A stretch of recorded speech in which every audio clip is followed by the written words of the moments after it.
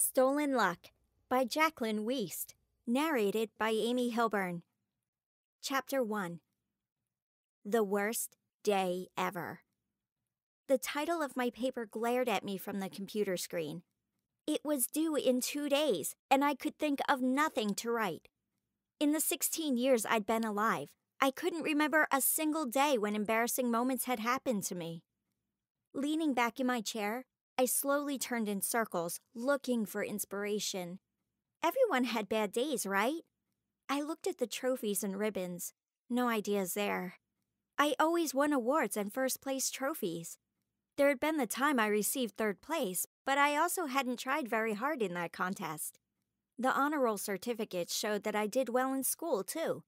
I got up, walked to my closet, and ran my hand along the hangers.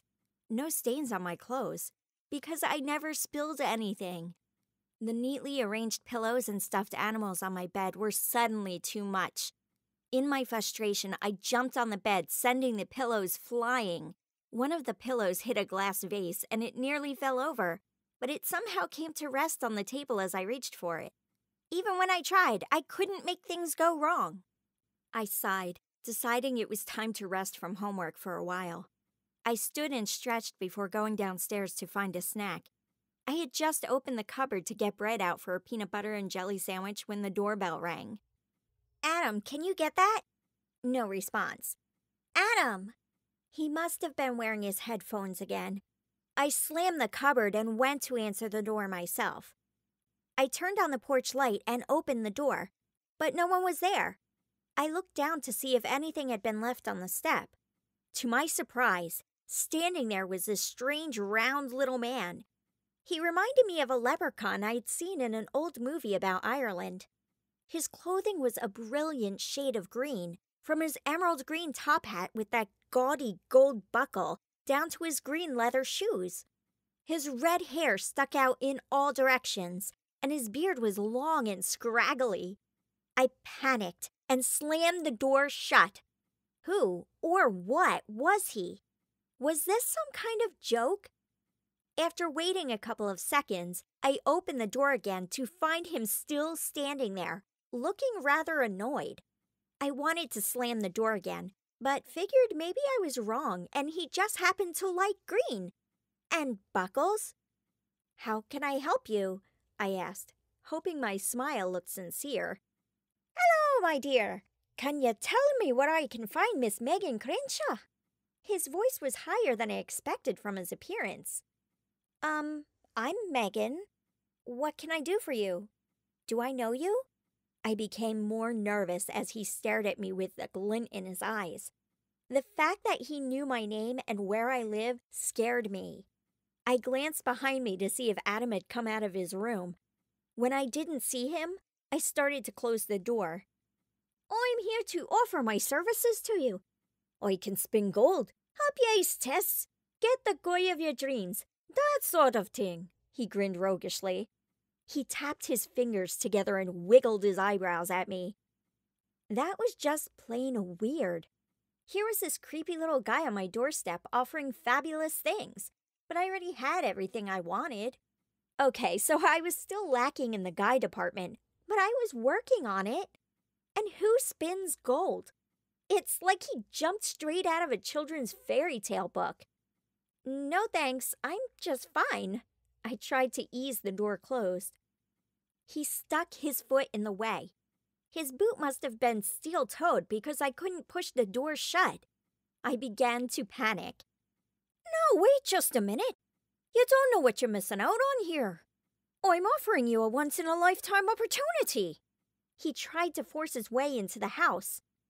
"Go away," I yelled, and pushed with all of my strength against the door, heart pounding.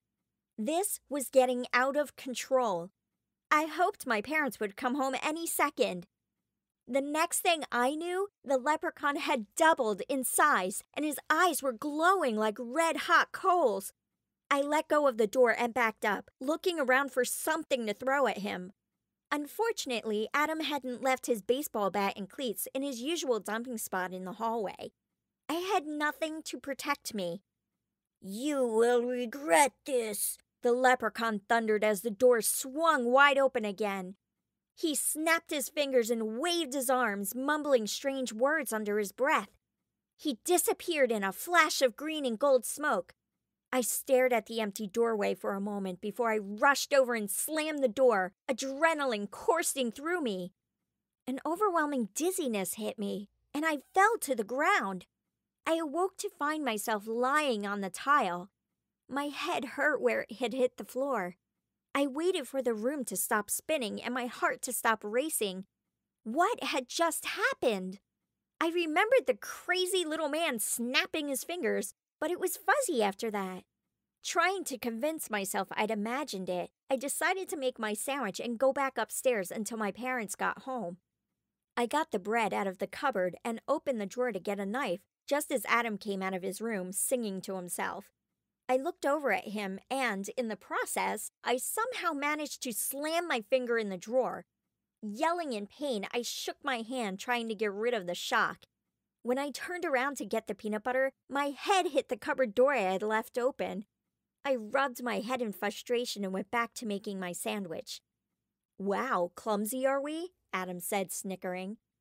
"Why don't you?" I whipped around and ran right into him. He had a large glass of grape juice in his hand. I watched in horror as my sandwich and his drink crashed to the floor. "Good one, loser," he sneered. If anyone thought my life was too perfect, it was Adam. I was only 15 months younger than he was, and we didn't get along. At all. "I'm sorry. Let me clean that up and get more juice for your highness, so you can get back to your precious music," I growled. Grabbing a wet washcloth from the sink, I cleaned up the mess while he leaned against the counter watching. I refilled his glass with more juice and handed it to him with a bow. Adam grumbled, "Thanks," before disappearing into his room and slamming the door. Seconds later, I heard music blasting through the wall. Typical. Apparently, it was too much work to put his headphones back on. I made another sandwich and threw the soggy one in the garbage on my way out of the kitchen. I tripped up the stairs, barely holding onto my plate. Muttering to myself, I set the sandwich on my desk and plopped into my chair to finish the assignment. When I touched the keyboard, I zapped it with static, causing it to beep angrily. My stomach lurched. I was scared that I had destroyed my computer. I tapped a few keys to make sure it was still working and sighed in relief when my document showed up on the screen. Too bad it was still blank. I stared at the computer nibbling on my sandwich. I typed about the clumsy stuff that had just happened, absent-mindedly wiping the crumbs off my shirt. I noticed too late that there was jam all over my fingers. Perfect. I changed into pajamas before grabbing wipes from the bathroom cupboard and cleaning the keys so they wouldn't stick. After clicking save for the few measly words I'd typed, I started on my math homework. The garage door rumbled open a while later, and I knew quiet time was over. My parents had taken my 4-year-old brother and sister to my grandma's to visit, and I could hear Maddie and William running through the house yelling and giggling. They must have loaded up on sugar. I felt bad for my mom having to put them to bed. I finished my homework and put it in my backpack before heading into the bathroom to get ready for bed. My eyes were red from wearing my contacts all day, and was that peanut butter in my hair? Gross! I grabbed the shampoo and washed my hair in the sink. Once my hair was scrubbed clean and wrapped in a towel, I started taking out my contacts. Maddie burst through the door at that moment, knocking into my elbow. My contact lens flew into the sink, and I barely managed to grab it before it went down the drain. "Sorry, Megan. Guess what? I got lots and lots of candy tonight. And we watched a movie. And Grandma let us play on her computer." She bounced on her toes, eyes dancing. Maddie was always pretty energetic, but being full of sugar only made it worse. "Please knock next time. And be more careful," I grumbled. Seeing her smile drop into a frown, I sighed and added, "It sounds like you had fun." Maddie's face immediately brightened. "Yep, I did." While she used the toilet, I took out my other contact and set the case on the shelf. I helped Maddie down, knowing Mom would have me do it anyway, and as I straightened, my shoulder bumped the shelf, making my contact case topple over into the flushing toilet. Maddie and I watched as the water continued to rise and then began to overflow. Maddie ran to the doorway and yelled at the top of her lungs, "Daddy, Megan clogged the toilet!" I grabbed towels from the hallway linen closet and mopped up the water that was flowing freely along the tiled bathroom floor. Footsteps pounded up the stairs, and my dad appeared around the corner, panic on his face and plunger in hand. "What happened?" Dad popped the plunger into the toilet. "Megan was helping me on the potty, and then she knocked her case in while it was flushing. And it made a big mess," Maddie said. My face burned with embarrassment. Trust a 4-year-old to put it so bluntly. Dad looked at me with wide eyes. "You mean your contact case did this? How could it clog the toilet? It's too small." "I don't know, but it did. Do you think you can get it out?" I bit my lip. I was blind without my contacts, and I hated my glasses. Not that I wanted to wear contacts that had been in the toilet. "I guess we'll see," he began plunging with renewed vigor. When that didn't work, he ran to get the plumbing snake. Maddie looked up at me and took my hand. "I'm sorry, Megan." Her eyes filled with tears, and I leaned down to hug her. "Oh, Maddie, it was my fault. Let's go brush our teeth and find William." I took our toothbrushes to the downstairs bathroom so Dad could fix the toilet and helped Maddie brush her teeth. "You guys okay?" "What's Dad doing?" Mom asked. "Trying to unclog the toilet. My contact case kind of fell in while it was flushing," I mumbled. "It did what?" "Oh, Megan, I hope he can get it out. It will cost a fortune if he has to call the plumber." "Was that your last pair?" "No, I have one more. I need a new case, though. We'll get some ordered next week when Dad gets paid again, and I can grab you a case tomorrow. Look, I have a headache after chasing your brother and sister all night. Could you please put them in bed?" She rubbed her forehead, something she only did when dealing with the twins for long periods of time. "I guess. Good night, Mom." Feeling guilty for the contact case and potential cost of a plumber, I led Maddie up to her room, where William was playing with trucks. "Time for bed, William. Grab your pajamas." I leaned against the doorway while Maddie skipped toward her dresser and pulled out her pink nightgown. "I'm busy." William kept playing with his trucks. "William, don't make me get Mom. You need to hurry or I won't read a book." The threat of no stories could usually get them to do just about anything. William glared at me and found his pajamas in his drawer. While he put them on, I looked on the shelf for a short book. Sitting with both of the twins on my lap, I read, stopping every few seconds to answer questions about the story. I hugged Maddie and William, put them to bed, and turned on the stereo to play their usual lullabies. The sugar rush from the party must have worn off because they yawned and fell asleep almost as soon as their heads hit their pillows. I left their room and found my dad waiting out in the hallway. I couldn't get the case out of the toilet. I hope the plumber won't cost too much. He dried his hands on a towel. "I'm sorry. I don't know what happened. I've put my case up there every night for years. Everything has gone wrong tonight." My head was spinning with the drastic change. I had never been so clumsy before. Ever. Dad sighed. "Just be more careful. How about you find a better spot for your case?" He gave me a hug and headed downstairs. I felt horrible, but I was thankful he wasn't too upset about it. For now. I only hoped he'd feel the same way after paying the plumber. Shaking my head at the destruction I'd caused in such a short amount of time, I wandered into my room to go to bed before I broke anything else. But as I reached out to turn on my lamp, I zapped it, causing the light bulb to pop and go out. I yanked off my socks, deciding they were the problem, and went to find another light bulb. On the way back upstairs, I tripped on the step, but made sure to land on my elbow to save the light bulb in my hand. When the pain finally subsided, I held onto the banister and pulled myself up, carefully walking up the rest of the steps. Once the bulb was replaced, I snuggled into my blankets and tried to sleep.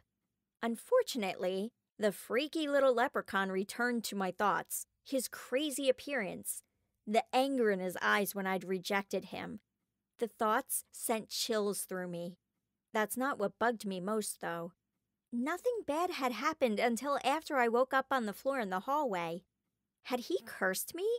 Trying to push him from my mind, I grabbed a book and started reading until I could sleep. The next morning, I woke up and looked over at my clock.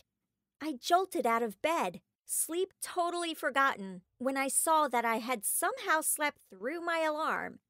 I ran to the closet and found no clean clothes. Weird. I knew they'd been there the night before.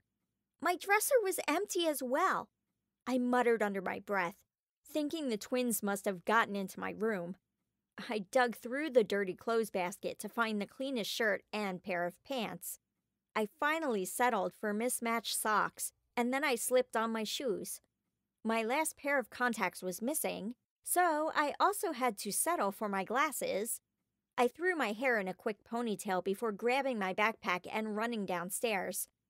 I sat at the table just long enough to scarf down the toast Mom had made.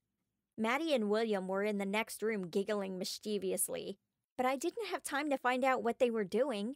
I slipped on a sweater and then a warmer coat over that before heading out the door. When I climbed in my car and turned the key in my ignition, the engine turned over but wouldn't start. Great. The gas gauge was at empty. I threw my head back and growled in frustration.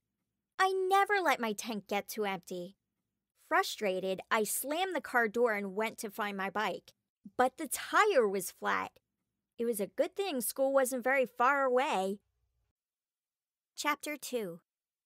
I sprinted toward Burley High School, narrowly avoiding garbage cans, and hurtled over a large toy truck in the middle of the sidewalk. Looking back at the truck, I didn't see the clump of dead grass poking out of the broken sidewalk ahead of me. I tripped and sprawled onto the icy cold ground, somehow twisting my ankle on the way down. I pulled myself up, cringing at the pain in my ankle, and limped toward the school. I normally loved running these streets, but this morning, I wasn't thrilled with the toys littering the sidewalks, or small patches of grass for that matter. I looked at my watch and panicked. There was another block to go, and the bell would ring in 5 minutes. I hobbled the rest of the way and rushed straight to my class. I barely made it into my seat before the tardy bell rang. My best friend, Beth, glanced over her shoulder and frowned. I was probably not the picture of glamour at the moment. Several strands of hair had fallen out of my ponytail, and there was a hole in the knee of my pants that hadn't been there this morning. I shrugged and opened my bag to pull out my notebook. It wasn't there. My heart raced, trying to figure out what had happened.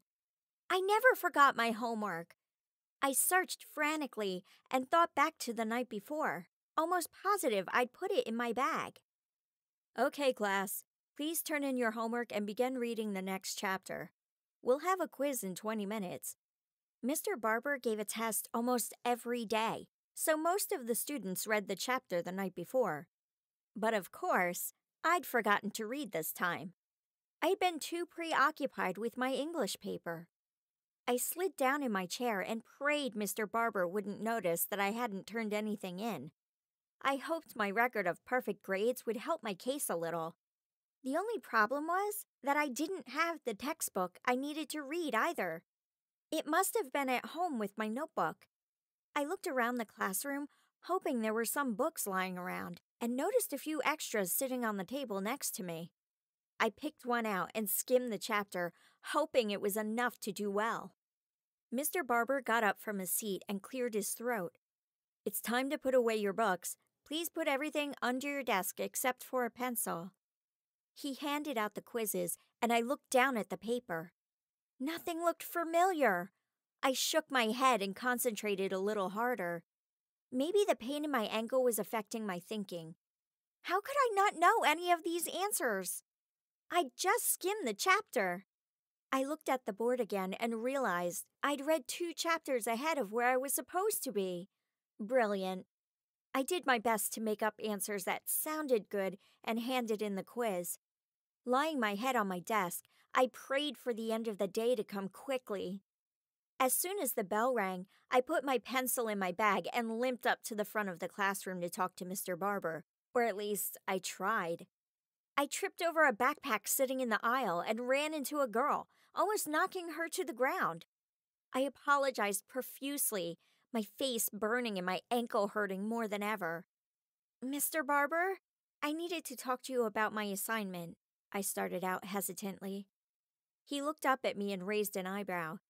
He wasn't known for his generosity when it came to late homework, but I figured I'd give it a try. "What is it, Megan?" Well, I have the assignment done. It just got left at home because I was in a hurry this morning. Could I possibly hand it in after school or first thing tomorrow? Please?" I ended my plea with what I prayed was a winning smile, hoping he would be forgiving just this once. He studied me for a moment. I nervously twisted a strand of hair while I waited for the verdict. "You look like you've had a rough morning," he said. "My car was out of gas and I had to run," I explained, surprised at his smile. Maybe there was hope after all. He leaned forward and folded his arms on the desk. "You've always handed everything in before, so I'll excuse it this one time. I want your homework first thing in the morning. This had better not happen again. And be more careful. Those sidewalks will get you every time." I blushed and thanked him, relieved. I turned around to go to my next class, nearly falling over a desk, and hobbled down the hall. I heard a cackle coming from somewhere behind me and whipped around to see who it was, only to run into the open locker door I hadn't noticed before. Grumbling, I rubbed my forehead and made it to class just after the bell rang. I slipped into my seat, hoping no one would notice. The teacher glared at me for being late and had everyone hand in their assignments. I sighed in relief to find my homework still in my bag and passed it forward. Math was my favorite subject, so after she explained the assignment, I immersed myself in solving equations, and the time went by quickly. When class was over and nothing bad had happened, I was hopeful that I was finished with this streak of bad luck. I left the classroom and grabbed my books from my locker before heading to third period. I needed to talk to the teacher, Mrs. Frank, before class started, so I left my books at my desk and headed to the front. I heard some snickers behind me and turned around, noticing that everyone was focused on my backside. I craned my neck and found something white and gooey caked all over my pants. Great! How had that gotten there? I really hoped it hadn't been there for the last 2 periods. I grabbed the hall pass from the teacher and sped down the hallway to the bathroom. When I tried to clean the mess off, I realized it was gum. That wouldn't be coming off anytime soon. I sank onto the floor to clear my head before heading to class. Not that it would happen anyway. Running into people and tripping was one thing, but the gum and now wet pants wouldn't easily be forgotten. I was getting more than a little frustrated with my day. The only upside was that I'd be able to finish my English assignment now. I had more than enough material to write about a bad day. When I felt like I could face the world again, I tied my sweater around my waist and headed out the door, wishing I had an extra pair of pants in my locker. I had my basketball shorts, but it was freezing outside, and the heating in the school wasn't... Wait, what was that? I caught a movement out of the corner of my eye, but when I turned to look, nothing was there. Once I got to class, I kept my eyes down and took notes, not wanting to make eye contact with anyone. The teacher called on me a few times, but otherwise, I was left alone. At lunch, I headed toward the cheerleaders' table where I normally had to sit to show team spirit with the rest of the squad. This only worked when everyone got along. We usually tolerated each other, but the disgusted looks they were shooting at me made me stop in confusion. I looked down, remembering how horrible I looked, and veered toward Beth instead. Mrs. Smith wouldn't be happy with me, but I was relieved I had an excuse to hang out with my best friend instead. Beth was at the table with a mirror and her makeup, applying some rather horrific pink lipstick. She smacked her lips together and looked at me. Does this lipstick work with this shirt? I looked over at her and winced. The color was definitely not one she should be wearing with any shirt. Beth, that color belongs on an 80-year-old woman who's nearly blind. Where in the world did you get it? I clamped my mouth shut as Beth's eyes narrowed. Uh-oh. I'm usually pretty good at keeping things like that to myself, but at that point, I was too frazzled. Wait! She huffed, threw her lipstick into her bag of makeup, and stalked out of the cafeteria. One thing about Beth, she sure knew how to make an exit. She needed some time to cool down before I tried to apologize. I nibbled at my lunch, ignoring the stares from other kids at the table. Beth could be pretty dramatic, but she rarely threw fits in public. Not that I could blame her this time. I decided I'd better go make amends. I didn't really feel like eating anyway, so I got up from the table to throw away the rest of my food. I picked up my tray and turned just in time to smash it right into Jared Larson, who happened to be the hottest guy in school. We're talking blonde hair, blue eyes, and a smile that could melt anyone's heart. And I just dumped milk, mashed potatoes, gravy, and steamed carrots all down his Letterman jacket. I just stood there in shock as the mess dripped onto the floor. Everyone in the cafeteria erupted in laughter, which knocked me out of my stupor. I moved to clean up the mess, only to slip in the spilled milk and fall flat on my back. I wanted to roll under the lunchroom table and never come out. No one would have blamed me. You okay? Jared's deep blue eyes stared down at me, concerned. I took a deep breath and grabbed the hand Jared offered me. Thank you. He pulled me up and I avoided his gaze as I looked around for napkins. The lunch lady shuffled over with a mop bucket and began to clean up the mess. I can do that. It was my fault, I said. She shrugged and handed me the mop and some paper towels before going back into the kitchen. Here, let me do this part. You mop the floor, Jared said.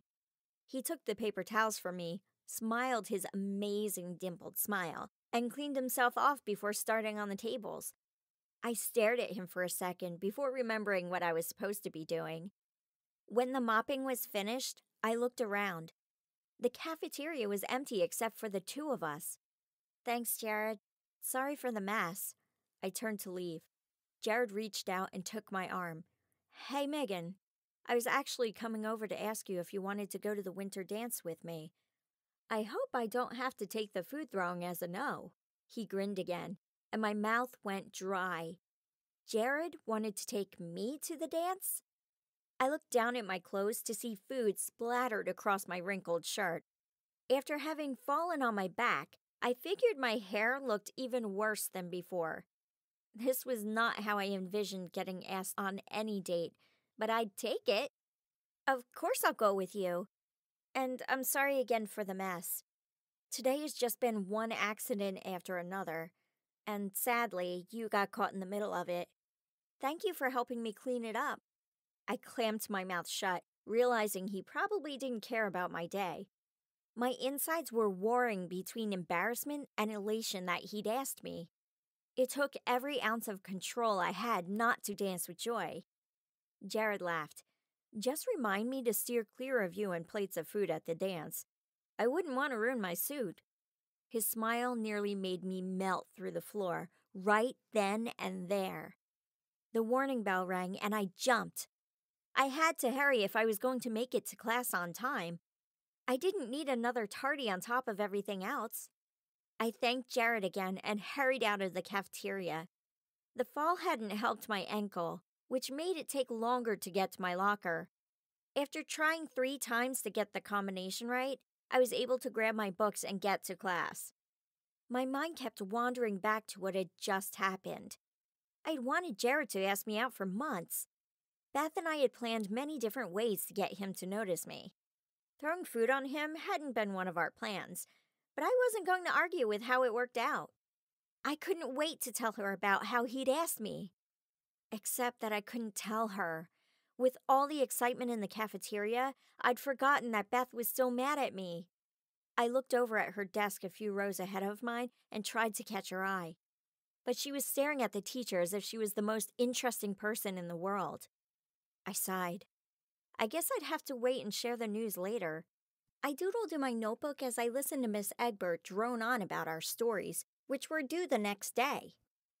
I smiled to myself, thinking about all the crazy things that had happened. The bell rang, and I tried to push past the other students to get to Beth. She must have seen me coming because she darted out of the room before I could talk to her. I gathered my stuff and limped to my locker to switch books. There was a distinct rustle and maniacal laughter coming from somewhere nearby, making me freeze. Was the little man back? The panic from the night before returned, full force. I whipped around, trying to figure out where the noise had come from. When the hallway remained silent, I limped to my class, hoping that if it was him, he wouldn't follow. The last part of school was a blur, thankfully, and the final bell rang. I sighed in relief, knowing I just needed to make it through cheerleading before going home and hiding forever. I went to the locker room and changed into shorts and a t-shirt. I headed to the gym to stretch before cheerleading practice. I wasn't happy that the basketball team was in the gym at the same time. Our supervisor made us rehearse year-round where it was noisy because we would be cheering at the games. Generally, I didn't mind, since I enjoyed watching the guys play. But after the day I'd had, I was just hoping to survive. Practice went well, despite my ankle. I had taped it, hoping to add support, but still found myself favoring it as we practiced.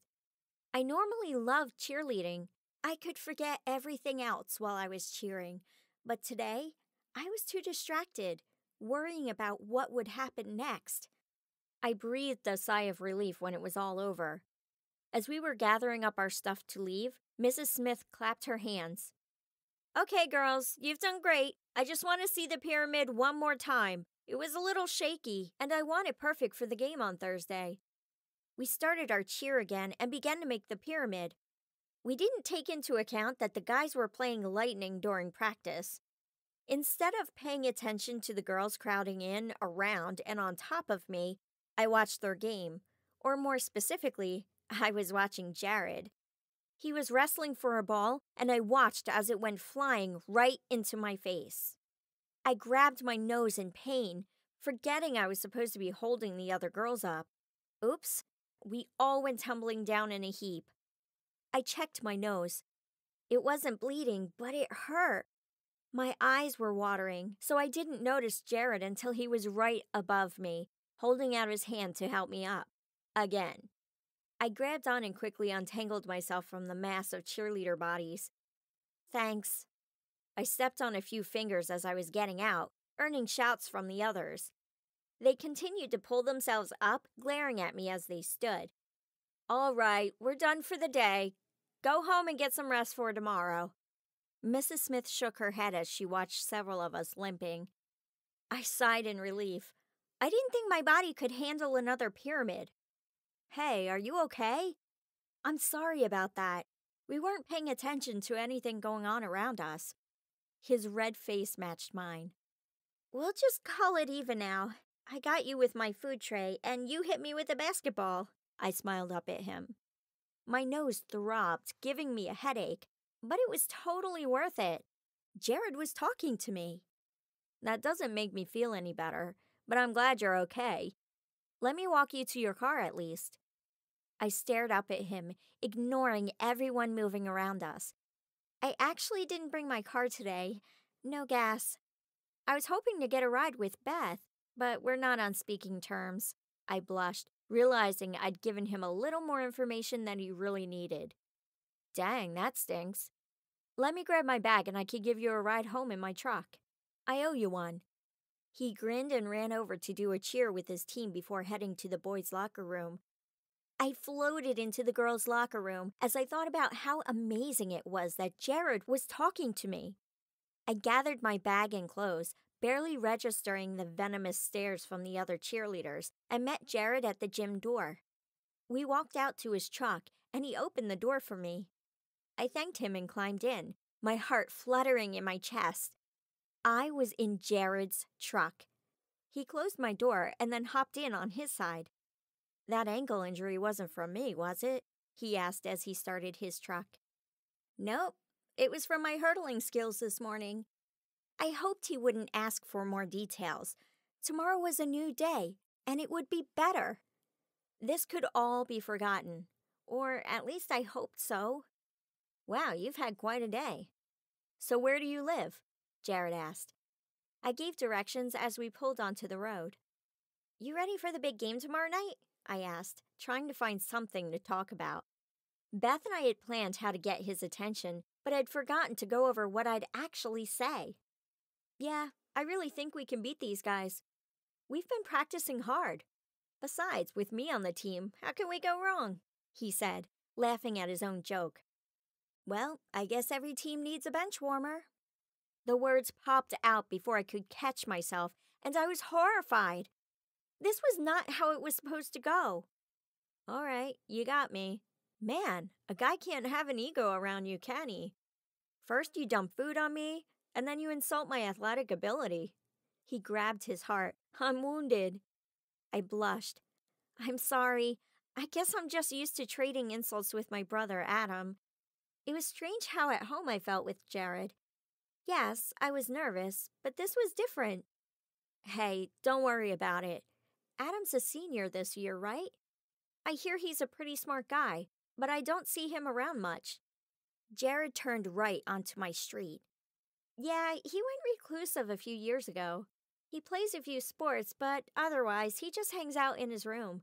That just makes him a lot more fun to insult. It wasn't even that, though. We'd always fought, but he changed a couple of years back and wouldn't tell us why. I wonder what happened.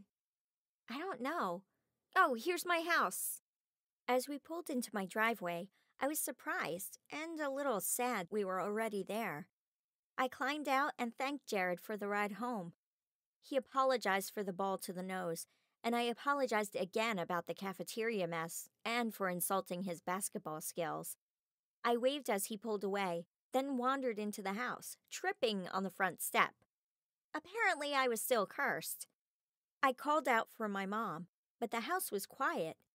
A note on the fridge told me she had run to the store to grab a few things and for me to start the casserole around 6:30. Relieved that I wouldn't have to do much cooking, I carefully made my way up the stairs, ready to shower and get the milk out of my hair. Unfortunately, I found a little man dressed all in green sitting on the armchair in my room. Chapter 3. Are you ready to agree to my services yet? The little man asked, then cackled. That laugh sounded suspiciously like the one I'd heard in the school hallway. What are you doing here? The panic I'd felt earlier was beginning to give way to anger. How had he even gotten into my house? I searched my room for something to defend myself with. Louie's the name. I specialize in making all your dreams come true. For a price. He tried to hand me a business card, but I glared at him. He saw the look and sat back down in the chair, making the card disappear with a flash of light. I was doing just fine until you showed up. What did you do to me? I caught sight of my stuffed bear peeking out from under the blankets on my bed. I grabbed it and held it behind my back. It wasn't the best ammo out there, but it would have to do. A bat would have been nice. Oh, I simply took back all the luck you'd been borrowing from us. You didn't think anyone would be that lucky on their own, did you? He raised an eyebrow. I froze, wondering what in the world he was talking about. So maybe I'd always been extremely lucky, but how could I borrow luck without knowing it? It didn't make any sense. Who are you? And what do you mean us? We're the good luck department, servicing the luck throughout the world. We come to you in your 14th year and let you decide if you want to keep what we've provided or give it back. His tone of voice was almost bored, like he'd been reading it off a card. Wait, what? I'm 16 now. You're a little late, I said dryly. This guy was starting to get on my nerves. He sat there cleaning his fingernails with my nail file, talking about my luck like it was nothing. Yeah, well, there are a lot of people in this world. You were registered as having a small amount, so you were low priority. When you refused my help last night, I decided to take things into my own hands, and I snatched your luck back. All of it. A little drastic, but I wanted to make sure you knew how much you needed us. Louis moved on to picking his teeth, still with my file. I gagged, trying to figure out how I could possibly get rid of this guy. Obviously, I couldn't depend on my luck. He had stolen it. Then something occurred to me. Wait, I've always been incredibly lucky. What do you mean, I have a small amount? True, I could have said it was pure talent, but I would have been fooling myself. My English paper had proven that. He began to look uncomfortable. Well, it seems you have some of your own natural ability. You took my own natural luck, too? I want it back. Now! I pulled out my teddy bear and aimed it at his head. He hopped off the chair and waved his hands frantically. No, let's not get violent. I'm sure there's something I can do. Perhaps if you agree to use my services, I can make you as lucky as you were before. Furious, I stepped forward and shook my bear at him. I'd gotten hurt and been embarrassed because of some lame business of his, and I had it. Louis yelped and ducked under the bed. Okay, I can see you're undecided on the terms. How about I give you back your natural luck and visit you in, say, 2 years? And we'll decide then. His voice was muffled. He peeked out at me, waiting for my response. How about you give me back my luck now, and I don't report you to your department? Louis squealed in fright. I could see I'd hit a nerve.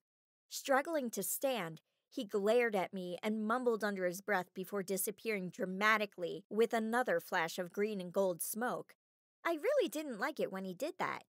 My life had just gotten even crazier. I tossed the teddy bear on my bed and picked up the dirty clothes scattered throughout my room. I had made a mess that morning, looking for something to wear. I threw them in my laundry basket and took them downstairs to wash. I hoped that this time my clothes would actually stay washed. I carefully separated the clothes. I had to be careful so bad things wouldn't happen, and then threw them in the machine. I headed for the bathroom to get out of my milk and gum spattered clothes, looking forward to a nice hot shower to clear my mind. I turned on the water to let it warm up a little while I peeled off my clothes, throwing them on the floor. I stepped in the stall and shrieked at the icy cold water. I thought the agreement was that I'd get my own luck back, and he'd just keep the extras. After a quick shower, I dressed in my robe and slippers to get warm, then snuggled up in my chair to get my homework done so it wouldn't be late 2 days in a row. There wasn't much to do, but I wanted to do it right. I made sure to put it all in my bag before heading downstairs to switch the laundry. The whites had actually stayed white. I threw all the clothes in the dryer and started the next batch. I looked at the clock and realized it was almost 7. I'd forgotten to start dinner at 6:30, but I'd gotten stuck on homework and evil leprechauns. I quickly turned on the oven to 450 degrees, figuring the casserole would get done much faster than the 350 degrees she told me to use. I looked around our homey, old-fashioned kitchen and thought about how quiet it was. A little too quiet.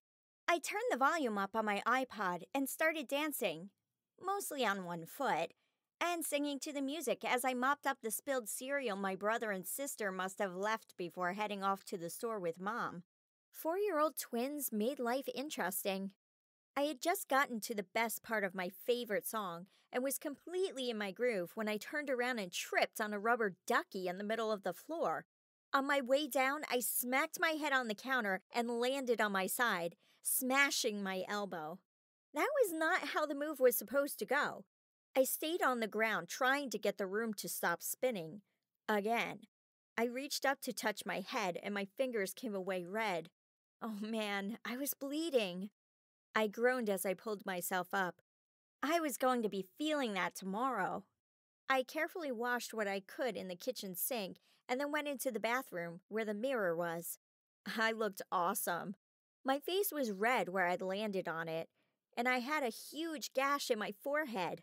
I would probably need stitches from dancing in the kitchen. This bad luck thing was going to kill me off, or at least destroy my social life. There was no way I wanted to go to school like this tomorrow, but I needed to hand in my assignments. Maybe Adam could take them for me. I searched the medicine cabinet for a Band-Aid. Great. Maddie and William must have gotten into them again. They loved to pretend they had owies and went through bandages like crazy. I finally found a Hello Kitty Band-Aid underneath the hydrogen peroxide bottle. It wasn't in the best shape, but it would do for now. I put the bandage on as best I could and washed the rest of my face, praying it would look better by morning. I opened the bathroom door and was met with a horrible burning smell. The kitchen and hallway had started to fill with smoke. Oh no, the casserole! I ran over and grabbed 2 oven mitts, gagging as I pulled out the casserole and set it on the stove. On top of the pan was a melted layer of plastic. Mom had put a lid on the dish and I hadn't looked at it before sliding it into the oven. Great. I rushed over and opened the windows and doors, hoping I could get the smoke out before the alarm went off, then set the pan out on the back porch to rid the house of the smell. Now I had to figure out what to cook, since the casserole obviously wouldn't work. Mom and the twins would be getting home soon. I was running out of time to have dinner ready. I searched the fridge and cupboards, hoping to find something fast and easy. I decided on spaghetti and pulled out a pot, managing to dump the rest of the cupboard's contents onto the floor in the process, and walked over to the sink to fill it up. I set the pan on the stove and turned it on high, willing it to start boiling. I picked up the things that had fallen and put them away, dropping a pot on my foot. Cursing Louie, I threw the last pot in the cupboard and slammed the door shut. With that under control, I went to the laundry room and opened the dryer to pull out my clothes. They weren't white anymore. I yanked them all out, looking for the source of the red and blue stains. I couldn't find anything that would have caused this, and they had been just fine in the washer. I started shaking them out one by one, and out fell 2 permanent markers, one blue, one red. Maddie and William must have been playing in the laundry room earlier that day. My clothes were ruined. I looked inside the dryer to find ink all over the inside. I slammed the door shut and screamed. First I burned the food, and then this happened. Oh, wait, the water! I hobbled out to the kitchen just as the water started boiling, so I threw in the noodles and watched them closely to avoid any more accidents. Once the noodles were done, I mixed in the sauce and set the finished spaghetti on the table just as my mom pulled into the garage. My mom, Maddie, William, and Adam walked into the house and held their noses as they looked around for the source of the awful smell that hadn't completely left the house. I smiled innocently. Megan, what happened? Is that our dinner that's burning? And why are the back door and all the windows open? Mom asked. She stopped when she got a good look at me. Her eyes went to the Band-Aid on my forehead. She raised her eyebrows and her face filled with concern. I forgot to take off the lid to the casserole, and I tripped and hit the counter on my way down. At least I was able to get something else ready for you. I smiled weakly and gestured over to the table. Thank you for making dinner. Come on, let's get you fixed up. She led me into the bathroom. What did you do to your ankle? I tripped on my way to school. Let's look at your forehead and get some ice on your ankle. You've sure had some bad luck today. I smiled at my mom's choice of words and cringed as she pulled off the Band-Aid. She poked and prodded, her lips pursed in concentration. It doesn't look too bad. Stitches would probably be good, but I could superglue it shut for you instead, if you'd like.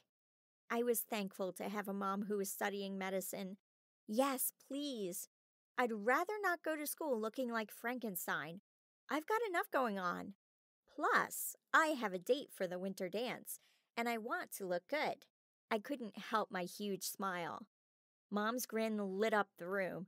She clapped her hands like she does every time she's excited and gave me a hug. That's wonderful! Who asked you? Jared, I grinned as her eyes grew wide. Mom whooped for joy. She knew I'd liked Jared for years. She carefully applied the superglue and squeezed the sides of the cut together, then put on another bandage, a clear one she'd just bought from the store. We walked out of the bathroom and into the kitchen to find that my dad was home from work. He sat at the table with the rest of the family, being entertained by the twins telling about their day. Mom and I joined them and said the blessing over the food. Once Mom had served up the spaghetti, we started eating. I managed to dump an overload of Parmesan cheese on my plate. I shared with Maddie and William, hoping no one had noticed. Everyone except Adam had been gone the night before when the psycho leprechaun had shown up at my house, and they had been gone this morning when I left for school. They had no idea I'd been having such bad luck all day. "Wow, what happened there, Pumpkin?" Dad asked, pointing at my forehead. I rubbed the bandage. "Oh, nothing. I just decided to try out my new trip over the duck and knock myself out dance move. It worked quite well," I said nonchalantly. I concentrated on putting food in my mouth, hoping the questions would stop. My family just stared at me for a minute before going back to eating. The twins finished up and hopped out of their chairs. They raced off, and my mom had to chase after them to wash their hands and faces. I avoided getting up from the dinner table, afraid of what other damage I might possibly do. Once everyone had left, I got up to wash the dishes, grumbling as the water went from steaming hot to freezing cold. This little leprechaun man didn't know who he was dealing with. The dance wasn't very far away, and I wasn't going to have bad luck that night. After the dishes were done, I slammed the dishwasher shut, somehow catching my finger as it closed. Thankful that it hadn't broken the skin, I left the kitchen to find Mom. I hoped she'd have an idea how I could get the ink out of my clothes and out of the dryer. She was usually pretty good at little housekeeping hints, and if she didn't know what to do, my grandma would. Mom was in her office working on her homework. "Hey, Mom, could you help me figure out how to get the markers off my clothes? I really need them for tomorrow." "How did you get marker all over them?" "It wasn't me. It was probably Maddie or William." Mom tried not to laugh. "If I hadn't needed the clothes so much, including my cheerleading uniform, I might have thought it was funny too. However, it just became too much." I sank down in a chair and started sobbing. Mom stood and came to my side. "Oh, honey, I'm so sorry." I didn't mean to laugh. "Those two could be hard to deal with, but they really love you and would feel horrible if they knew you were this upset." "Good," I shouted. "They ruined my clothes." I clenched my fists as the tears poured down my face. Mom hugged me closer and let me cry. So much for staying tough. Dad walked in and came over to hug us both without knowing what was going on. I calmed down as Mom explained to him what happened. He suggested we go see what we could do. I wiped my eyes and followed him into the laundry room. "I'll work on the dryer while you guys try to figure out the clothes. I think alcohol should take it off." He got to work while my mom and I tried several solutions. "Megan, you grab some hairspray and I'll try the stain cleaner." "Okay." By the time I got back downstairs, a few of the marks were lighter, but it wasn't doing the trick. Hairspray managed to get out most of the stains, and I hoped the rest of it would come out in the wash. Dad got the dryer cleaned out, and we threw my darker clothes in. He patted me on the shoulder as we left the room. "There we go, sweetie. That should take care of it. Your mom and I will hide the markers from now on. We should probably hide the scissors for good measure." He winked at me, and I smiled. They walked into the living room to watch the evening news, and I decided to do some planning. I had made up my mind that Louie needed to be found and stopped as soon as possible. I went into my room and found a notebook and a pencil. As I doodled, I thought of possible ways to find him. Most of my ideas involved more than one person. Having someone hold him down so I could force him to cooperate, or tackle him and beat him to a pulp, or other, more violent solutions. I didn't know how any of them would work. Beth was still mad at me. I texted several times, but she never responded. Jared would probably think I was psycho and change his mind about going to the dance with me. And my family would think I was making things up. They never understood my love of fantasy books, so how would they react if I told them a leprechaun had shown up on our doorstep and taken away my luck? I gave up on planning until I could do more research and went downstairs to get the rest of my laundry. I threw the darks in the basket and held my breath as I opened the washer, hoping the clothes had come clean. They looked okay as I pulled them out. With relief, I threw them in the dryer. The only things that had stains were grubby work clothes or other items that no one would see anyway. I was especially relieved to find my cheerleading outfit in perfect condition. I hung it up to dry, grabbed my basket of darks, and went up to bed.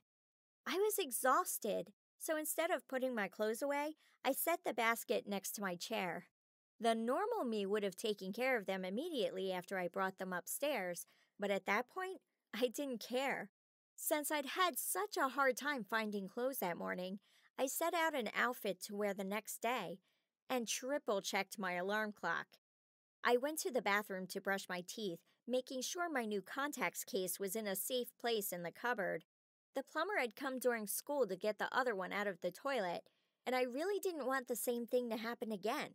I took a step to leave the bathroom, and my foot came down on an open tube of toothpaste. Twins! I scooped up the nearly empty tube and threw it in the garbage. I hopped over to the sink to wash off my foot, then went to find some tissue to wipe up the mess, grumbling the entire time. I finally dragged myself to bed and checked my alarm again just to make sure I'd set it correctly. I fell asleep but woke up after it went off at 3 a.m.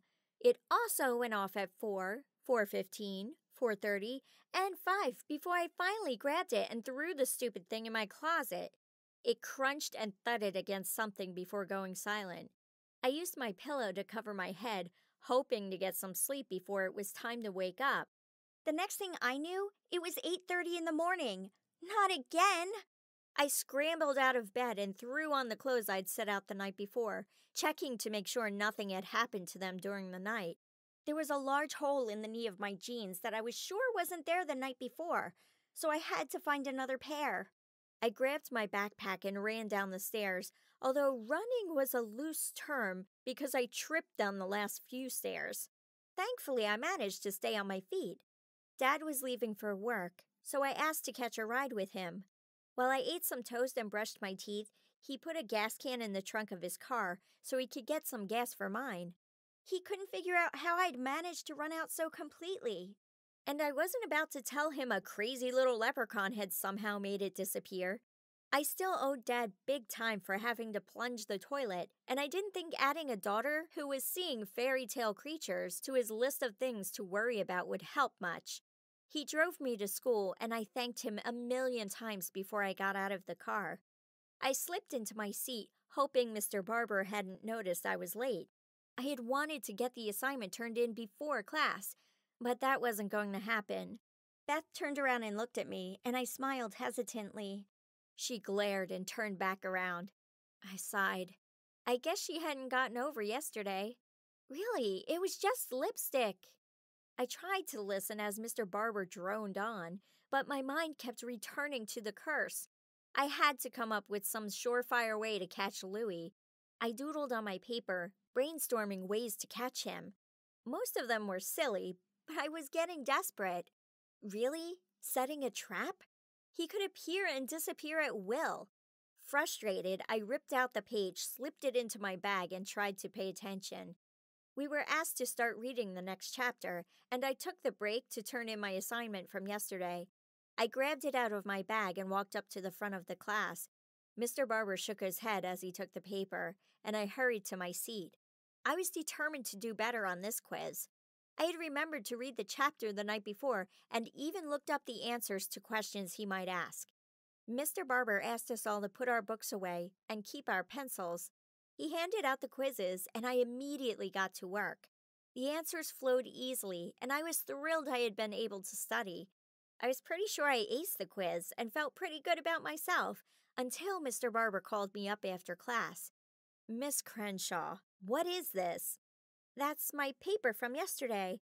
You promised me I could hand it in today," I said, worrying that he'd changed his mind. "Maybe you should read a little of this and tell me if it has anything to do with U.S. history." He handed me the paper, smiling. I looked at him and then down at my paper and started reading, wondering what the problem was. My breath caught in my throat. This wasn't my assignment. This was the paper I had used for my leprechaun catching schemes. Leprechauns, Megan? Mr. Barber folded his arms across his belly and waited for an answer.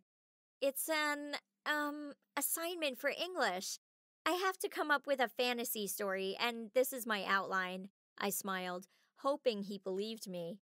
Sounds like an interesting assignment. You could always steal their pot of gold. That would really make 'em mad. I looked at him in surprise. Thanks? I'll add that to my outline. Pot of gold? I should have thought of that. Now that I knew leprechauns existed, I assumed their pots of gold would too. But how in the world did you find them? From what I understood, it was almost impossible to get to the end of the rainbow. But it gave me another idea to think about, at least. I rushed back to my seat to find the correct paper. I found it, read it to make sure it was right, and took it to the teacher. The halls were quieting by then, so I slowed down and waited to see if I could catch a glimpse of the evil little man. I didn't want to seem suspicious, so I pretended to have a hard time with my locker. Okay, so I had a hard time with my locker anyway. The door refused to budge. I pounded on it, then tried the lock again. This time I managed to get it open and grabbed my books. I delayed long enough that I had to limp quickly to my next class. Math ran smoothly again until I got called to the office over the PA system. Everyone stared at me in surprise. They were probably thinking the same thing I was. I never got in trouble. Until this week, that is. I walked up to the front to get my hall pass and handed in the quiz I'd just finished. Ignoring the looks, I grabbed my bag and left the class. I caught Beth's surprised expression as I walked past her. She was one who teased me about my luck and complained that I was no fun because I always followed the rules. I smiled at her and kept walking. The hall was silent except for my footsteps and the muffled sounds coming from the classrooms. There was still no sign of Louis as I went into the office and checked in with the secretary, Mrs. Boren. She looked at me oddly and called the principal's line to let him know I was there, then had me wait outside on a bench until he was available. I sat down and closed my eyes, willing my head to stop throbbing. If it got bad enough, I'd have a great excuse to go home and escape any more embarrassment at school. I heard a rustle next to me and I opened my eyes. Sitting across from me was Louis. I closed my eyes again and hoped he would be gone when I reopened them. Nope, not so lucky. No pun intended. There he was. He grinned at me and tipped his hat. Good morning to you. Have you had enough yet? My rates are only going up if you don't agree to my services in the next few minutes. You're making me lose business. Or you have other places to be. Children to share luck with. I glared, then looked around for something to throw at him. He must have known what I was thinking, because he yelped and hid under the bench. I'd had enough, and throwing things was all I could think of to make him leave. School was not the time to be dealing with him. You give me my luck back right now. You're going to do some serious damage to me and everyone around me if you don't. I tried to whisper, since I was outside the office. But when you've had 2 days like mine, it's rather difficult. I finally just took off my shoe and lobbed it at him. I hit him on the shoulder. Bad mistake. I'd forgotten his whole double in size with red eyes routine. You've hit me one too many times. You'll be sorry. I was thinking of being charitable by giving you back some of your luck, but I see I'll have to be more aggressive. This time it was me who cowered in fear. Just as he started to wave his arms and chant, the office door opened. He disappeared and I jumped up and hurried into the office, grabbing my shoe on the way in. I didn't care what I looked like. I just wanted away from Louis. Principal Jones was a very nice guy most of the time. He was great with the students, but knew how to be firm when needed. If you crossed the line, watch out. I couldn't imagine what I had possibly done, unless slipping in milk or falling from a pyramid in cheerleading was counted as crimes. I put on my friendliest, I'm a good girl smile and waited for the verdict. Mr. Jones sifted through some papers on his desk for a bit before folding his arms and looking up at me. Hello, Megan. How have you been doing? He smiled. Well, it's been better. Where was this going? Oh, I heard you were having a rough day yesterday, and judging by the bandage on your forehead, you've come away with a few battle wounds. I touched my forehead, wincing. If only he knew about the rest of my battle wounds. My body was sore from head to toe from all the falls I'd had in the last 2 days. At least nothing was broken. Yet. Yeah, everyone has their bad days. I'm sure it'll be better tomorrow. Not that I believed it. Not after what Louis had just threatened. I shivered. Let's hope so. But I'm afraid I have to share a little news to add to your already bad day. You remember the internship you applied for? Mr. Jones picked up a notepad and glanced at it. Oh no. Please don't tell me I'm missing out on this internship. The past few years, I had wanted to work in a bakery, so when this chance came up, I applied immediately. Yes? My heart pounded wildly. Well, it seems that with all of your extracurricular activities, the bakery decided it would be too much for you to handle. I'm sorry. I just sat there in stunned silence. I was doing too much? I'd worked hard to make sure I had enough going for me that I could pick any school I wanted. And now I was being turned down for doing too much? It made no sense. Louis had something to do with this, and he would pay. Thank you, Mr. Jones. Is this why you took me out of class? Or was there something else? My head was now pounding too, and I wanted to curl up into a ball for the rest of the day. He looked at me in confusion. I didn't call you out of class. When you showed up at the office, I assumed you wanted to know about the internship. I gaped at him and stood up as realization dawned on me. It had been Louis who called me out of class, trying to get under my skin. I forced a smile on my face and thanked Mr. Jones for letting me know. So, war it was, Mr. Leprechaun. Chapter 4. I somehow made it through chemistry alive. A major accomplishment, since I messed up the experiment and filled the room with the stink of rotten eggs. From now on, I'd stay away from the yellow powder. My class was evacuated while Mrs. Frank did her best to air out the room. We were told to head to the library to study up on the elements. My class groaned and took turns glaring at me as they stalked past. Beth stopped and looked at me for a minute before walking ahead. In order to avoid the backlash, I walked into the bathroom and sat down on the tiled floor. It looked like this might become my regular hideout. It wasn't so bad, if you didn't mind the mess, or the smell. I looked over at the stalls and noticed green and gold smoke emanating from one of them. I hopped up and left the bathroom, not wanting to deal with Louis again until I had a better plan. I reluctantly made my way to the library and hid as far away from everyone else as I could. Getting extra homework wasn't something anyone liked, and as I was the cause of it, I figured I'd lay low. I collected books that had been scattered across the table from the other classes and stacked them around me as a barricade. Sadly, getting away from Louis wasn't going to happen. When I looked up from studying metals and non-metals, he was sitting across the table from me, smirking. It was creepy how he could do that without me hearing him. Poor Megan. You really wanted that internship, didn't you? He laughed maliciously, then pulled a gold coin out of his coat pocket and rolled it along his fingers. I decided that maybe ignoring him was a good idea right then. When he pulled out a pipe and smoked what looked like puffs of gold, I finally lost my cool. Put that out! We're in school, I glared until he finally made it disappear. Now what do you want? You've taken so much away from me already.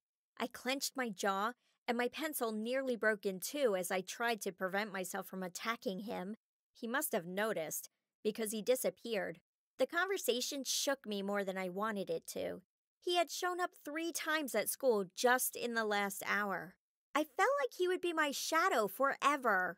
I tried to study, but my mind kept wandering. The loud thump across the table jerked me back to reality. Okay, out with it. What's going on with you?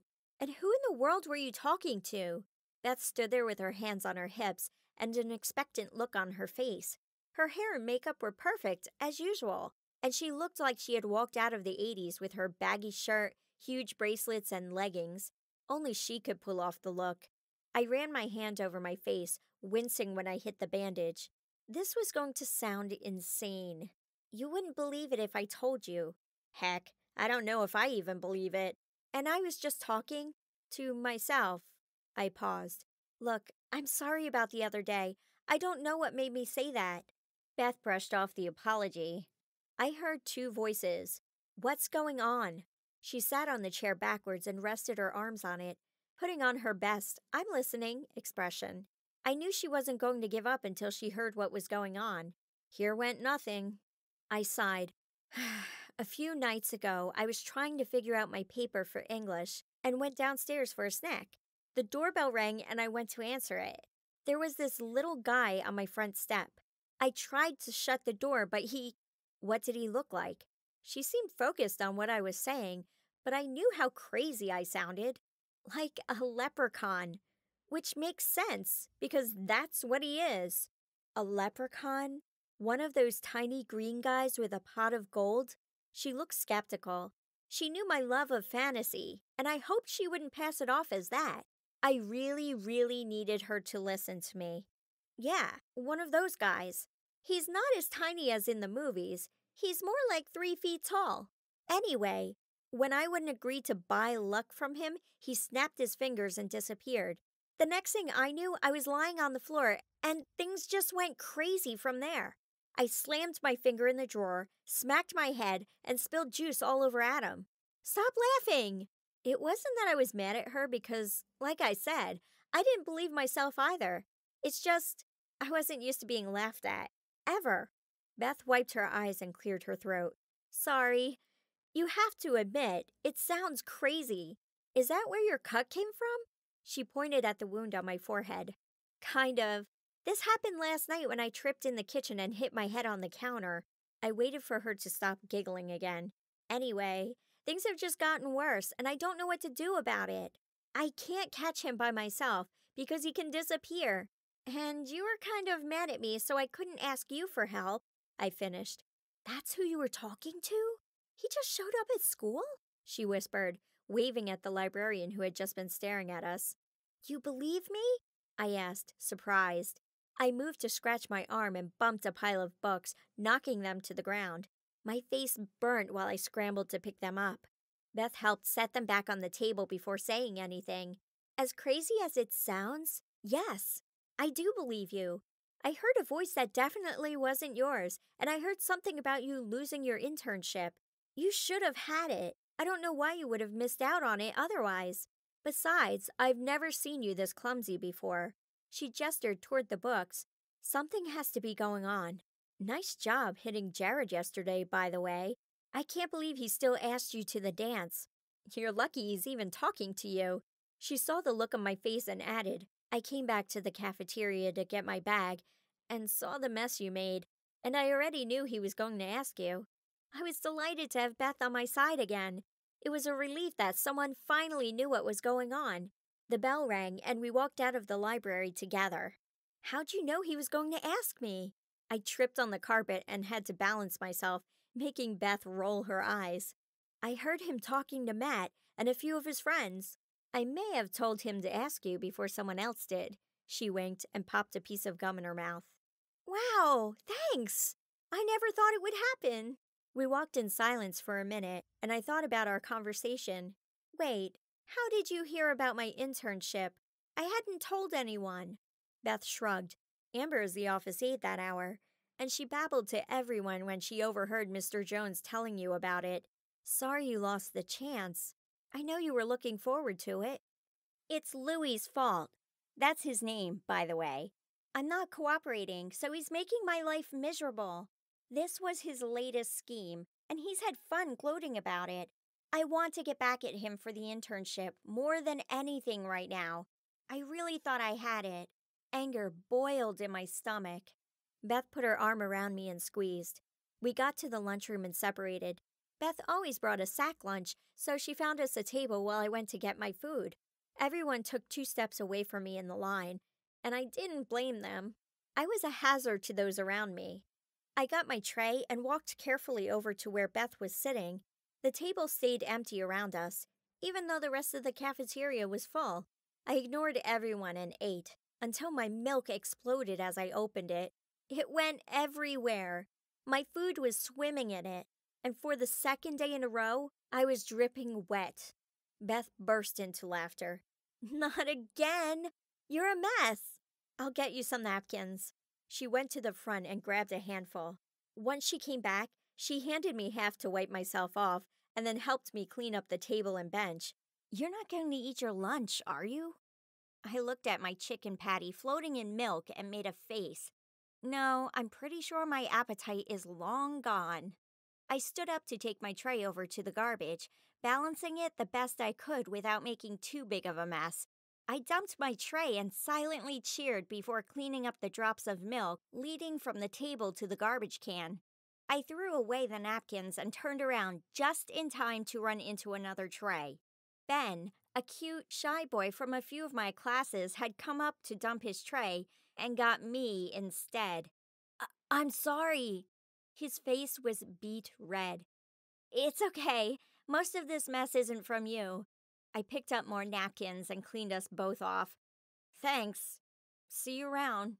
He rushed off before I could do any more damage. I waited for Beth to calm down. It took her seeing the look on my face before she finally stopped laughing. We went to my gym locker to change my shirt, relieved that at least my pants were still okay. "There. How do I look?" I asked. Beth looked me over. "Well, you look great, except for your hair and the bruise on your forehead." I rushed to the mirror and groaned. My hair was sticking out in every direction. Oh man, I don't want to go out there looking like this. "Here, let me see what I can do." Beth pulled a brush out of her locker and played around with my hair until she seemed satisfied. I took foundation from my bag and she applied it to my forehead. "There, what do you think?" I looked in the mirror and smiled. You could barely see the wound on my forehead, and while my hair was still wet from the milk, it looked a lot better. "Thank you. Maybe people will forget what happened." Not that I had much hope of that. We left the locker room and made our way toward the next class. Whispers from the other students affirmed my fears. No amount of makeup could cover what a klutz I'd become. Beth threaded her arm through mine and we walked to our lockers. "I think I'm going to move to an island somewhere," I muttered. I tried my combination a few times before growling. "Oh, come on. It's not that bad. Here, let me get that." Beth opened my locker on the first try. "Thanks." I pulled out my English books and slammed the door, getting the corner of my sleeve stuck in it. Ugh, seriously? I yanked on my arm hard enough that the sleeve came free, knocking me off balance. "Whoa there. Be careful." Beth helped me back up. "You're kind of a walking disaster, aren't you?" You have no idea. We headed to class and I handed in my worst day assignment, then slumped in my chair and ignored the whispering around me. "Good afternoon, class. Please settle down. Matt, please turn around." Miss Hyde paused until the class was silent. "Today we will be reading our stories in class. You need to get used to speaking in front of everyone, so you'll be ready for your oral reports next month." There were several groans throughout the room. I could have sworn at least 3 of the students were staring at me. I scooted further in my chair and prayed she'd skip over me. I already had to live my bad day once. Now I'd have to relive it in front of my entire class, who already thought I was a mess. Maybe other people had worse experiences than mine. Yeah, right. We started out in alphabetical order. I hoped class would end before they got to me, but with the last name Crenshaw, I was out of luck. Literally. There were only 2 people ahead of me. I prayed they'd take a long time, but soon it was my turn. Their bad days weren't even bad. Having something stuck between your teeth on a date, tripping during a dance routine. Of course, this whole bad day thing was new to me. Maybe I was just being sensitive. "Megan, it's your turn," Miss Hyde called. I stood and walked slowly to the front, taking deep breaths. The snickers began. I pretended I didn't hear them and snatched my paper out of my teacher's hand. The laughing got louder. I looked back to see that they were pointing at my foot.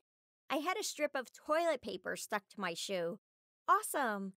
Beth tried to keep a straight face, but her shoulders were shaking. Mortified, I pulled the tissue off my shoe, threw it away, and rushed through my story, embarrassment causing my voice to shake. It would have been nice to gain a little sympathy, but who was I kidding? It was a disaster. I couldn't get to my desk fast enough to bury my face in my arms. Miss Hyde was an angel and went on to the next student without any questions. I wished my bad luck would open up a hole I could fall into, but of course, that would work to my advantage, and Louis would never allow it. As soon as the bell rang, I rushed out of the classroom and ran for my locker. I wanted to skip my last class and go home, but I knew I couldn't. I wasn't watching where I was going and ran straight into someone.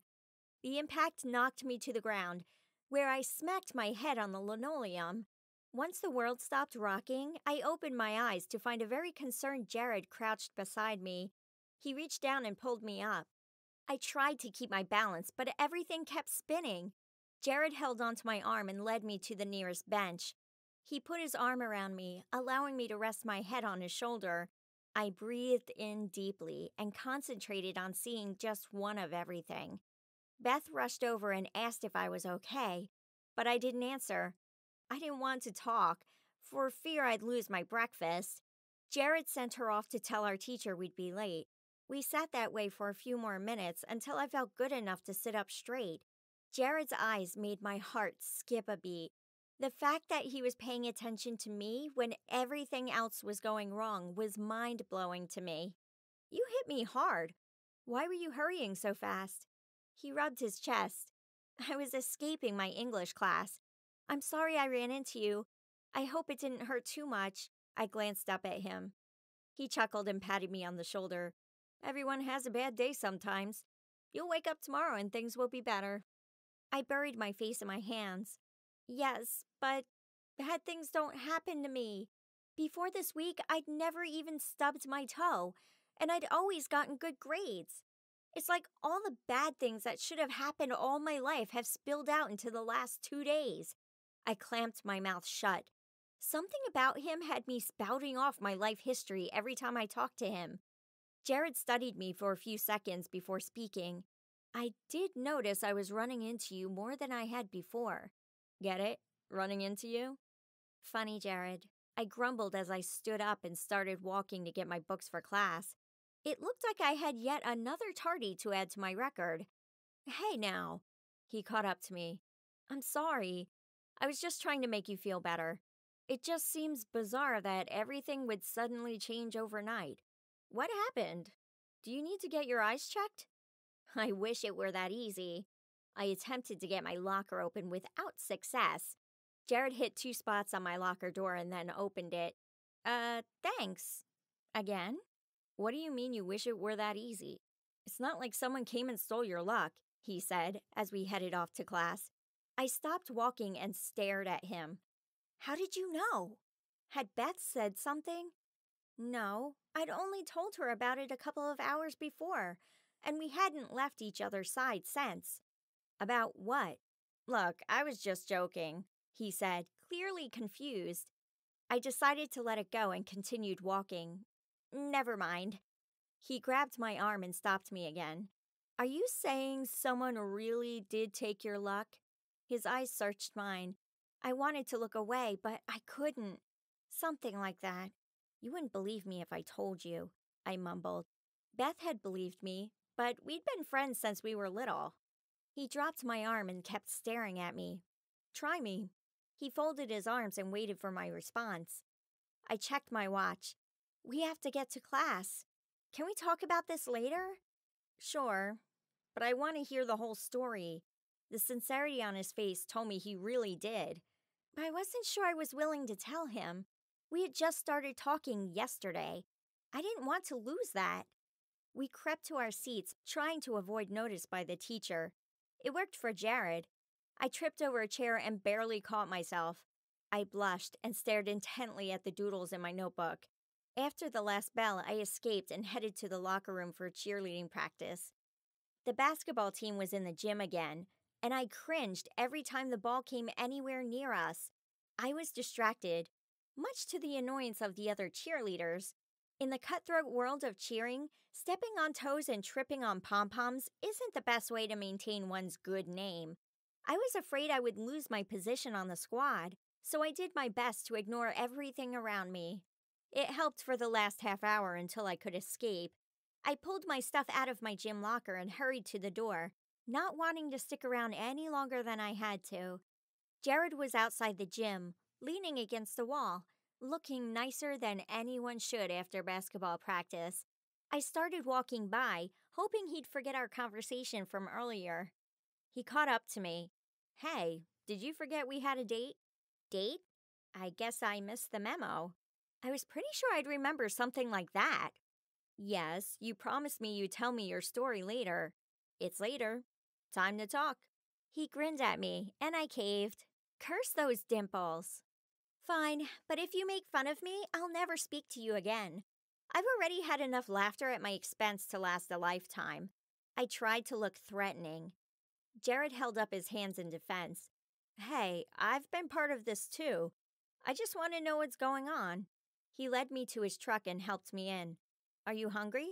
Want to grab something to eat? My stomach rumbled. Yeah, sounds good. What are you in the mood for? He started up the truck. How about a burger? I suggested. It wasn't so much that I was in the mood for a burger as I knew the restaurant would be loud, and I hoped no one would hear what I was saying. Everyone thought I was crazy enough as it was. Sounds good to me. I'm starving, he said. The drive was quiet because I was too embarrassed to say anything. Jared sang along with the radio and glanced over a couple of times, but he didn't say anything. I was thankful when we finally got to the restaurant and hopped out before Jared could open the door for me. Once we were in line to order, I realized how famished I was since my lunch had been destroyed by a milk volcano. We got up to the front, and Jared gestured for me to order first.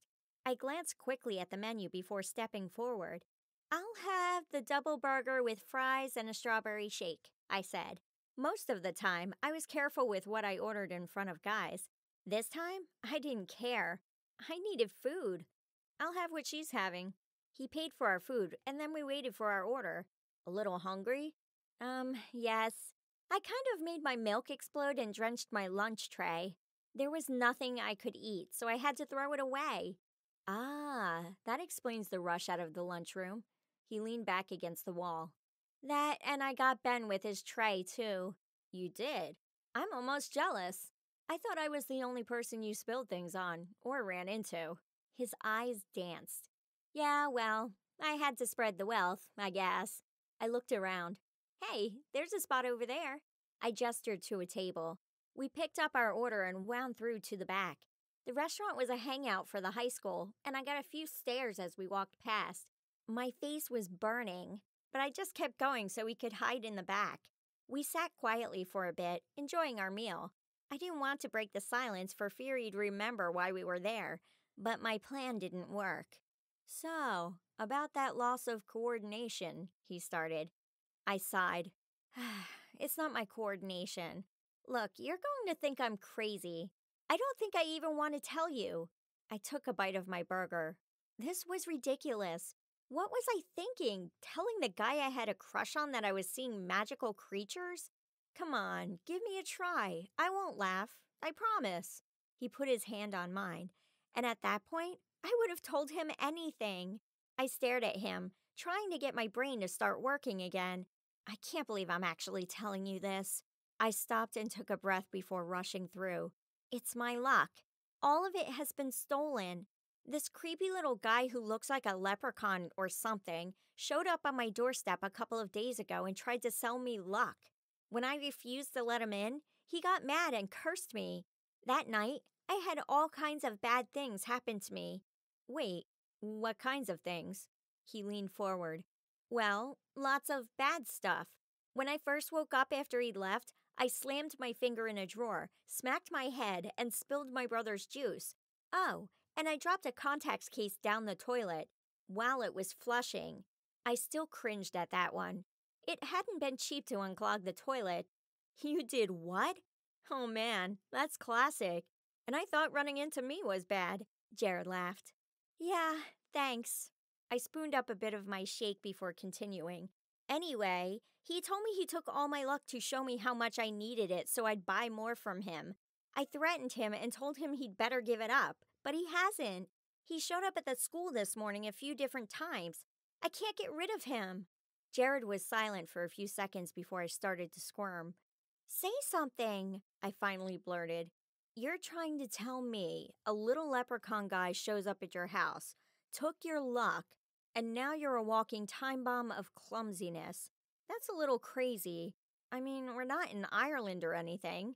I'd known telling him would be a waste of time. There was no use sticking around, so I started to clean up our mess. Jared reached out and put his hand on my arm. Wait, Megan, I'm just trying to digest what you're saying. You have to admit, it's a little out there. What? The fact that Megan has some psycho little guy after her? Beth plopped down next to me with her salad and drink and started to eat. I hadn't even seen her come in. Oh, you know the story too? You think we need to take her to get her brain checked? Jared asked Beth. It was useless. He wasn't going to take me seriously. If Beth hadn't just sat down, I would have left right then. There's gotta be a way to get this guy. Do you have any ideas at all? Beth asked thoughtfully. Jared looked at Beth and then back at me. You believe her? Well, she's definitely not her normal perfect self, so something's going on. Besides, I heard her talking with someone in the library today, but when I went around the corner, no one was there. I was grateful for her standing up for me. Except the perfect part. That hurt a little, but then she always teased me about having everything go right. I looked over at Jared, waiting for his reaction. Okay, what do you plan to do about it? It's February, so you can't exactly look for a rainbow. Jared pushed his food aside and leaned forward, folding his arms on the table. Wait, Mr. Barber told me this morning that leprechauns protect their gold. Maybe we could try to find a way to steal that and keep it hostage, I suggested. It was a long shot, since it was winter, like Jared had said. Mr. Barber? How does he know about all this? Jared asked. How many people have you told? Oh, he doesn't know what's going on. I accidentally handed in my ideas for how to catch a leprechaun instead of my U.S. history homework. I told him it was for a class assignment in English. I ducked my head in embarrassment. Admitting all the bad stuff that had happened was a little too much for my ego. Beth and Jared looked at each other and tried to cover their smiles by shoving food into their mouths. Yeah, my pain is funny.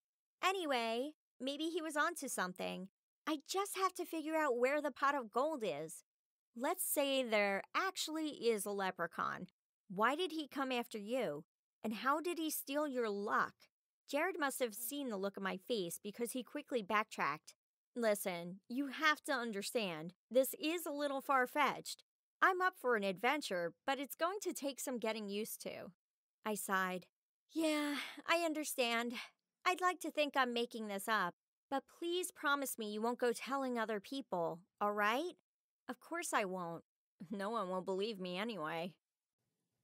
Chapter 5. It was getting late, so we decided it was time to head home. Jared and I talked about the dance and who to invite to come with us. I was hoping Adam would get a clue and ask Beth, but I doubted that would happen. When we got to my house, I turned to Jared. Thanks for the ride. Want to come in? We could do homework together. I mean, if you want to. Sure, I could use someone to talk to while I do mine. Jared grabbed his backpack and followed me into the house. Mom? Dad? I heard Adam's music blasting, but otherwise it was pretty quiet. We can just do our homework in the living room. Mom should be home soon. Sounds good to me. Jared sat on the couch next to me and we started working. His closeness and the smell of his cologne distracted me, but I forced myself to pay attention to my history notes. I wasn't about to get another bad grade. Nice room. Your family must like to read. He got up and started looking at the books on one of the many shelves lining the walls. Wow, who's studying medicine? My mom. She can't let go of anything, including her textbooks. Here are some of my favorites. My fantasy novels are hidden up in my room.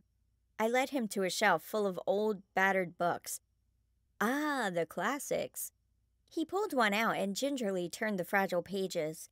Maybe I should put this one back before it disintegrates. He replaced it on the shelf and kept looking. I watched him, hoping he wouldn't notice me staring. Unfortunately, even with all these books, I don't have anything on fairy tales that would help me out with my little green man problem. He studied me for a second. You really think you saw one? Yes, I know I did. Here, I'll try to show you what he looked like. I sat down on the couch and pulled out a notebook and sketched a picture that looked similar to Louis. Wow, you can really draw. Looks like a leprechaun to me. He smiled and handed the notebook back to me. Thanks. I doodle a little here and there. I hadn't shown my drawings to anyone, but his praise meant a lot. Mom walked in the house, followed by Maddie and William, who came shrieking into the living room to watch television. They stopped running and stared at Jared. Who's that? Maddie pointed at him. This is Jared, I said. William kept staring, but Maddie giggled. I mentally begged her not to say anything. Hey, what's your name? Jared asked. I'm Maddie. This is William, but he doesn't like to talk to strangers. I see. It's a good thing I'm not a stranger. Megan knows me. William studied him. Why are you here? Jared chuckled. I'm here to do homework with Megan, but now I'm done. He gathered up his books and we headed over to the door. Thanks for the great date, he said, smiling. No problem. I had fun. Sorry for the interruption there at the end. Maddie and William are a handful, and sorry again for running into you. I'll try to watch where I'm going. Not that I had much control over it. Hey, don't worry about it. I'm tough. He ran out to his truck and waved as he pulled away. I closed the door and leaned against it, sighing happily. At least Louis hadn't taken Jared away. I looked over to see Maddie and William spying on me. Maddie giggled, and William just rolled his eyes. I grabbed my books from the couch. Hey guys, what are you up to? Mommy brought me new shoes. See? Aren't they pretty? Maddie showed them to me. They were bright red Mary Janes that worked perfectly with her dress. Oh, they're very pretty and shiny. What did you get, William? I got some cowboy boots, but Mom told me I couldn't wear them in the snow. He went back to his TV show. That's probably a good thing. They'd get ruined. I found Mom in the kitchen making enchiladas. Hey, Mom. Hey, honey. Was that Jared? Yep. He took me out to get a burger, and then we did some homework for a while. No big deal. The smile on my face totally betrayed the excitement I actually felt. That's great. Would you mind helping me with dinner? Dad's going to be home soon, and I want to get it in the oven. Sure. What do you need me to do? I turned and washed my hands, wincing as the water suddenly switched from cold to scalding hot. How about you grate the cheese? I have the sauce almost ready. Okay.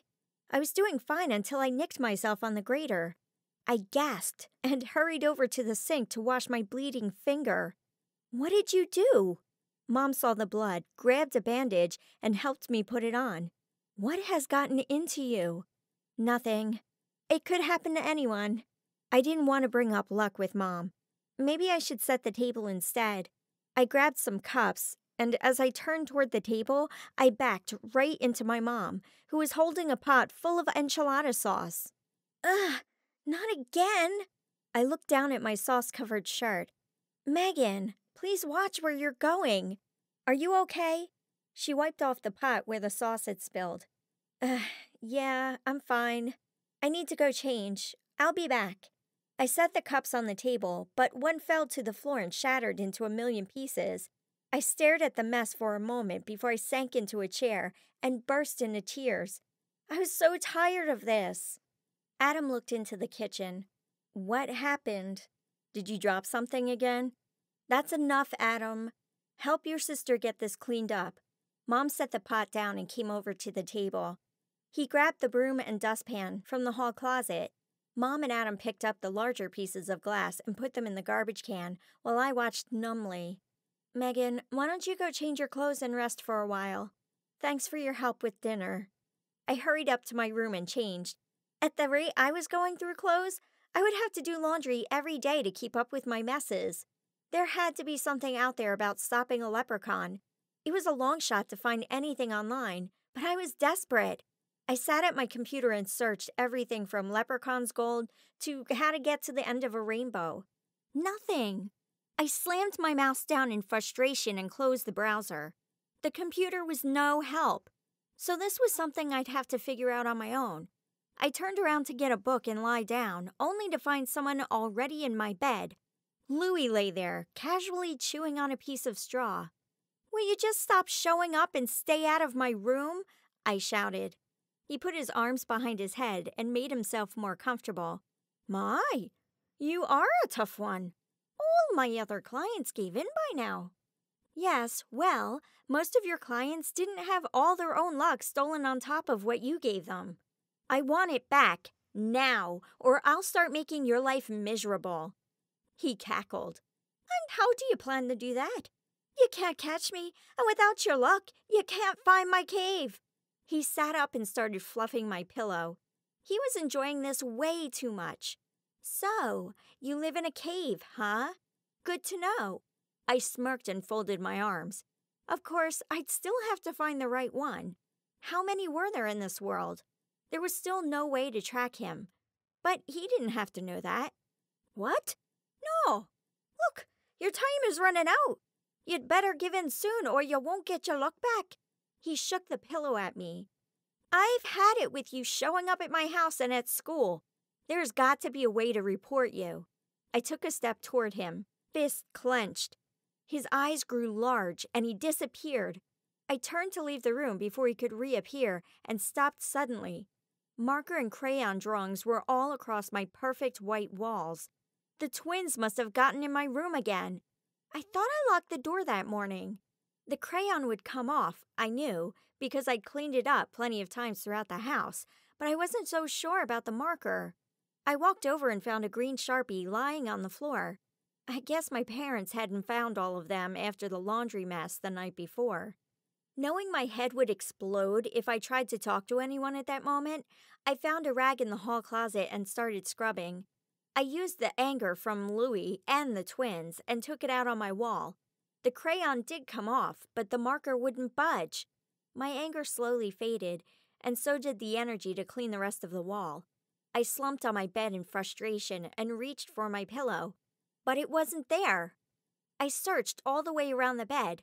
It was nowhere to be found. I remembered that Louis had been holding onto it before he disappeared. Had he somehow managed to make it travel with him? Ideas began spinning in my mind. If he could do that with a pillow, what else could he do? Could he somehow take a person with him? Or would they be too big? "Megan, can you come down here for a minute? You need to get your laundry so I can start some more," Mom called. I got up and left the room, pausing at the doorway to look at the bed one more time, hoping I'd just solved the problem of following Louis. I made it all the way down the stairs without tripping and silently cheered. The celebrations came to a stop when I stepped on William's car. I was hopping in pain and didn't see the doll stroller Maddie had left a few feet away. I tripped over it and landed on my face. I looked up to see Maddie and William standing right in front of me. "You two little monsters! You just about killed me," I growled. Maddie's face crumbled, and she burst into tears. "Megan, what's going on?" Mom came around the corner from the kitchen and stopped, hands on hips. "Megan yelled at me. She said we tried to kill her," Maddie wailed. "You apologized to your brother and sister. They didn't mean to hurt you." "They might not have, but they shouldn't leave their toys out.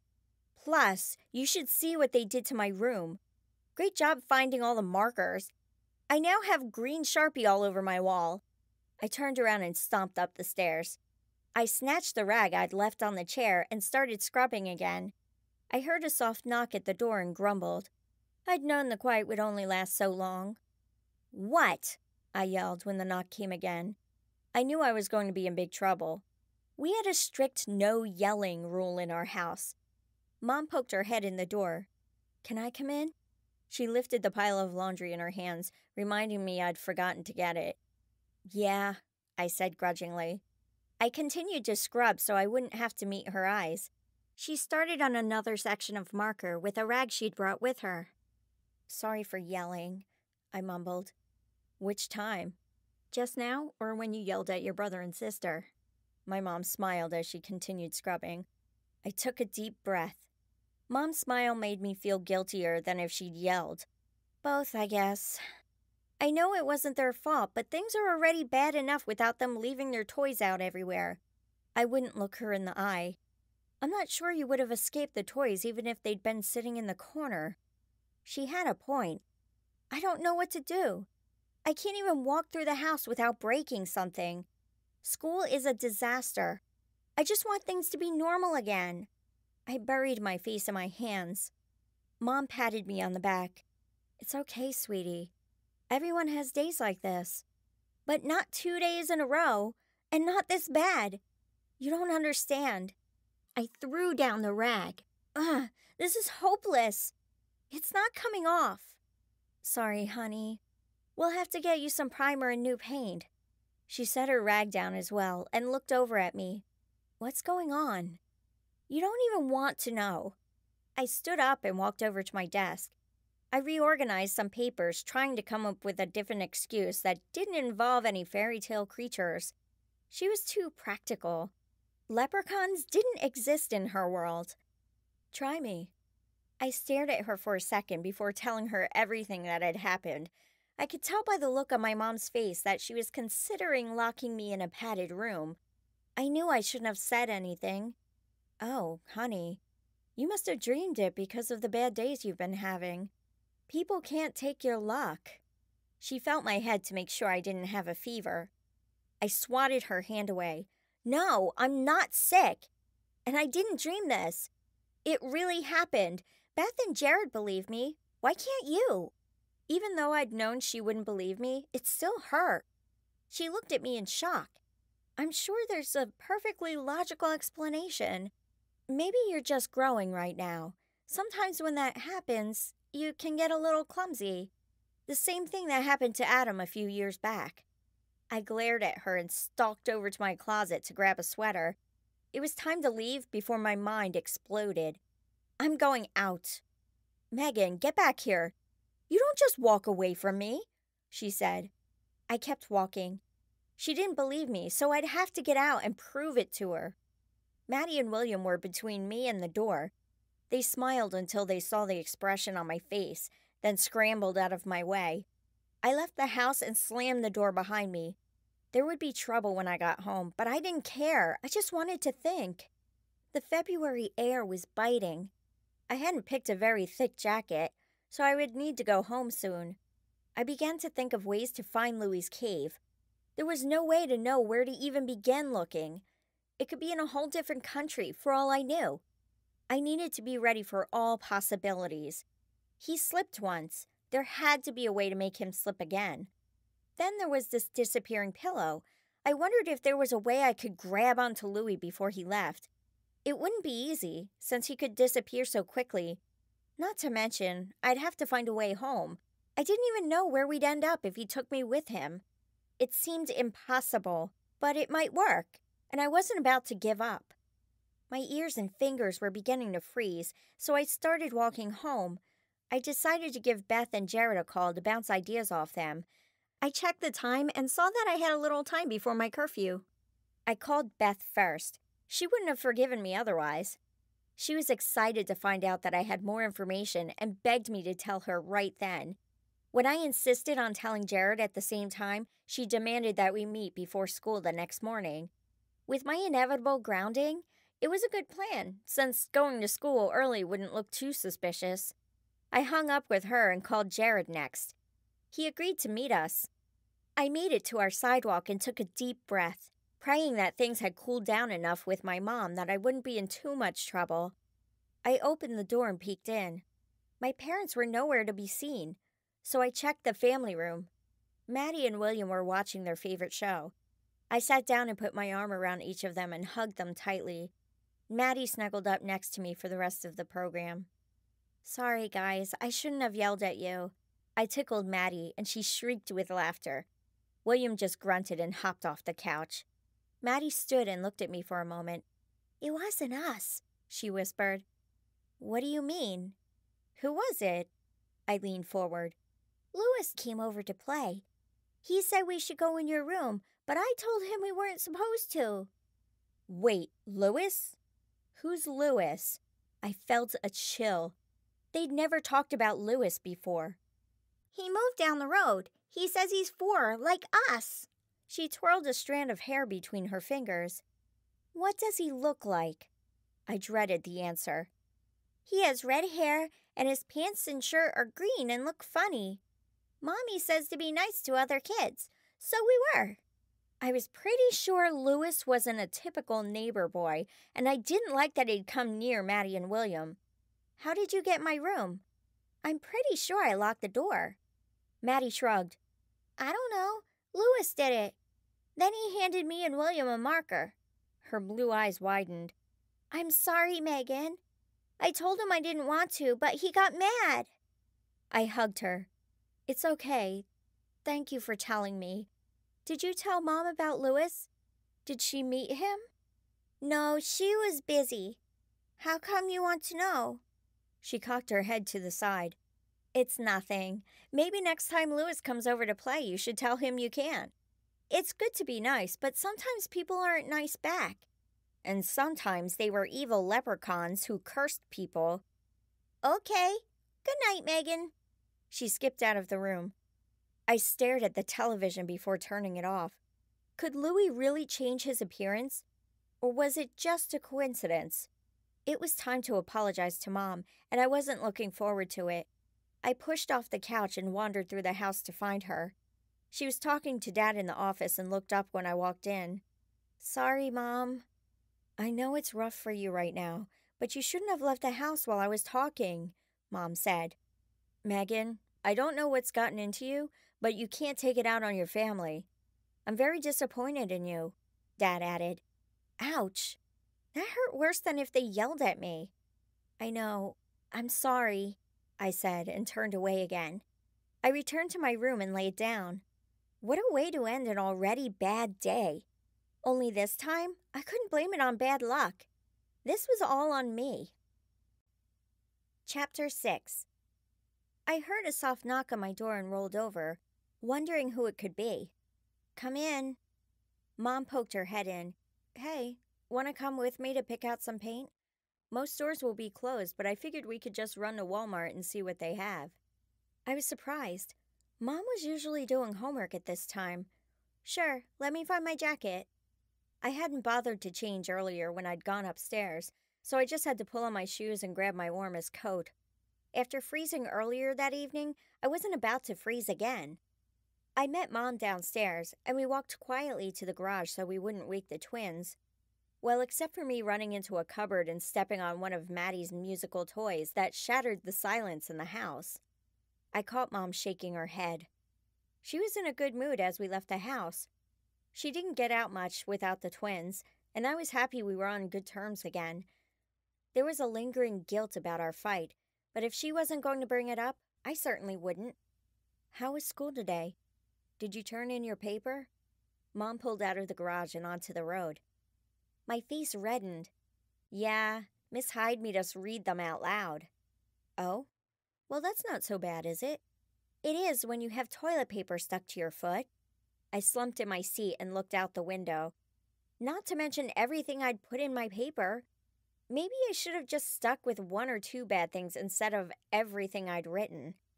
Mom laughed before stopping herself. Sorry, but you have to admit that's funny. After a few minutes of silence, she spoke up again. Did you want to go with white for your room again, or should we do something different? I don't know. White is too plain, I think. I'll have to decide when we get there. I thought back to my conversation with Maddie. Hey, Mom, have you heard of a family moving in on our street? One with a little boy named Louis? No. Why? She stopped at the red light and looked over at me. I shrugged, trying to act like it was nothing. Maddie mentioned something about him, and I wondered if you knew who she was talking about. No, I don't think so. I'll have to ask her. Yeah, maybe. I dropped the subject. The least he could have done was change his name a little, so I would have a harder time figuring it out. Or maybe he wanted me to know it was him. We were about 3 blocks from the store when the van sputtered. Mom pulled over and turned off the engine. I groaned and buried my head in my hands. Louis must have struck again. Had he heard me talking to Mom about him? I hoped it was just a coincidence.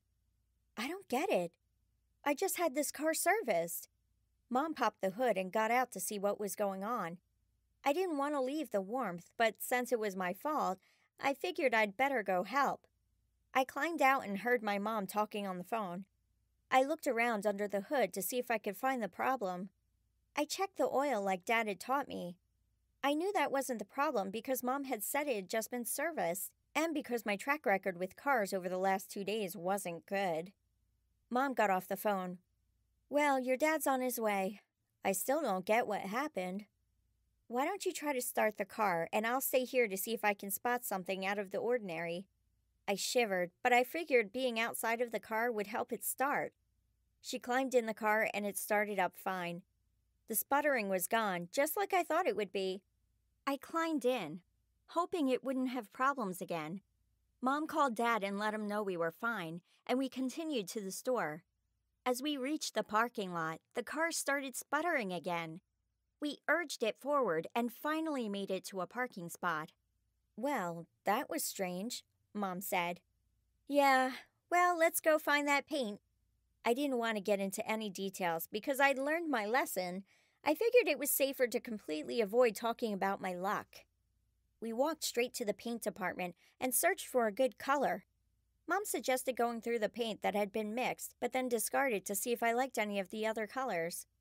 None of them looked good to me, so I went to look at samples. "While you pick one, I'm going to look at borders for the twins' room. Let me know if you need anything." "Okay," I said, already lost in the colors. I chose a light blue and went to the counter to get it mixed. I was a little worried about the employee who was helping me. He barely glanced at the sample card in my hand. He was scruffy and short, and he winked as he took the can of paint from me. Creeped out, I decided to find Mom. "Hey, Mom. Paint is mixing." I pulled out a few borders that caught my eye. The flowers on one would go great with the blue I'd just picked. "That's good, honey. It's hard choosing something that will work for both Maddie and William. I can go with sports and flowers, or I can just do these dots." She held up each of the borders. "I think the dots would work best." I yawned and looked at my watch. "The paint should be done in a minute." "Did you find a good color?" Mom put the other borders back and looked over at me. "Yep. Ready to go?" I wasn't about to go back over to the counter without her. She set all the decorations in the cart, and we headed over to the paint. My can was sitting on the counter, but the creepy employee was nowhere to be seen. I shrugged and set the paint in the cart, checking the lid to make sure he'd gotten the color right.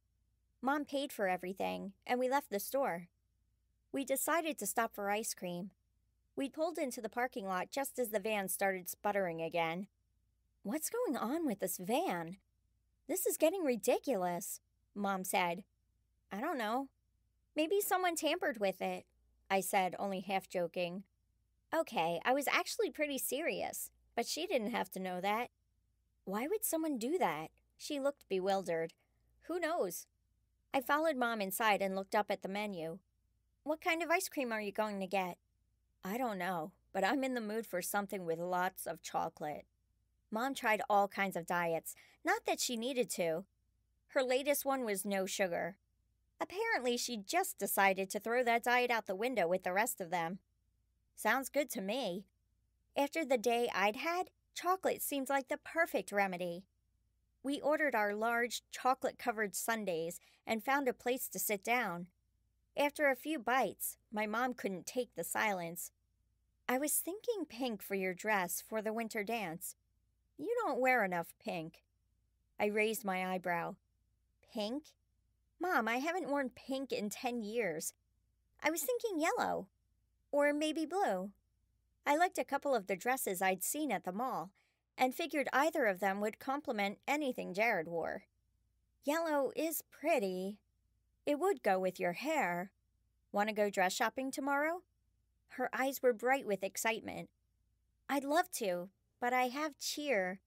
How about this weekend? And can Beth come?" She'd be ticked if she had to miss out on this. We had made a pact years ago that we would help each other out. Mom took a bite of her sundae. "Sure. I was hoping we could go with just the two of us, but she could come too." "Great. Also, can we get some of those huge curlers? I want to try to do something that's not so straight with my hair. I'd always kept it straight, even though my mom had begged to curl it. She perked up. Sure, honey. I'll go by the store on my way home from class tomorrow. I glanced down at my watch. Oh, it's after 11. Oh dear, we need to get home. Mom gathered up our dishes and threw them away as we left the restaurant. The car made it the rest of the way home, and I sighed in relief as we pulled into the garage. I thanked my mom for a fun night and gave her a hug before I tripped my way up the stairs to bed. I set the paint cans next to the chair in my room and crawled between the sheets, exhausted. Chapter 7. I didn't set my alarm, but that didn't stop it from going off. Every hour. On the hour. By 5 a.m., I'd had it and used my all-star trophy to smash the alarm to pieces and pop the head off the statue. I crawled back into bed, hoping nothing else would interrupt my sleep. When it was time to get up, I'd had little sleep and was ready to strangle someone. I just dared Louie to show up. After pulling myself out of bed and stumbling to take a frigid shower, I shivered into my room and got dressed. I layered shirts and a skirt with tights and an extra pair of socks to warm myself up. I tried to hide my puffy eyes with concealer, but gave up when it made me look even more like a zombie. I double-checked to make sure I had my homework for the day and went downstairs for breakfast. Maddie and William were at the bottom of the stairs, drawing on the walls with go-gurts. Hey, what are you? My growl turned into a shriek as the twins jumped and whipped around, shooting me with go-gurt in the process. You two clean that up now! I ran up to my room to change my clothes, annoyed that I was going to be late meeting up with Beth and Jared. So much for a healthy breakfast. I'd have to grab toast and run. When I headed downstairs the second time, the twins were gone, leaving a yogurt-covered wall in their wake. They left the wrappers on the floor in their haste to get away. So much for cleaning up the mess. I went to the kitchen and toasted, burnt, some bread and spread butter and jam on it, then proceeded to drop it on the floor as I slipped on some go-gurt the twins had spilled. They must have hit here first. Mom was nowhere to be found, which meant she was probably studying for a test.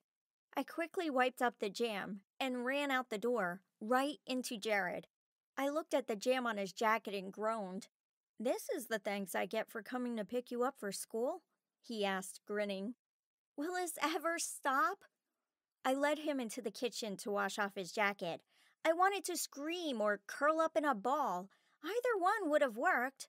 The day had just begun, and I already wanted it to be over. Jared threw the paper towel in the garbage and grinned. "There we go. Let's get out of here before I get hit with more food." Funny boy. I grabbed my bag and followed Jared outside. Outside, Jared opened the door for me and walked around to the other side while I got my seatbelt on. I tried to put my backpack on my lap and noticed it was stuck in the door. I opened the door and yanked the backpack into the truck, hitting Jared in the face with my elbow. Sorry. Maybe I should drive myself so I don't kill you somehow. I blushed and made sure everything was out of the way of the door and shut it. No, that would probably be disastrous. I'd feel sorry for the other drivers, bikers, and pedestrians along the way, Jared said. I slugged him, laughing. He had a very good point. "So, what are your plans to catch this guy?" he asked as we drove to school. "Well, I think I figured out a way to follow him. That's why I wanted to meet with you and Beth. We have to plan out how to make it work." My mind flashed back to the night before. "Oh, guess what? I found out last night that Louie showed up at my house looking like a little kid and convinced my brother and sister to play in my room and draw all over my walls." "Wait, what? How did he do that?" Jared glanced over at me. "I don't know. My room was locked yesterday, but he still managed to get the door open. It was creepy to think he could do that. There had to be a way to keep him out of my house." "Wow.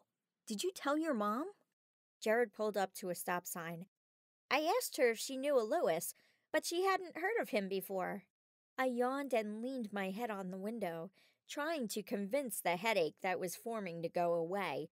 It was going to take every ounce of self-control not to fall asleep during first period. Are you okay? He looked concerned. Mostly. My alarm clock has a mind of its own the last 2 nights. I need some sleep. I yawned again. My trophy took care of it, though.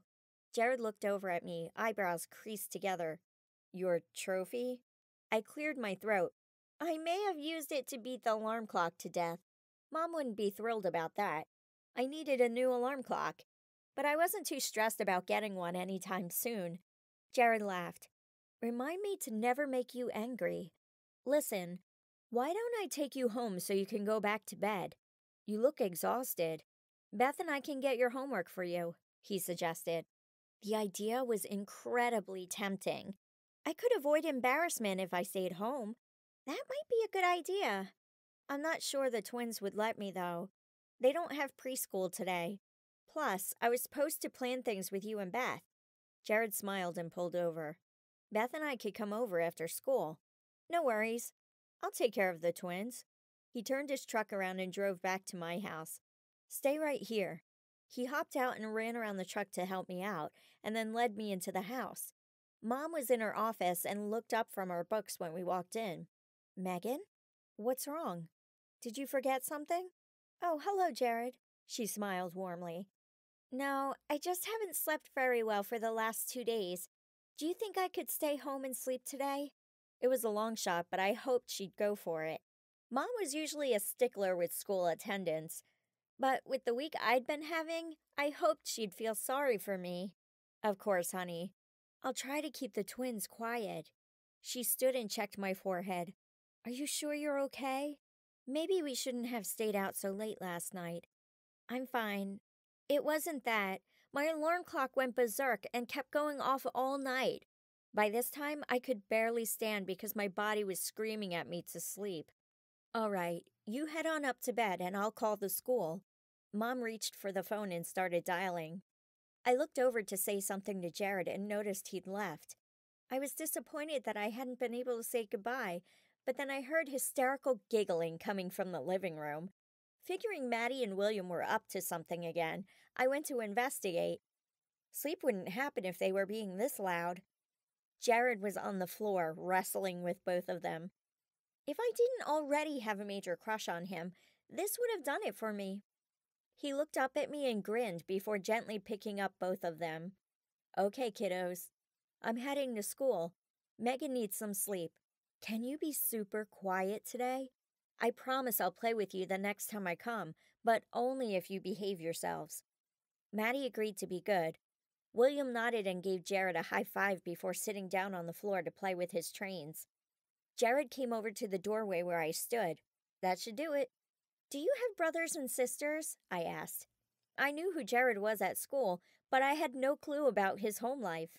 I have a little sister. That's usually how I get her to do anything. What can I say? She loves me. Thanks. Maybe they'll listen to you. Maddie and William loved anyone who would play with them. I just hoped it would help keep them quiet. They'd better. He winked at Maddie, who burst into more giggles, and left. I waited by the door and waved as he pulled away. I turned around to see Maddie still giggling. Megan has a boyfriend! Maddie yelled as she skipped off to wreak havoc in another part of the house. The thought of Jared as my boyfriend made me giddy. Another huge yawn hit, reminding me why I was home. I pushed off the wall, ready to sleep for a week or two. He's cool. When is he coming to play again? William asked. Hopefully soon. Night, dude. Night. William chased after Maddie while I dragged myself upstairs to change into pajamas. I hoped Mom would keep the twins away from my room. I fastened the door, thankful again that my parents had allowed me to put the lock on the door after I'd found my bedroom trashed one day. Too bad it hadn't worked yesterday. Of course, most snobs probably wouldn't keep a leprechaun out of a room when he wanted to get in. I climbed in bed and waited for sleep to come. It took a while, with thoughts of the last few days running through my mind. I made a mental list of things I'd need to have on hand in case I disappeared with Louie. That worked like counting sheep, and I slowly dozed off. I was in a clearing surrounded by forests. It was beautiful. I was up on a hill and I could see for miles. The sun shone on the dazzling white snow. If I could picture the most peaceful place in the world, this would be it. I looked around a little more and noticed a cave up ahead. I gasped. Could this be Louie's cave? I didn't want to ruin the moment, but I had to know. I started sneaking up the hill, but ducked behind a rock when I heard loud voices. I peeked around the rock to find two leprechauns with fists clenched. Their faces were flushed, and they were arguing. One was Louie, but I didn't recognize the other one. I strained to hear what they were saying, hoping to get an idea of where I might be. What did you do to her? You know you were supposed to gather the luck we gave her. Because of her bad luck, she has others around her worried the same thing might happen to them. We're losing business because of you, the little man yelled. I haven't figured how to give hers back without giving her what we supplied. I'm beginning to think she didn't get any of our luck. That it was all her own. Louis paced. We need to think of a way to use her to our advantage. Use her as an example of what would happen if our clients don't listen. He looked over at the other leprechaun. Leprechaun number 2 rubbed his chin. That would work. But in the meantime, you'd better figure out how to fix her before the boss finds out. You could lose your job. And worse, all your luck. You wouldn't want to end up like your client now, would you? No, Henry, I wouldn't. Best you be leaving now. We don't want the elders to see us meeting. I shifted positions and a stick snapped. Both heads whipped around. I tried to duck, but I wasn't fast enough. You're not supposed to be here, Louis thundered. He started wiggling his fingers. I jolted awake, my heart beating rapidly. I breathed in and out, trying to calm down. I didn't know how that dream had happened, but I knew I was in big trouble. A glance at my cell phone showed that I'd slept for 3 hours. I still felt groggy, so I rolled over and tried to fall back to sleep. I woke feeling refreshed until I remembered the strange dream from earlier. I must have been more exhausted than I thought to sleep for another few hours after that. I stretched and climbed out of bed, deciding to clean my room and get a few things done before Beth and Jared got home from school. Everything was quiet. Mom must have taken the twins out, knowing it was next to impossible to keep them from coming to my room to talk. Adam was still at school, and Dad was at work. I had the house to myself. After eating a bowl of cereal, I blasted the stereo while I finished the dishes. The music kept me going, and I took my frustrations out on the messes left by the twins. I avoided dance moves that involved rubber ducks, and somehow survived the entire cleaning process. I decided to get things ready to paint my room that night after dinner. I pulled out the newspapers and went to the garage to get the paintbrushes, which were on the top shelf. I managed to get one down after smashing my foot with a pile of boxes that had been on the stool. I went inside and found a trail of Adam's shoes, jacket, and backpack from the front door to his bedroom. Frustrated, I threw down the brush and scooped up his junk before stomping to his room and pounding on his door. When there was no answer, I decided to open at my own risk. Adam lay on his bed wearing headphones, music blasting into his ears. It was a miracle he wasn't deaf. I threw his stuff into his messy room and turned to leave. The motion must have awakened him from his music-induced stupor. He pulled off his headphones. How come you weren't at school today? I didn't feel good. Take your stuff to your room next time. I just cleaned, and I don't need your garbage messing it up again. The good mood I had been in was quickly disappearing. I would have gotten it later, he said as he popped his headphones back on. I rolled my eyes and left the room, slamming the door on my way out. I went into the kitchen to check the time. Beth should have gotten home by now, so I decided to call her. Her phone went to voicemail just as I heard the doorbell. I went to answer it, checking through the peephole before opening the door. One could never be too careful. especially after finding a psycho leprechaun on one's porch.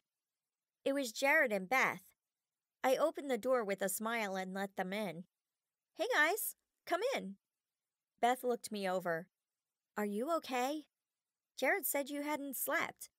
I was afraid the roof would fall in on you." "Good one," Jared said. "I have a game tonight, so there was no practice." "You're hilarious, Beth. Come in. We can talk in the living room. It's as far away as we can get from Adam. I don't want him telling Mom." I let them in the house, and we headed for the couches. After getting settled, I asked what had happened at school. "Not much. It was actually pretty boring without you there. A few people asked where you were and what had been going on with you lately," Beth said. "What did you tell them?" I never missed school for anything, so it was strange not to know what was going on. I told them to mind their own business. Beth sat back and examined her fingernails. My jaw dropped. Typical Beth, but it still surprised me. "You did? Why?" "Believe me, they deserved it," Jared said. He shook his head, disgusted. "I caught a few people wondering if you really deserved MVP in basketball. They didn't think there was any way you could have played that well, with how clumsy you are now. When they caught me listening, they asked if there was something wrong with you. I mean, really. You have 2 horrible days at school, and suddenly they forget you scored 22 points in your last game," Beth said. I don't blame them, though. Even though I knew all the bad things that had happened, it still hurt that the school had turned on me so quickly. "Oh, come on. It hasn't been that bad. I mean, you got asked out by me, right?" Jared said. "Oh, brother." Beth rolled her eyes. "Yes, you did. My one piece of good luck," I blushed, suddenly realizing what I'd said. Beth stifled a giggle. "You'd better believe it. Did the twins stay quiet for you?" Jared asked. "I think Mom decided it was a lost cause. They were gone when I woke up. I checked my watch, wondering where they were. They'd been gone for quite a while." "That's probably a good idea. How did you sleep?" Beth asked. "Great, except I had this strange dream. I swear it was real. I was suddenly on a mountain by a cave, and there was Louie with another leprechaun. They were talking about my luck, and Louie mentioned that the luck they took from me might not be theirs. Not that he cared much, but the other guy was pretty ticked. They heard me, and Louie was about to do something, but I woke up before he could." I watched them as they digested what I just said. From their expressions, they were as worried about it as I was. "That's disturbing. You can go places in your dreams now?" "How?" Beth asked. "I don't know. It felt real to me, but maybe it was just a dream. I was pretty exhausted." I stood up. "I'm hungry.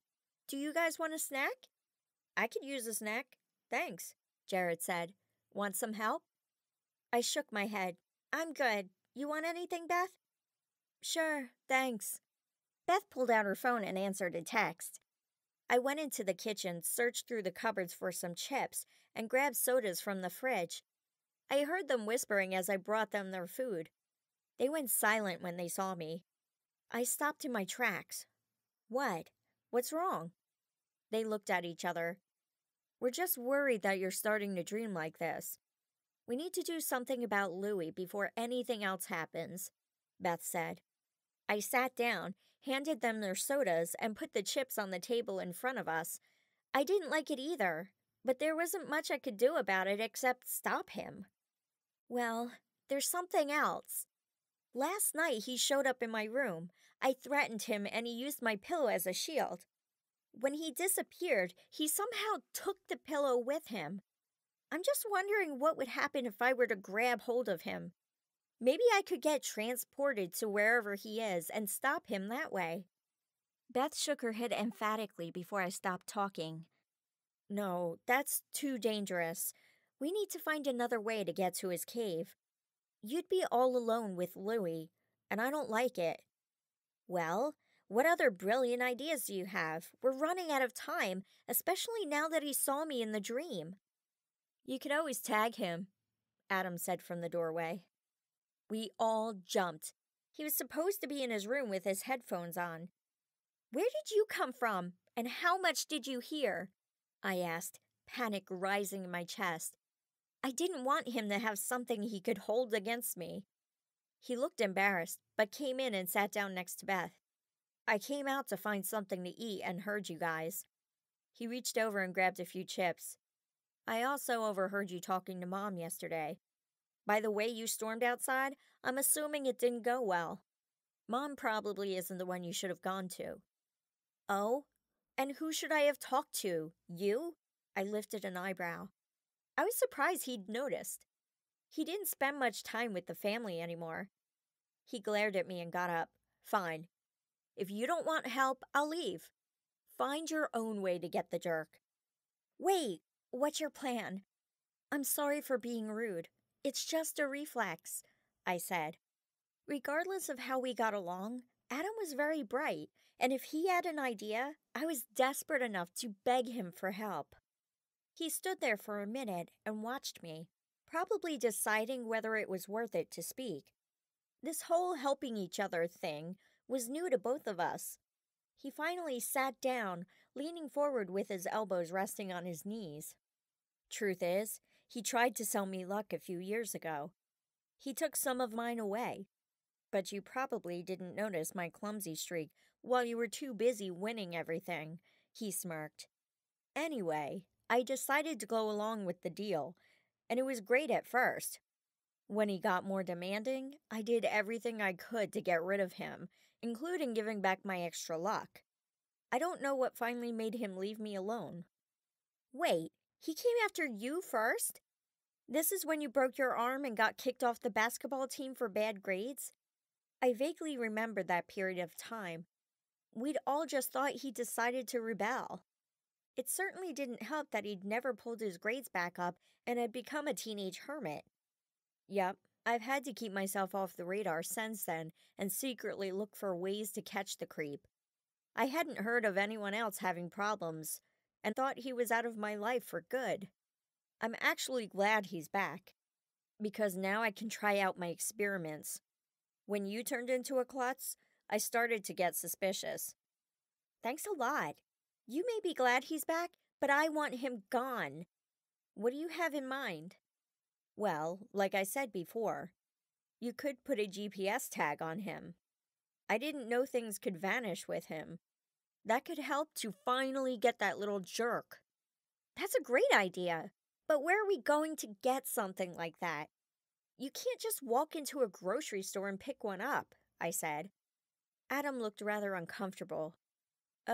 Well, you can't tell Mom and Dad, but I've developed a few different kinds of GPS-type bugs. That's how I used my luck. I was able to build things I hadn't been able to before. I sold a few on eBay, but I have one or two different kinds that might work.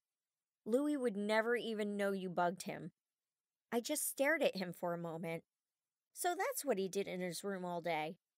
Who knew we had a tech genius in our family? This was brilliant, though. We could know where Louis was, and I wouldn't have to go with him. Can we see the tags? Jared asked. He obviously couldn't wait to get his hands on them. He looked at his watch, likely making sure he'd get to his game on time. Sure, come on. He hopped up and headed through the kitchen toward his room. We followed him and had to dodge pop cans, dirty laundry, and leftover food to find a place on his unmade bed. He quickly cleaned a few things up, blushing when he glanced at Beth. On Adam's desk, there were a few little robot-type gadgets and what looked like swatches of fabric. I walked over and touched a few before Adam jumped between me and the desk. Careful, they're fragile. I put my hands up in surrender. He looked through the items as he mumbled to himself. Jared peered over Adam's shoulder. What's the fabric for? That's a new idea I had. It sticks to the fabric of your shirt or jacket and then blends in. I haven't been able to test it much, though. Adam sifted through the different fabrics and found a green one. This is what I had in mind. It would be easiest to get on Louis without him noticing. Well, why don't we try it right now? How does it work? Do you have a radar thing on your computer or what? I asked. Adam's coolness factor had just risen dramatically in my mind. Not that I'd ever tell him that. Pretty much. This goes from the tag to the satellite and then to my computer.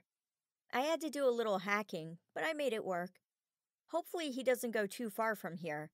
It'd be harder to track him that way. We don't really need to track audio, so going with the GPS works better for this. We can locate where he is at all times. Can you show us how it works? Jared asked. Adam shrugged. Sure, but we need someone to try it on. We all looked at each other. I'll be the guinea pig. I need to take off for my game anyway, Jared said. He walked over to the patches and found one that would match his jacket. Adam placed it carefully on Jared's sleeve, watched it disappear, and then turned to his computer. A little red light appeared on the screen. I'll watch from here and make sure there are no glitches. Megan, remember not to say anything to Mom about this, or I could be grounded for life. Oh, don't worry. I learned my lesson last night. This stays between the four of us, I said. I needed to have this chance to get Louie, and if Mom took away all of his bugs, that chance would be ruined. Jared, Beth, and I waved goodbye to Adam and made sure the door was shut behind us. Adam's music went on a few seconds later. Jared turned to us. Want to ride to the game with me? He had asked us both, but was looking straight at me. I melted. Beth looked at me and then at Jared. No. I think I'll go home and study. We have that killer test tomorrow. I jerked back to reality. Wait, what killer test? What did I miss? I asked in a panic. How could I miss the day before a test? I'll, call you about it tonight, Beth stammered. She picked up her coat and purse from the couch and left with a wink and a smile. Sometimes she failed at subtlety, but at least I'd have Jared to myself, along with the entire crowd at the basketball game. I think my parents are going to the game. Let me get ready to go and I'll see you there, all right? Not sure I really want to cheer in my pajamas, I said, blushing. I hated to turn down his invitation, but I had just gotten up from a nap. Sounds good. Maybe we can get some ice cream after. You know, we want to make sure the bug has plenty of activity tonight, he grinned, making my heart flutter. That works for me. See you there. I acted cool so he wouldn't know I was bursting with excitement. I hurried to Adam's room and knocked on the door, then opened it. How is it working? Adam jumped in surprise. Don't do that. Well, I tried to knock, but your music was way too loud. I turned down the volume to a stereo before making my way through the mess to the computer. You know, you really should clean this place up if you're going to allow company in here. You might turn the girls away, I teased. Hey, I have to keep up my slacker appearance. Besides, no girl is coming in here anyway. He turned back to his computer. I don't know. Beth seemed to have a hard time keeping her eyes off you, I said nonchalantly. She told me a few times how cute he was, but I'd ignored her. After all, he's my brother. Ew! He stared at me for a couple of seconds before turning back to the computer. I smiled when I noticed his ears turning red. I watched the computer screen, mesmerized by the beeping light. The map was pretty detailed, with roads and buildings. It looked as though Jared had just arrived at the school, which reminded me that I needed to get going if I was going to make it to the game. I was already in trouble for the mishaps during practice. Thanks for helping with this. I really appreciate it. The little blinking light filled me with hope that we'd be able to catch Louie and end this. Hey, this is helping me too. I want to get rid of this jerk as much as you do. It was bad enough when it was just me. Now he has more of my family involved. This means war. I smiled and slugged him in the shoulder as I left the room. I rushed up the stairs and hopped in the shower. The water flashed from hot to cold, which was worse than when it stayed cold. I dried off, pulled my hair up into a ponytail, and piled on the makeup. That way, if I tripped and fell, at least I would look good. I heard the garage open and the thundering of footsteps through the house. Mom and the twins must have finally returned home. I hurried down the stairs to make sure she remembered the basketball game. Ready, Mom? The game starts in an hour. I could drive, but I thought I'd go with you guys and then maybe ride home with Jared afterwards. Mom looked tired. The twins could do that to anyone. Oh, I don't know, honey. I may just stay home tonight. Dad should be back soon. Maybe he can take you. Just then, the garage door opened again. Dad walked in and waved as he went straight to his office. It must have been a long day for him as well. It looked like I'd be driving myself tonight. Could you help with the garlic bread and set the table? I just need to warm up the lasagna and dinner will be ready. Mom slid the pan into the oven. Sure, I'll just get paper plates so I don't break anything. Once the bread was toasted, with only a couple of burnt pieces, I set the table. After dinner was done, I threw away my dishes and grabbed my bag. Bye, I'll see you guys after the game. See ya. Cheer hard. Thanks, Mom. It took a couple of minutes to find my keys, and then I ran out of the house to my car. If Jared wanted to take me for ice cream, we'd have to drop off my car first. But it was a small price to pay to go out with him. Halfway to the school, the engine sputtered and died. Oh, great. I guessed by the smoke pouring from under the hood that the car was in need of help. This wasn't the same as what had happened to the van the night before. I put it in neutral to push it to the curb. I grabbed my bag and jogged to the game. One good thing about this bad luck, I would be in great shape for track. Chapter 8. The gym was loud with the sounds of basketball when I opened the door and hurried over to the bleachers to start stretching. Mrs. Smith glared at me and walked over. She was not happy with late cheerleaders. Sometimes I think she takes her job a little too seriously. Megan, we need to talk. She gestured over to the door. I sighed and followed her. This wasn't going to be good. We left the noise of the gym and walked outside. Megan, I don't know what's gotten into you lately, but I'm a little worried about your position on the squad. Your mind hasn't been into what you're doing, and it's hurting the rest of the cheerleaders. I'm sorry, Mrs. Smith, but she held up her hand. I don't want any excuses. If it were just tonight, that would be one thing. I hear your grades are sliding and that you've been late to school as well. This is unacceptable. But tonight is your last chance. If you can't concentrate and keep up with everyone else, I'll have to suspend you from the team. I want this to work, Megan. She smiled and returned to the gym. I stood outside trying to keep it together. I had to cheer perfectly, and I needed to be in control to do it. Louis wasn't going to take this from me. People started flowing into the game, and I met Dad at the door. Hi, honey. What are you doing out here? Shouldn't you be warming up already? He put his hand on my shoulder as we walked in. Yeah, Mrs. Smith needed to talk to me. She told me if things don't shape up, I'll be suspended from cheerleading. My voice cracked. He hugged me. You can do it. I have faith in you. Thanks, Dad. It was good to have him there. I walked over to the rest of the squad, pretending nothing had happened. The other girls gave me curious looks and went back to the bleachers to grab their pom-poms. I took a deep breath, passed a smile on my face, and lined up to start cheering. Dad was right. I could do this, with or without luck. I knew the moves and had worked hard on getting everything right. I closed my eyes and soaked in the energy from the environment, trying to get in the right mindset. I loved basketball.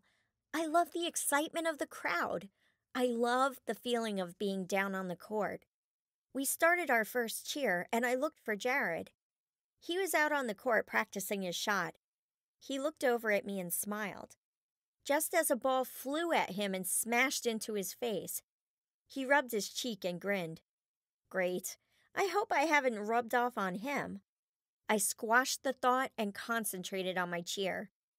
The basketball game was intense. Miniko was our biggest rival, so we always pulled out all the stops because this was the last game before tournament, the final chance to show our stuff. As we cheered, I concentrated on every move I made and kept the beat in my head so I wouldn't mess this up. Both teams were on fire. Shots were going in, even when they looked impossible. Fouls were abundant, but well hidden, so few were called. Jared was right where he needed to be to shoot, or get the ball to those who were open. With just 30 seconds left, the game was tied, and we had one chance for a last shot. Jared dribbled down the court, concentration written all over his face. He got to the three-point line and looked for someone to pass to. His three-point shot wasn't as strong as others on the team, so he didn't like taking them. No one else was open, and I could see him breathe in deeply. The ball soared through the air and hit the loop as the buzzer rang. The crowd held its collective breath as the ball went around and around the hoop, then finally sank in. The noise was deafening. We raced out to the court to cheer with the basketball team. My throat was dry from screaming, and my hands were sore from clenching them. The sign of an intense game. I searched out Jared and found him. Our eyes met over the crowd, and he made his way to me. He grabbed me in a hug and spun me around. I probably would have gotten my first kiss, if not for Dad. I didn't know he was standing there until he cleared his throat. Jared and I backed away quickly, both of our faces flaming red. Hi, Mr. Crenshaw. How are you?" Jared said, trying to be casual. He held out his hand. "I'm doing great. Good game out there tonight. Way to sink that shot." He and Jared were soon deep in basketball stats, so I wandered off to gather my stuff, with a promise I'd meet up with Jared afterwards. Mrs. Smith stood by the bleachers, smiling. "Well done tonight, Megan. I'm glad to see you work so hard. I really didn't want to drop you from the squad. Keep it up." She patted my shoulder and walked away. I let out the breath I'd been holding and cheered to myself. "Take that, leprechaun." I looked around the gym for Jared, who was nowhere to be found, and my dad was now busy talking sports with the coach. I just smiled and shook my head, walking over to him. It was no wonder I loved sports so much. Dad hated to miss any game at the high school. Mom liked to come as well, but the twins kept her so busy, it was hard for her to get away. My basketball season had ended the week before, so she had a break from sports until track started up for me, and baseball started for Adam. "Hey, Dad, great game, huh?" He stopped talking for a second and looked over, surprised to see that I was standing there. "Oh, hey, honey." He put his arm around my shoulder. "Are you taking off with Jared?" He asked if it was okay. "He did?" "Great, I'll go with him." "Thanks, Dad." He turned back to the coach.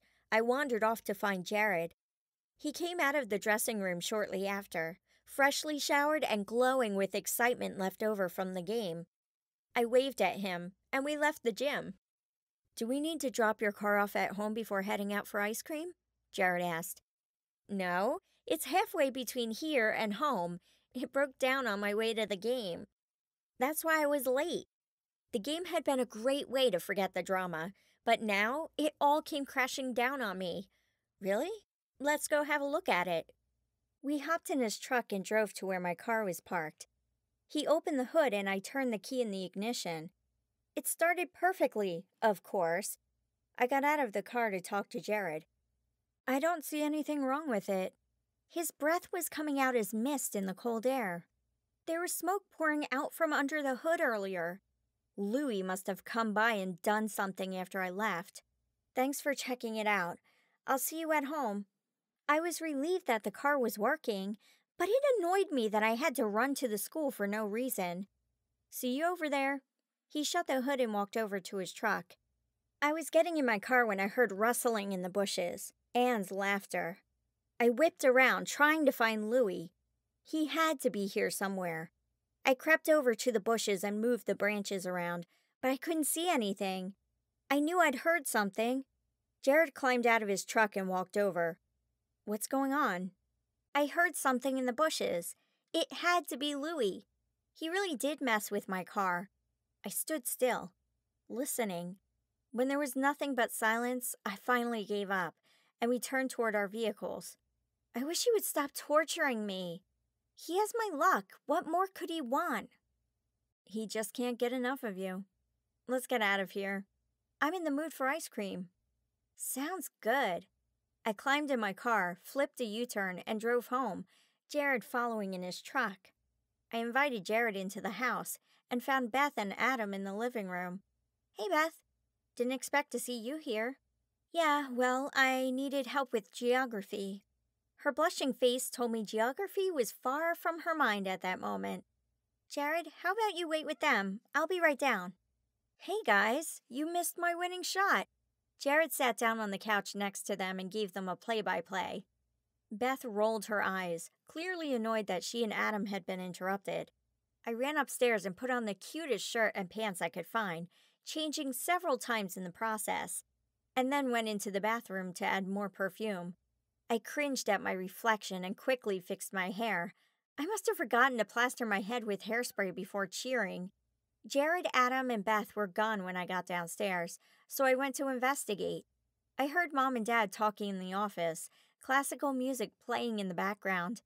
I peeked my head in to say hi and let them know where I'd be. I knocked on the door to Adam's room and then opened it slowly. The three of them were huddled around the computer, so I shut the door and walked over to them, setting my hand on Jared's arm. He jerked in surprise.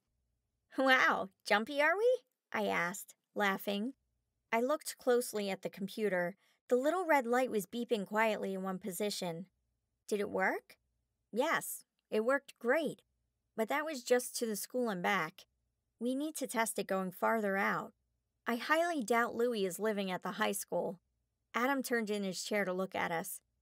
"True. So how do we test that?" I asked.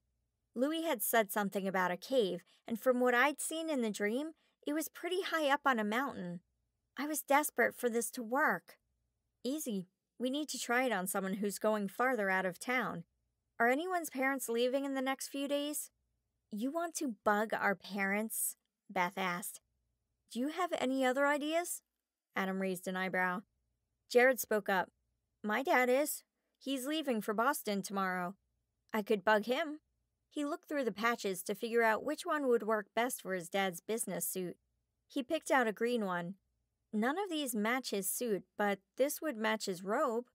Adam made sure the bug was active and then handed it to Jared. "Be careful with that. We're going to need it for Louis after you test it." Jared slipped it into his pocket.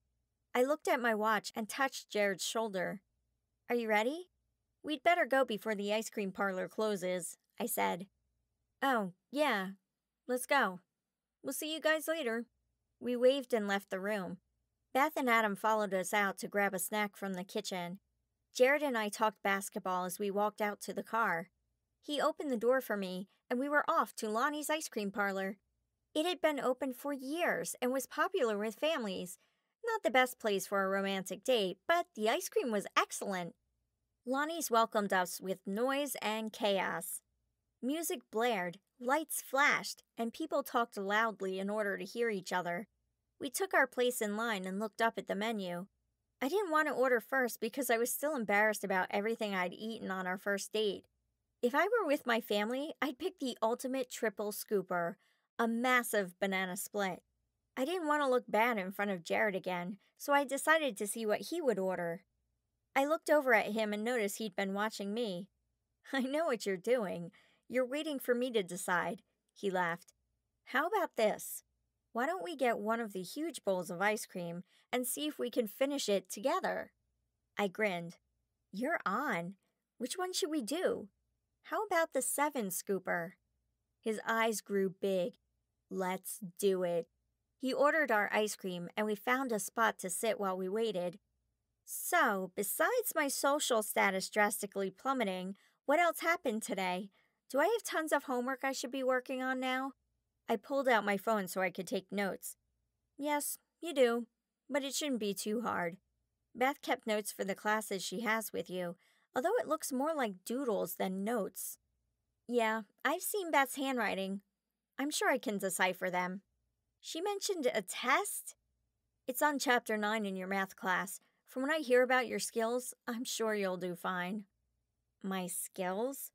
We've never had a class together. I was flattered he'd even paid attention.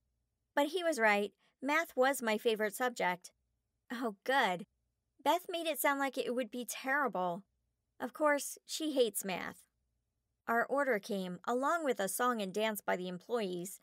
Jared's face was red, and I could tell I was blushing as well. The bowl was huge, and the scoops of ice cream were about the size of baseballs. We'd chosen chocolate, cookie dough, Rocky Road, bubblegum, licorice, orange sherbet, and strawberry cheesecake. On top of the ice cream, we had strawberry, caramel, and hot fudge toppings.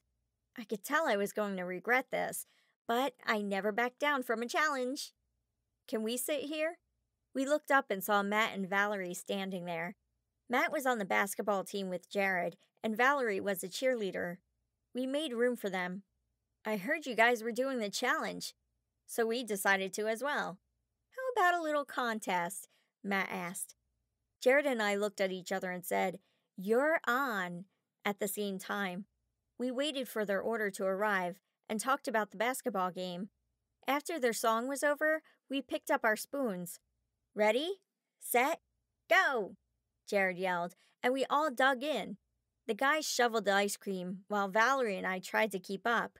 We were tied through the first few scoops before Valerie had to put her spoon down. I was slowly getting to the point where I couldn't take another bite, but when I saw that we were almost done and could possibly beat Matt, I kept going. Jared finished the last bite, and we slumped into our seats. I knew I wouldn't be wanting ice cream for a very long time. Valerie looked sick, but Jared and Matt looked like they could go for another round. We groaned as we got out of our seats to pay for the ice cream. Jared reached for my hand again, and time seemed to slow. In fact, it didn't just slow down. It had stopped. I heard an evil laugh and looked around. Louie was there, rubbing his hands together. "Ah, so I see the lady has herself a man. I may just have to stop that as well," he said with an evil glint in his eye. "No, you stay away from Jared and stay away from my family. You're ruining everything I've ever worked for. I haven't forgotten that you cost me the internship." I tried to hold back tears of rage and frustration. This only seemed to delight him more. "So, you're growing tired. Are you ready for my services? I could give you back all your luck, and more. I even have a little of Adam's left over that I could share with you. Not that he knows that, but we don't have to tell." He stepped forward eagerly. "You little creep." I thought of the patch in Jared's pocket that he'd taken for his dad's business trip. I knew Adam wanted a few more tests, but I couldn't pass this up. This was the one he'd planned to use for Louie, and now was the perfect opportunity. I looked around for inspiration. I spotted money on the table behind Louie and remembered that leprechauns love gold. "Hey, Louie, isn't that your pot of gold over there in the corner? I thought you were supposed to keep that safe." Louie grew in size and whipped around. Ha! I couldn't believe he'd fallen for it. I reached into Jared's pocket and grabbed the patch, slapping it on Louie's shoulder before I lost my opportunity. He tensed and turned around. "What did you just do?" he said in a low, eerie voice. "Nothing. I just saw something on your back and tried to wipe it off," I said weakly. "You never touch a leprechaun." He snapped his fingers before doing his normal finger wiggling. Through the green and gold smoke, I detected a mixture of fear and anger in his eyes as he disappeared. Odd. I suddenly felt dizzy and sank down in the nearest chair. After resting for a minute, my mind cleared, and I suddenly wasn't sitting anymore. Weird. I shook my head and saw myself sitting at the table. I looked down at my hands. They weren't my hands. They were big and manly, and I was wearing Jared's jacket and clothing. What had just happened? Chapter 9. I grabbed a napkin holder and looked at my reflection. I was Jared, which meant time suddenly started up again, and I looked over at my body. I watched as I lifted my head and looked around, confused. I crouched down and whispered to Megan to act natural, then helped her up and held her hand as we walked out the door. I admired Jared. I had to assume that's who it had to be, if I was him, for smiling and pretending like everything was fine. Jared/me waited until both doors were closed before screaming about what had just happened. And coming from a guy who was suddenly a girl, it was hilarious. I put my hand on Megan's shoulder. I know. Louis did this. For some reason, he was upset that I touched his shoulder and apparently decided to retaliate. I clenched my fist and pounded the dash. Jared stared at me for a second. Wow, I look funny when I'm mad, Jared giggled. That would take some getting used to. Wait, what was I saying? I didn't want to get used to it. I wanted my body back. I don't shriek like that, so don't do it again, please, I groaned. What are we going to do now? We can't go to school like this. I stared at my hands and couldn't believe what had just happened. I was a guy. How was I supposed to even act like a guy? Horror filled me at the thought of going about my day, let alone trying to use the bathroom. I shivered. School? I'm more worried about going home. I can't be a girl. What would my friends say? He covered his face with his hands and groaned. At least Jared knew my family. I knew nothing about his. I laid my head on the steering wheel. Jared, I'm so sorry about this. I could wring that leprechaun's neck right now. It's bad enough that he's messing with me. Now he's dragging you into this? What do we do? My eyes filled with tears. He reached over and put his hand on my shoulder. First of all, stop crying. Guys don't cry. Second of all, we'll get him. You have that patch in my jacket pocket, right? No, I don't. While time was stopped, he threatened to go after you. I distracted him and pulled the patch out of your pocket. It was strange because when I slapped it on his back, he turned around looking scared. I'm not sure why. Hopefully Adam gets some good news from this. I want to be in my own body again. Man, I'm so glad you put that on him. At least now we're tracking him.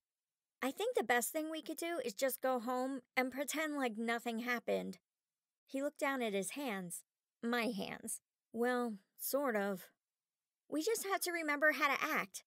Be me, okay? I said. That was, of course, easier said than done. I started the truck and pulled out of the parking lot. Sure. And remember to act macho. I need to see you flex to make sure you do it right. He folded his arms and pretended to study me. Oh, brother, you just want to see how strong you are. I turned and headed down my street. Yeah, so? When I wouldn't do it, he huffed and stared out the window. Man, I wasn't that touchy, usually. After a few minutes of silence, I pulled into my driveway. We wished each other luck, and he got out of the car, attempting to walk like a girl.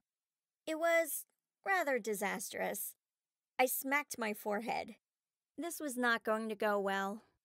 I started to pull out of the driveway before realizing I had no idea where he lived. I pulled out my phone and called Jared to get his address, and then drove home. I pulled up to his house, having no clue where I was supposed to park. The curb worked for tonight. Hopefully, we could switch back tomorrow. Tonight would be preferable, and then I wouldn't have to worry about it. I took a deep breath and got out of the truck, hoping everyone was sleeping. I walked in and looked around, not knowing where anything was. The house had a nice, cluttered, lived-in feel. I loved it instantly. The layout was somewhat similar to mine, so I kind of knew where bedrooms were. It was just a matter of picking the right one. I walked down the hallway by the kitchen, hoping Jared's room was in the same place as Adam's. No such luck. Unless Jared liked pink walls with flowers and dolls, it had to be Abby's room. Hey, honey. Home from your date? How was it? Jared's mom was standing right behind me.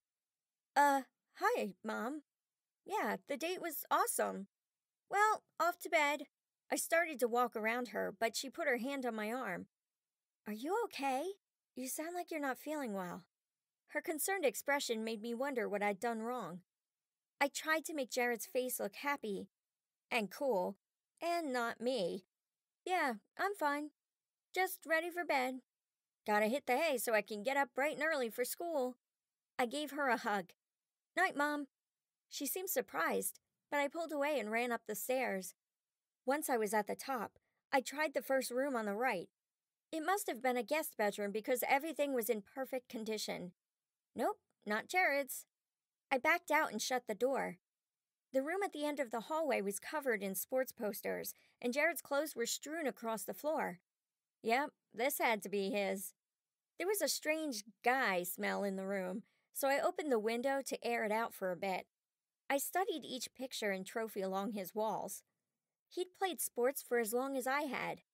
He also had several awards for good grades. No wonder I liked him so much. We had a lot in common. I sighed and collapsed on the unmade bed. I didn't want to search for his pajamas or touch his toothbrush, so I curled up, ready for sleep. He could deal with the cavities later. Chapter 10. The next morning, I woke up and looked around, trying to get my bearings. Where was I? I stretched and hit the wall. Ouch! Suddenly, everything from the night before came back to me. I jumped up and looked in the mirror. Yup, still Jared. And he was still good-looking. Or I was, or something. This was too confusing.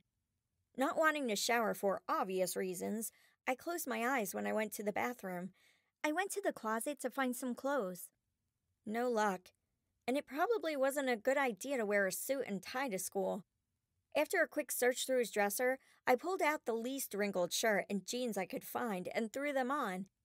I sniffed my shirt and shrugged, figuring I smelled fine. I was a guy after all. Jared's bag was sitting in the corner, so I picked it up and left the room, hoping he'd done his homework before he'd gone to my house the day before. I hoped he'd done my homework last night, since I never got a chance. Out in the hallway, I caught a smell of pancakes and eggs. Now this was something I could enjoy. My mom never had time to make anything in the morning. I clomped down the stairs and into the kitchen. Jared's mom looked at me in surprise. I thought you'd left already. Are you sure you're okay? She felt my forehead. Of course, Mom. The game just wore me out. I'm good. I took a plate of pancakes and sat down to enjoy them. Abby was in her high chair throwing food everywhere. I shoveled my food in my mouth. Man, guys can eat a lot. And started cleaning up Abby's mess. What are you doing? You need to get to school. Jared's mom stood right behind me, looking confused. Right. School. Just thought I'd help. Bye, Mom. See you after practice. I might hang out with, Megan for a bit, though. Wow, it sounded strange to say my own name in that context. Bye. Just make sure you get your homework done. You have scholarship paperwork that needs to be filled out, too. Sounds good. I hugged his mom again and ran out the door. I needed to get this worked out before I really messed things up. It was late enough that I didn't have time to pick up Jared from my house. I hoped things were going better for him. Once at school, I took a deep breath and gave myself a pep talk before opening the door. Beth and Adam were talking by the drinking fountain, so I headed for them. But I was grabbed by the basketball team. I had never been more scared in my life. Normally, I could be myself and talk about anything with everyone's eyes on me, but trying to be a guy in the same situation? Not good. Hey, guys. I smiled and readjusted the backpack on my shoulder. Nice game last night, dude. Where'd you go afterward? Michael asked. I vaguely knew him. I took Megan out for ice cream. I just wanted out of this. Beth and Adam were watching, and I needed to get over there. Evan snorted. Why are you hanging out with her? Didn't she smash food all over you the other day? Yeah, but she's hot. Brilliant. Did I really just say that about myself? True. Not sure she's worth it, though. I bristled. What do you mean? I clenched my fist, telling myself not to punch the guy. Jared didn't need detention on top of everything else. I mean, she's a walking disaster. Did you see her this morning? Oh, no. I just got here. Why? The team started laughing. This wasn't good. Well, I gotta get to class. See you guys later. See you, bro. Watch out for flying trays, David called out. I sighed as I escaped over to Beth and Adam, ignoring the taunting behind me. I was ruining Jared's reputation just by being his friend. Adam grabbed me by the elbow and pulled me around the corner. Took you long enough. What did you do, sleep in? Beth nudged him out of the way. Lay off her. She turned to me. I see you survived. And you look normal. What do you mean by normal? I looked around trying to find myself. What had Jared put on that morning? Let's just say Jared doesn't know how to dress like a girl, Adam said. I groaned. Where is he right now? He didn't get into my lipstick, did he? Before they could answer, I heard the laughter. I looked over and covered my eyes. There stood, well, me, dressed in an old t-shirt I'd never wear to school and pants with holes in the knees. Those weren't even mine. Adam must have let Jared borrow some clothes. My hair was up in a ponytail, and he used what looked like every bobby pin in the house to keep it up. I whipped around to Beth. You have got to do something with him, please? Beth wiped her eyes after laughing so hard and walked over to Jared. She ushered him into the bathroom, making sure it was empty before she let him in. I glared at Adam. This isn't funny. We need to get this fixed. Adam held up his hands. Sorry, I don't know what we could do until we find a way to catch Louie. Ugh, I know. I'm just so sick of this. Have you seen anything on your tracker thing yet? I was able to slap the patch on him last night. Adam's eyebrows shot up in surprise. You did? Man, with the comedy of Jared coming home and pretending to be you, I'd forgotten to look at the computer. Oh my gosh. I grabbed Adam by the shoulders. What did he do? I had forgotten I was Jared at the moment. People walked past, looking at me strangely. I cleared my throat and let go of Adam. Sorry. Adam rubbed his shoulder. Watch it. You have stronger hands now, he whispered.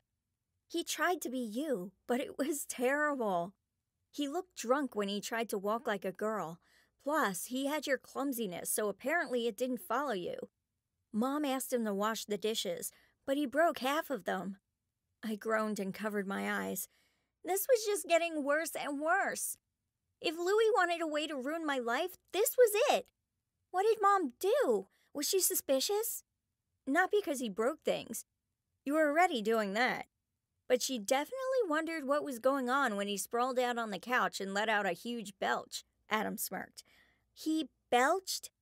Oh, man, I bet Mom about died with that one. Not that we were the picture of manners. Adam and I had belching contests every once in a while, but it was usually when Mom and Dad were gone. Adam laughed. Yeah, she was pretty horrified. Anyway, after she gave up on having him do the dishes, she sent him to your room. I assume he just went to bed. That's probably a good thing. Was this morning any better? Where are Beth and Jared? They'd been in the bathroom for a long time. Heck no, he was expecting pancakes, which you know Mom never makes. He pouted when he found out he'd have to make himself toast and juice. It's a good thing Mom left right after that. I tried to help with the hair, but you saw that disaster. He insisted on borrowing clothes from me because he didn't want to try to figure out your clothes. He also didn't want to shower or brush your teeth because he thought it was too weird.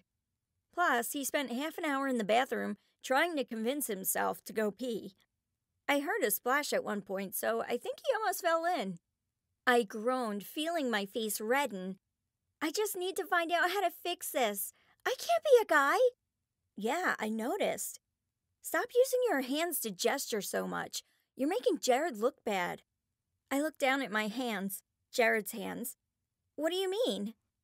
Look, just watch other guys and do what they do. We're not that complicated. Easy for you to say, I mumbled. Just then, Jared and Beth left the bathroom. She'd done a great job. Jared's shirt had been swapped with one Beth must have had in her bag, along with some tights and my gym shorts. The ponytail had been pulled out and brushed, although it looked crunchy from whatever Jared and Adam had put in it. I caught Megan studying me. I knew I only had a few minutes before the bell rang, but we had to talk. Hey, Megan, can I walk you to class? Sure. Why don't you carry my books? Jared hefted his bag into my arms.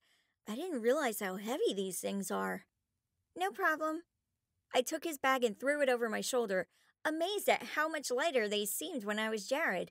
That was one thing I could live with. We waved to Beth and Adam. As soon as we walked out the door, I hugged Megan, but let go quickly. That was just too weird. Jared must have felt the same way because he took a step back. Who taught you how to pick out your clothes? I'd never wear that, I said. You don't even dress like that normally. Of course, what I put on Jared wasn't a whole lot better. Yeah, well, I kept my eyes closed while I changed. So I just had to guess when I grabbed things.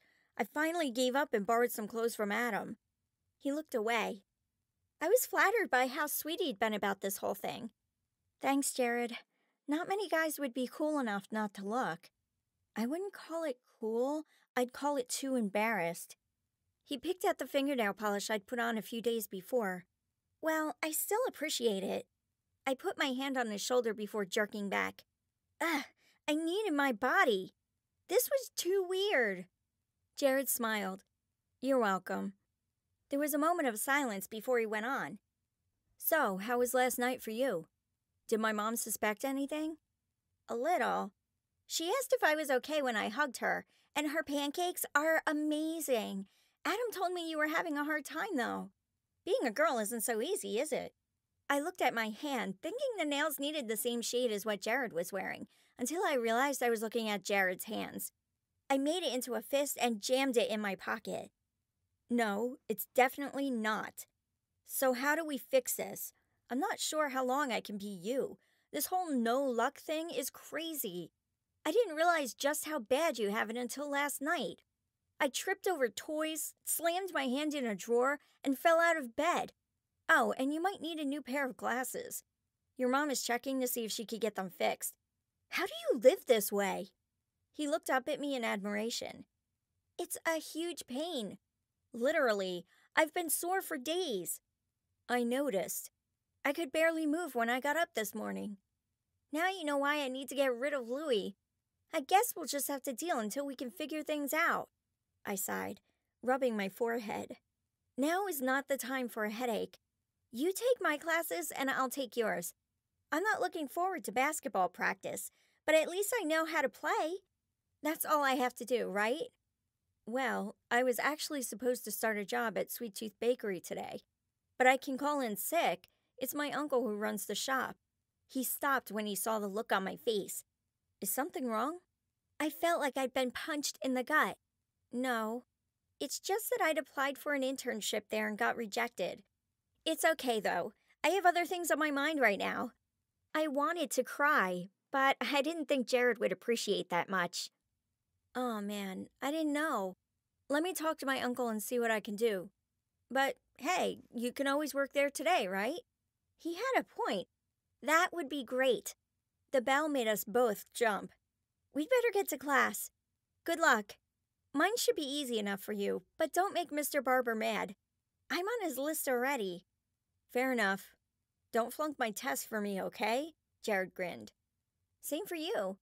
I could totally do this, right? I may not have my luck. I didn't even have my body. But I did well in school. This would be a piece of cake. Or so I hoped. We walked into the school and separated for class. I looked behind me as Jared tripped over a backpack. Poor guy. It did feel good to be away from the bad luck for a moment, even if I was male. Jared had an accounting class first, which I was excited about. I loved math, but I also hoped I'd have a chance to do some research on leprechaun curses, because we'd be working on computers. In between pretending I knew what I was doing with accounting, I managed to find a site that talked a little about leprechauns. It said something about burying a potato to break a curse, but it didn't go into much detail. I squealed in excitement before I realized it was very unmanly, so I cleared my throat instead. I switched back over to accounting, hoping I'd done at least some of the assignment correctly. Calculus was next. I searched through the backpack for Jared's homework and pulled it out. Everyone else was handing their papers forward, so I did the same. A few of the basketball players were quickly finishing their last few problems in the back of the classroom and looked over at me, apparently hoping for help. I just shrugged and opened my book. Mr. Helms cleared his throat, and the last few papers were turned in. After the final paper was in, he gave each of us a test. I knew I was prepared for my math test, but this wasn't even close. There wasn't much I could do about it, so I took a deep breath and I did the best I could with the information I had.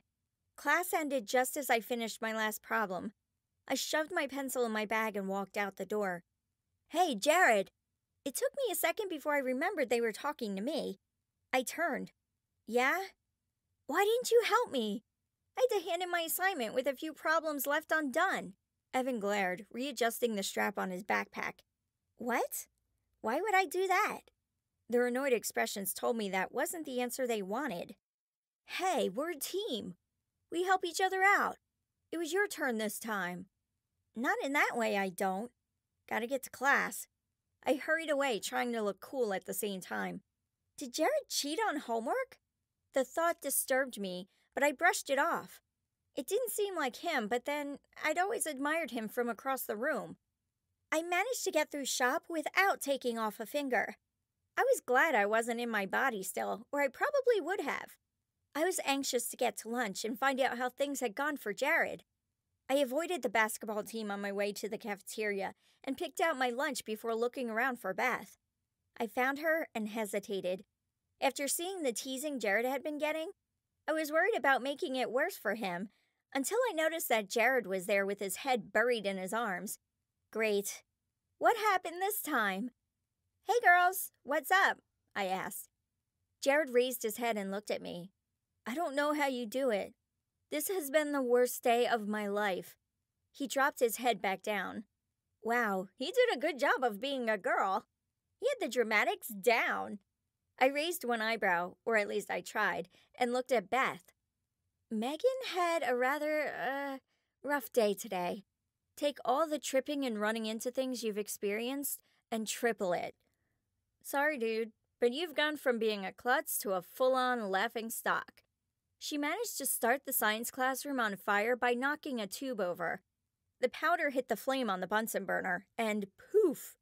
Beth's mouth twitched as she pointed at Jared's hair. My hair. I paled. I set my lunch down and ran my fingers through the singed pieces. I'd have to cut off a few of the inches I've been growing out for years. Oh man, my hair! Jared burst into tears. I'm sorry, it's not my fault. I didn't say it was. I know exactly who to blame. I patted Jared's shoulder, figuring that's what a guy would do. Calm down. I don't need people seeing me cry in public, I whispered. I'm trying. It's these stupid girl hormones. You may be used to them, but I'm not, he snapped. Aren't they a joy? I sighed. Well, the good news is I think I found a way to break this curse, but it requires a potato, moonlight, and a chant I don't know. I trailed off. Okay, so what we really need is someone who knows leprechaun lore. Oh, that's all? Where do we find someone like that? Beth asked. I don't know. I'll have to look around. I stopped when I noticed that Jared had dug into his food in a rather unladylike fashion. I leaned forward. Megan? Slow down. He glanced at me, mouth stuffed with food, and smiled. It oozed out of his mouth, making me squeal with embarrassment. That stopped him quickly. Don't do that, he whispered, horrified. Guys don't squeal. Yes, but they do this. I took a drink of milk and belched as loud as I could, which, I admit, was pretty awesome because, like I said, I'd had plenty of practice. Add that to the volume a guy could get, and it was just plain awesome. I grinned mischievously. Jared started picking his nose, my nose. I did the same thing. I glanced around and noticed the cafeteria had gone very quiet. So much for keeping Jared from being laughed at by his friends. Jared grinned, stood up on the bench, and started singing at the top of his lungs.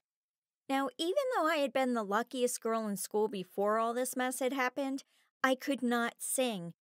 I tried, but it was a hopeless cause, and it was even worse when Jared tried to use my voice. I stood and walked around the table, picked him up around the waist, threw him over my shoulder, and left the cafeteria. The laughter was deafening. This was something that would be very hard to live down, but I couldn't let him keep singing. I kept walking until we were outside. When I put him down, we glared at each other for a moment. "What was that all about?" I demanded. "Oh, what about? You started it," Jared pouted. "What? How did I start it? I was telling you some good news and you embarrassed me by shoveling food in your face." I clenched my fists.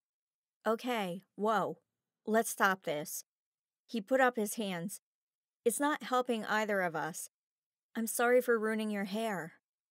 "I'm sorry for squealing." I hadn't realized how often I squealed until I was a guy. Jared started laughing. Great belch, by the way. I must say, it was pretty amazing. I grinned. "Thanks.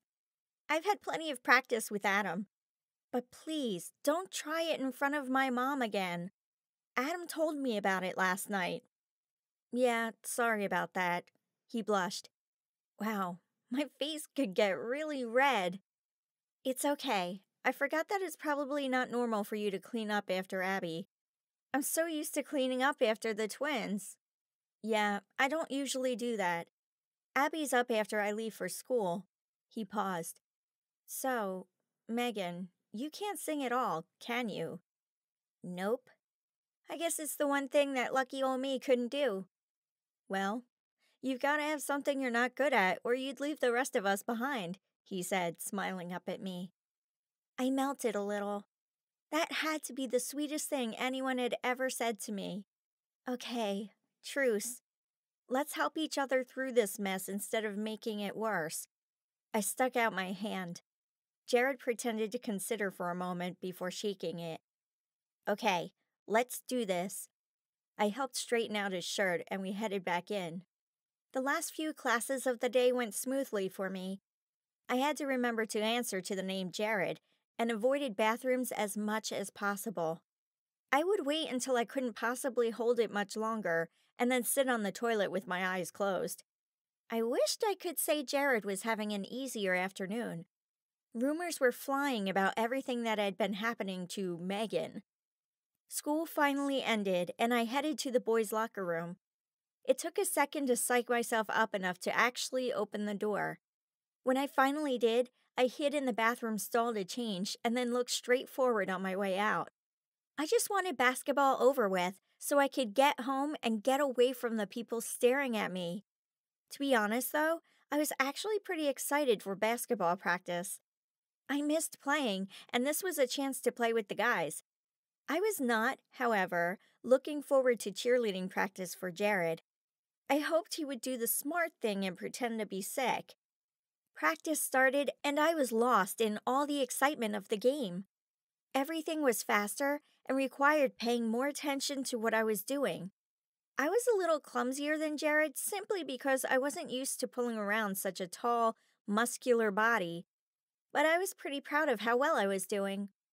That all ended when I noticed that the other guys had stopped playing and were staring at the cheerleaders. I turned to see myself attempting to cheer. I may have been used to playing basketball, but Jared was definitely not used to cheering. I felt sorry for everyone around him as he kicked and moved awkwardly. This was bad. There had to be a way to get him to stop. I stole the ball and went in for a shot, but it didn't draw their attention from Jared. I thought of the ball in my hand and cringed. There was only one way to stop him, and it wasn't going to be pretty. Making sure no one was watching, I lobbed it as hard as I could and spun around, bracing myself. There was a split second before I heard a thud as it made impact.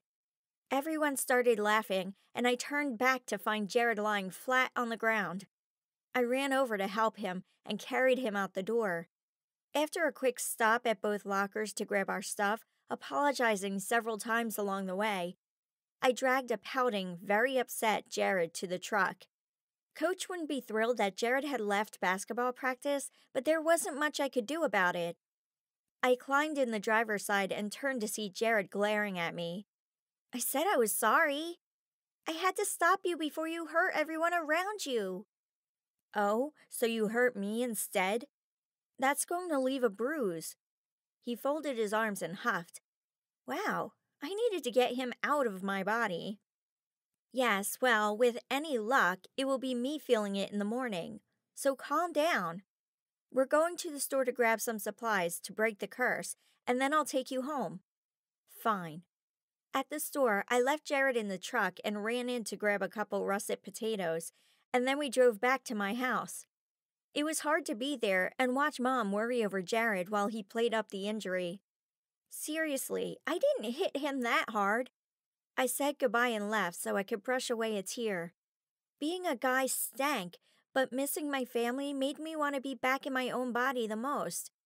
Instead of heading back to Jared's house, I decided to run to the library to see if I could find anything more about leprechauns. I pulled into the parking lot and took a deep breath. I wasn't sure if Jared was a library regular, but I was about to find out. I pulled his wallet out of my jacket and went through it. Besides a few dollar bills, I found a library card. He was cute and a reader. Even better. I walked over to the fantasy section and started looking through the rows of books, but couldn't find anything promising. It was all fairy tale retellings, and the leprechauns I found in the stories were nothing like Louis. Once I'd searched through all the fairy tales books, I gave up and went to ask the librarian. She was an older woman I'd seen several times at the library, but I'd never spoken to her. Excuse me, I'm looking for a book about leprechauns. What they like, don't like, how to break curses. I trailed off, hoping I didn't sound crazy. She smiled. Oh, hello, Jared. Curses, you say? Why would you want to learn about that? Oh, I'm just doing a paper for English. It had worked on Mr. Barber. I hoped it would work on this lady, too.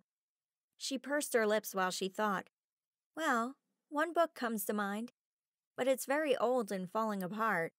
I can let you look at it in the back room, but I can't let you take it out of the library. Yes, thank you so much, I gushed. A little too much for being a guy. I cleared my throat and smiled. She looked at me suspiciously and asked me to follow her. Sit here, I'll be back in a minute. I sat down and set my bag next to me on the floor, wondering what kind of book she'd be bringing.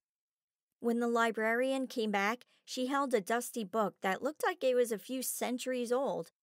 My fingers itched to touch it. Wear these gloves while you handle the book so you don't damage it. I'll be back in 15 minutes.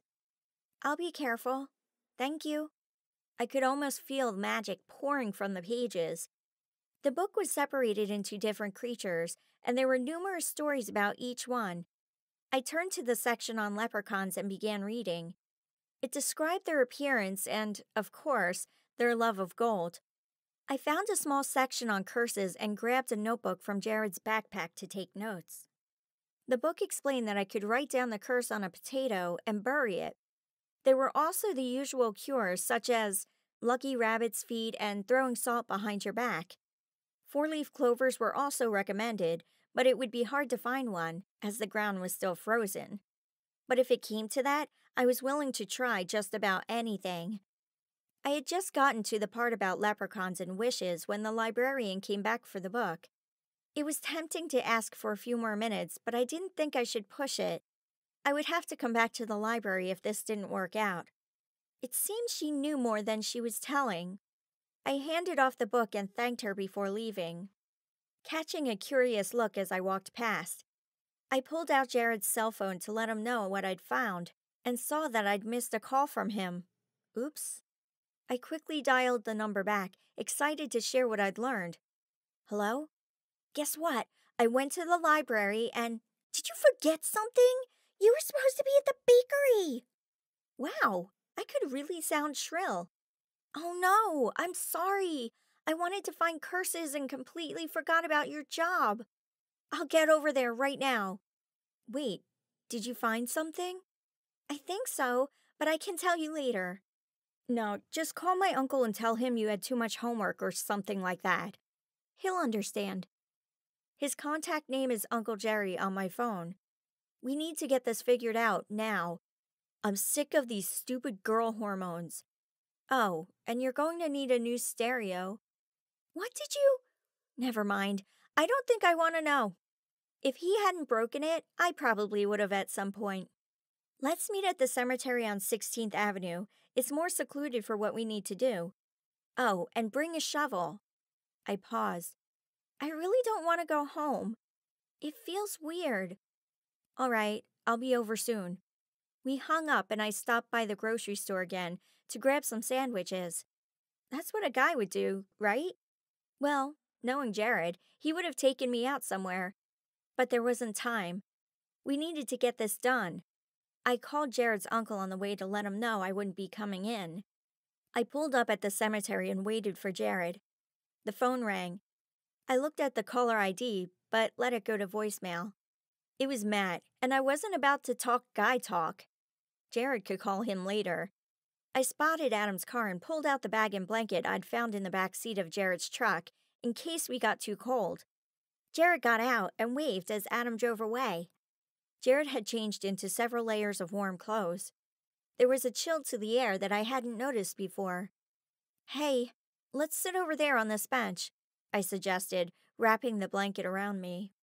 Sounds good. What did you find? Jared asked. He grabbed one side of the blanket and sat close to me so it covered both of us. I pulled out my notes. Some you've heard of. Lucky rabbit's feet, salt over your shoulder.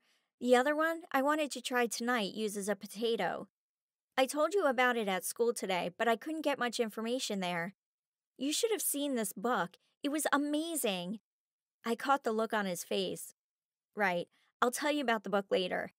Anyway, I figure we could try all of them just to cover our bases. Sounds good to me. Which one do you want to start with? I pulled out salt and threw it over my shoulder before handing it to Jared to copy me. Once that was done, I grabbed the potatoes and markers. Okay, here goes nothing, I said. We each drew our curse on the potato. His was a girl, mine was a boy. The ground was hard, so we weren't able to dig down very far, but it was all we could do. Well, it's done. Let's hope this works. I picked up the shovel and started back to the truck. Jared caught up and took me by the hand. Hey, we're going to get out of this, and I'm sorry for how crazy I've been acting. I laughed. Hey, I understand completely. By the way, has Louis shown up at all? Jared shook his head. Not at all. Maybe he figures he's cursed you enough that he'd leave you alone. Yeah, maybe. But I doubted it. I was sure he was still up to no good, but I had to admit, it was nice not having him around. I helped Jared up into the truck and climbed into the driver's side. We ate our sandwiches while we warmed up and then headed back to my house. I didn't want to go to his house again, but we didn't have a choice. I really hoped this was our last time. I dropped Jared off at my house and waved before leaving. He tripped on the step leading to the porch, but managed to make it inside. As soon as I got to Jared's, I went up to his room. He had a lot of homework I needed to get done, and we'd already eaten at the cemetery. There was a knock at the door just as I got started on his history assignment. Come in. I dreaded the conversation, but I couldn't exactly tell whoever it was to go away. Jared's mom opened the door and came in, holding a plate full of pizza and a glass of juice. Hey, Jared, how was your day? Great, Mom. I smiled up at her and went back to writing the paragraph I'd been working on. Your Uncle Jerry called. He said you missed work. That's not like you. She set the food down on the desk next to me. I know, Mom. I'm sorry. I had to do some research at the library and I got distracted. I'll make sure to work extra hours tomorrow. Although I hoped at that point it would be Jared. Okay, he gave you this opportunity. Please don't mess it up. I won't. Thanks for dinner. The smell of the pizza was making my mouth water. Good night. She kissed me on the forehead before leaving. Even though I'd just eaten, I was able to finish off every bite. With homework out of the way, I stood and stretched, ready for sleep. It had been a long day, and I was anxious to see if the cure would work. Chapter 11. The next morning, I slowly opened one eye and then the other and let out a whoop. It had worked! I was me again! I stretched my arms up above my head and gagged. Yep, time to hit the shower. In my own house. I jumped out of bed and immediately tripped on my shoe. My luck was definitely still gone. My muscles protested as I pulled myself up off the floor. Yesterday must have been tough for Jared. Topped off by having a basketball thrown at him? My room looked like it had been hit by a tornado. Jared had emptied out half my closet, and my dressers were half empty as well. But I was so happy to be in my own room again, I didn't mind cleaning it. Wait, my walls were a bright green. Jared must have painted last night. I could have sworn the employee from where I bought the paint. I knew there was something strange about him. He must have switched the paint from light blue to this green. I went to shower and noticed green paint on my legs and feet. As I was drying my hair, I found some uneven clumps in the back. Oh, right. I'd forgotten about the singed areas. And Jared must not have shown Mom, or she would have done something about it. I made a mental note to get it cut after school that day and pulled it up in a ponytail.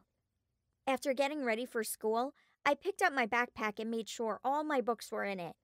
I went downstairs to get breakfast, but didn't notice the open cupboard in the kitchen and ran into it. I rubbed my forehead and shut the cupboard. The bad luck was worth it, though, because I was back in my own body, and the patch was on Louie. I almost felt giddy. I went out to get in my car and stopped abruptly when I didn't find it sitting in the driveway. Jared had come home from school with me yesterday after I'd thrown the ball at him. I sighed and called Jared to see if he'd left for school yet, since Beth would have already left for drama club. Jared answered on the first ring and was happy to come and pick me up. I walked back into the house and waited. As soon as I saw him pull in, I grabbed my bag and opened the door. Jared ran up the steps and gave me a huge hug. We're back! We undid the curse! Let's hope we can do the same for your luck. It felt good to be on this side of the hug again. I took comfort in his strong arms.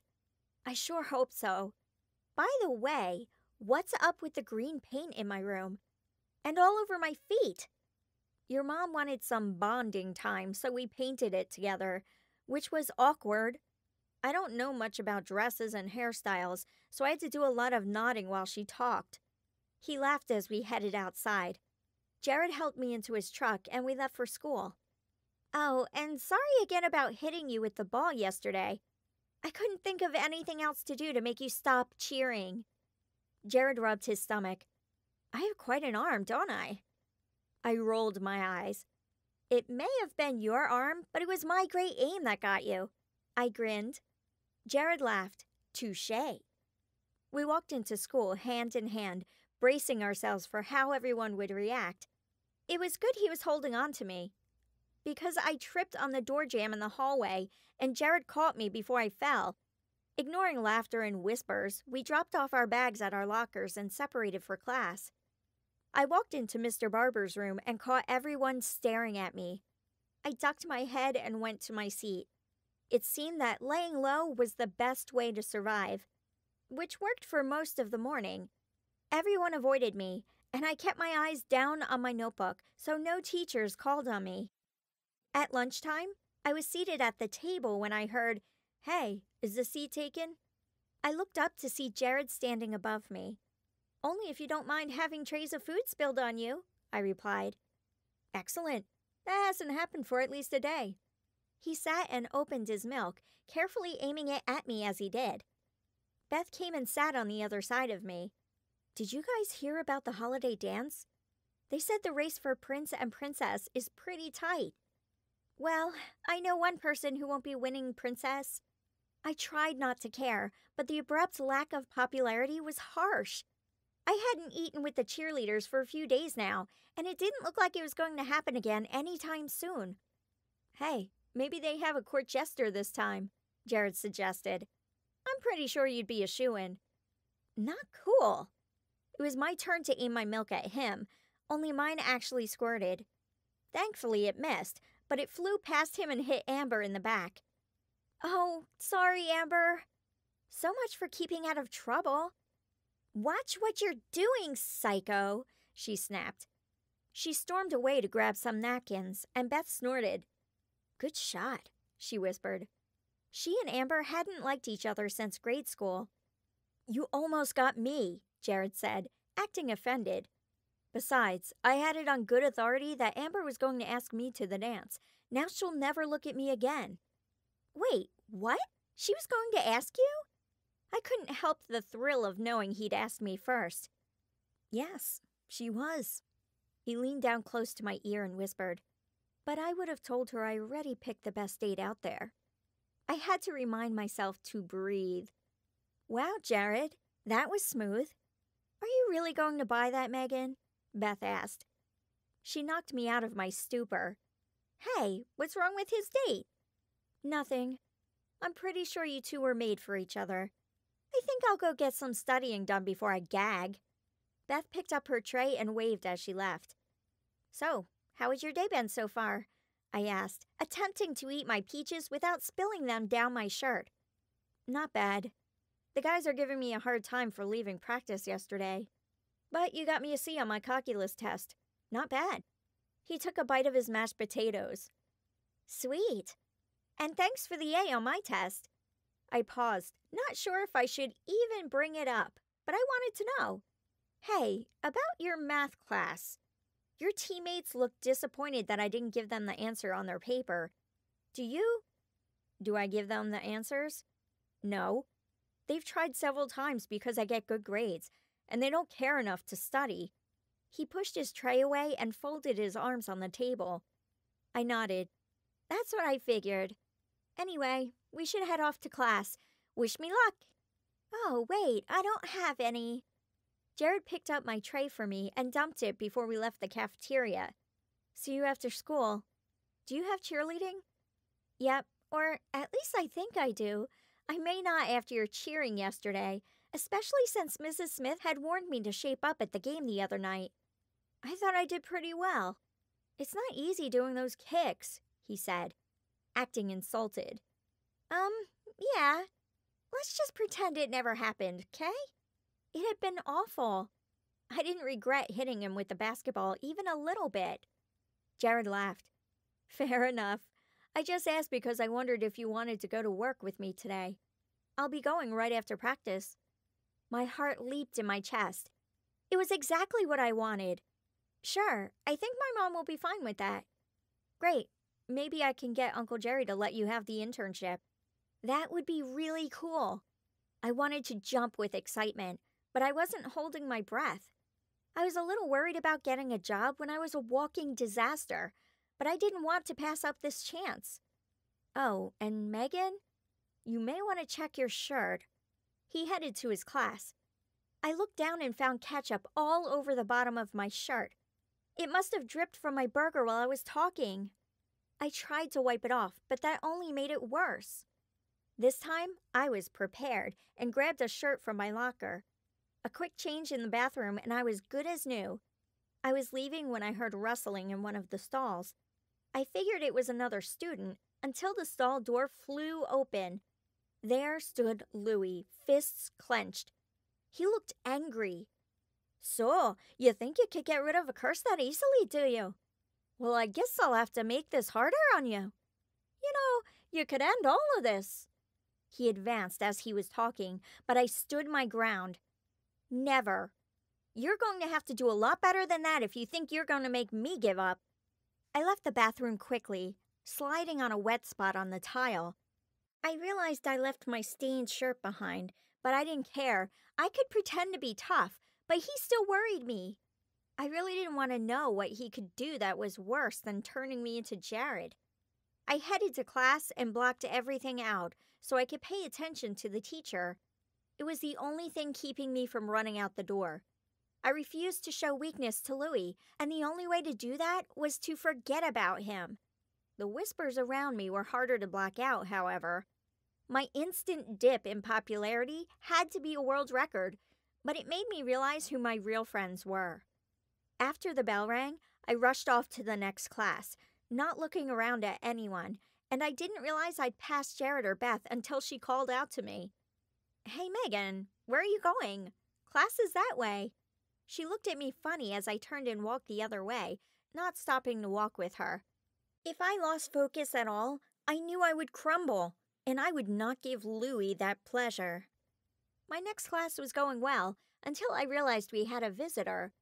I was the only one that could see him, but that made things worse. Louis sat in Mr. Toddy's chair and mocked him as he talked. I glared at him, clenched my jaw, and then pointedly ignored him. Louis soon got bored and started to booby-trap the room. He set tacks on the teacher's chair and erased what Mr. Toddy had just written on the board. The teacher stood back and stared at the board in confusion. I slumped into my seat, counting to 10, hoping I could keep my cool. That quickly dissipated when Louis used his magic to make the water pitcher disappear and reappear over Mr. Toddy's head. "No!" I yelled as I jumped out of my desk, hand out in an effort to try to stop the water from coming down. Louis winked and disappeared, causing the pitcher to fall. Mr. Toddy gasped as the water splashed down around him. The class sat in stunned silence, having no idea what had just happened. "Miss Crenshaw, what is the meaning of this?" Mr. Toddy was seething. "I don't know what happened. There was no way I could explain it. I was horrified and furious. "Office, Miss Crenshaw." He scribbled a note and handed it to me. I picked up my books and walked out of the classroom. Everyone was staring at me, but I didn't care. I was furious. That leprechaun was going to pay. I checked in at the office and waited for Mr. Jones to call me in. Amber smirked as she looked up from her book. No doubt this would spread like wildfire. "Megan, come on in," Mr. Jones said. I pulled myself up from the bench and followed him to his desk. This was twice in just a few days that I was sitting across from him. The other time, I hadn't been in trouble, but it still stung. The only time I'd ever gone to the office before was to sign up for scholarships or accept an award. "So, what are you here for, Megan?" I handed him the note and waited for him to read it. The baffled expression on his face was priceless. "I don't get it, Megan. What made you want to dump water on Mr. Toddy?" Mr. Jones asked. "It wasn't me. It was—" I stopped. I couldn't actually say leprechaun. He raised his eyebrows. "He said you yelled out just before it happened." "I know. I can't explain it without sounding crazy. Besides, how could I throw water from where I was? I knew it was a hopeless cause to argue, but I didn't want to get in trouble for something Louis had done." Mr. Jones studied me for a minute and sighed. "I don't know. I'm going to give you a warning this time.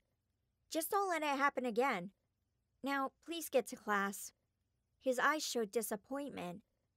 "Thanks, Mr. Jones." I stood up to leave, fuming.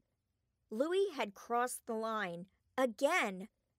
I wasn't quite sure how I made it through my last class, but I was the first one out the door when the final bell rang. I ran out to my car, realizing that Jared still had my keys. I pounded on the roof of it, anger and frustration pouring off me. I sank down by my tire and started sobbing. Beth and Jared found me soon after and crouched next to me. "Megan, what happened? I couldn't get your attention. And what was this thing about throwing water on Mr. Toddy? I heard it from a few people," Beth said. "Louis showed up again. He's trying to wear me down, but he's ticking me off instead." I clenched my fists. "Ah, Louis. That explains it.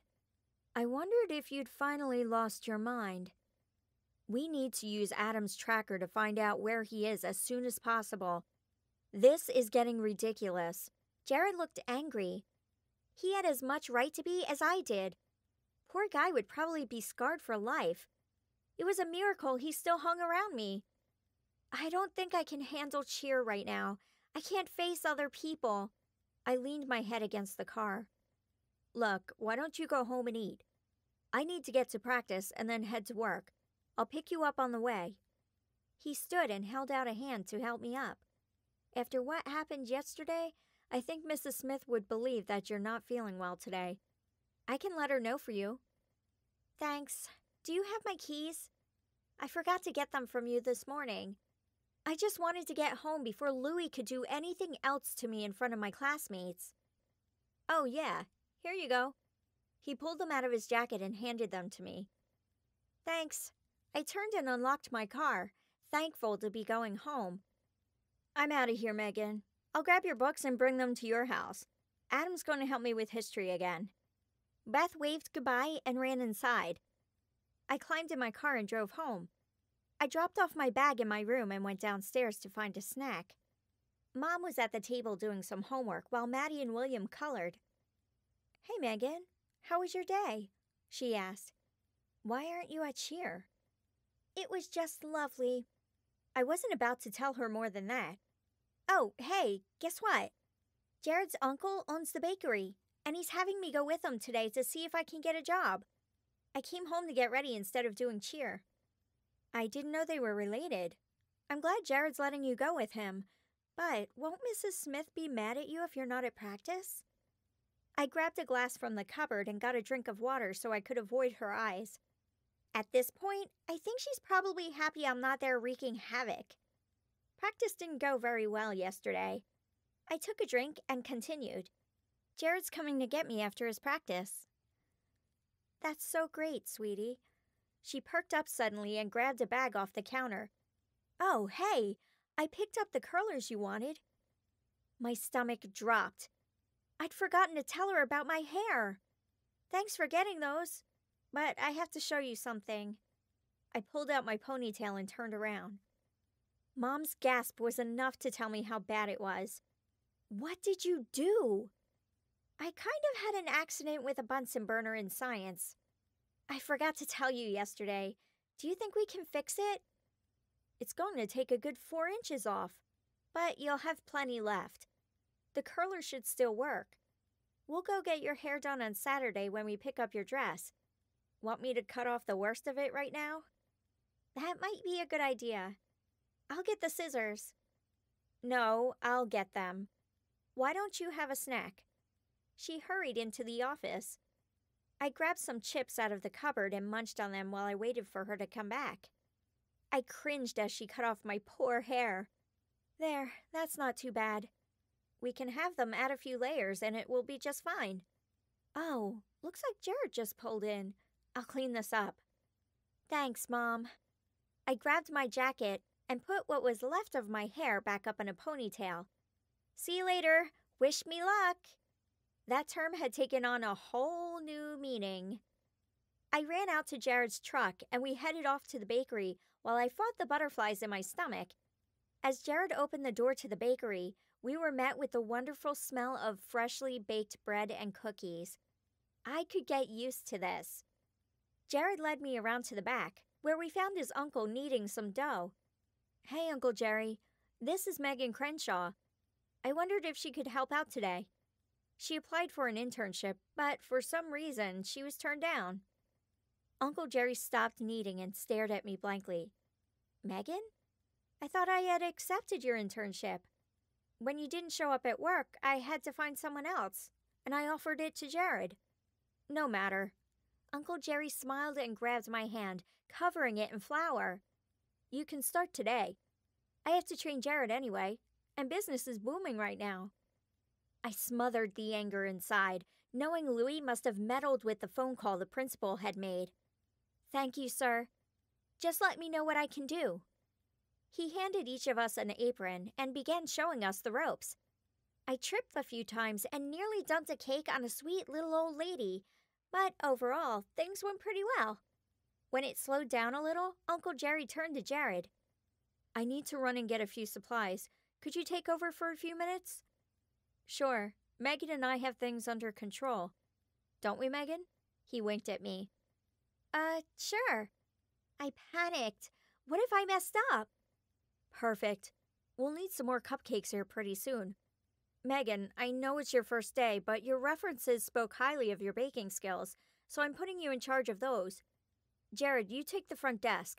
I'll be back as soon as I can. Uncle Jerry put his hat on, grabbed his keys, and left. Jared saw the look on my face. Megan, you'll be fine.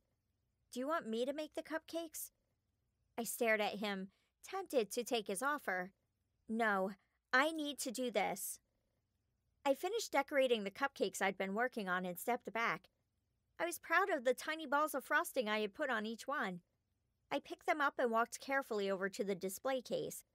I avoided a bag of flour that was, for some reason, on the floor. But I didn't see the bucket of frosting and tripped over it. Cupcakes went flying everywhere. They hit the walls, the display case, and the nearest customers. I'm so sorry. Sorry. I scrambled to pick them up, shoving the bucket out of the way as I went. Here, let me help you. Jared took the cupcake mess from me. Why don't you get a rag? Thank you. I was beyond embarrassed. It was one thing to get food all over myself at school, but it was mortifying to do the same thing to customers at the bakery. As I ran into the kitchen to get the rag and mop, I hit the bag of flour I'd neglected to move. This time, I face-planted, and a cloud of flour covered the kitchen, making me sneeze. This was ridiculous. Part of me wanted to give up and go home, but the stubborn, competitive part of me won. I was going to make this job work. Gritting my teeth and ignoring the pain, I pulled myself up and grabbed the cleaning supplies. Jared peeked around the corner. Megan, could you... What happened here? How did flour get there? He moved the flour bag out of the way. I don't know. It was there when I went to take the cupcakes out. I managed to avoid it then, but I hit the frosting bucket. I stood, wiped my pants off, and grabbed the broom. Wait, what frosting bucket? He asked, confused. The one It was just right there. I looked around.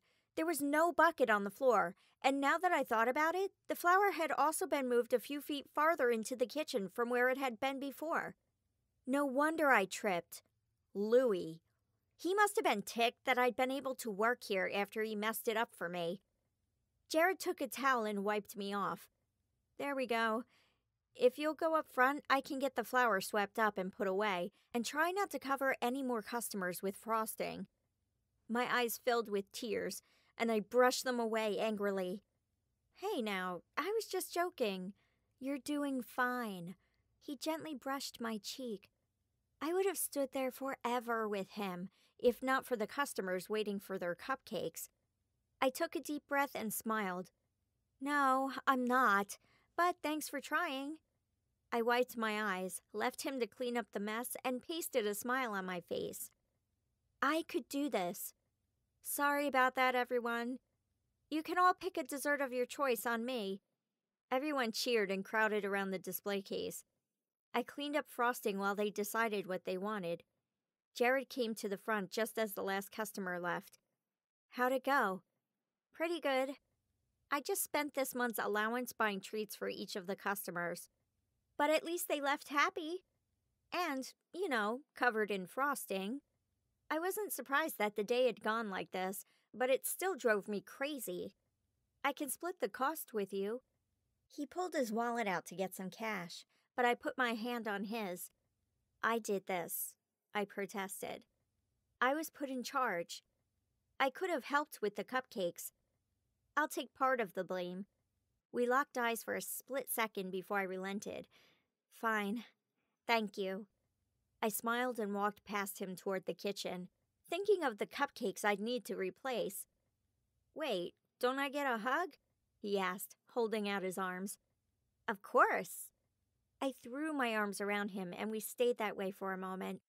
Thank you for letting me do this. You're welcome. Thank you for coming with me. It's so much nicer with you here. I'm enjoying being here with you too. I pulled away. Okay, time to go make some more cupcakes. This time, I'll try not to throw them when I'm done.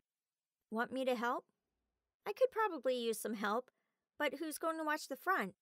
I was fully aware of how quiet the store was and how close Jared was standing. I knew I needed to get going, but I didn't want to move. Jared shrugged. It's pretty dead right now.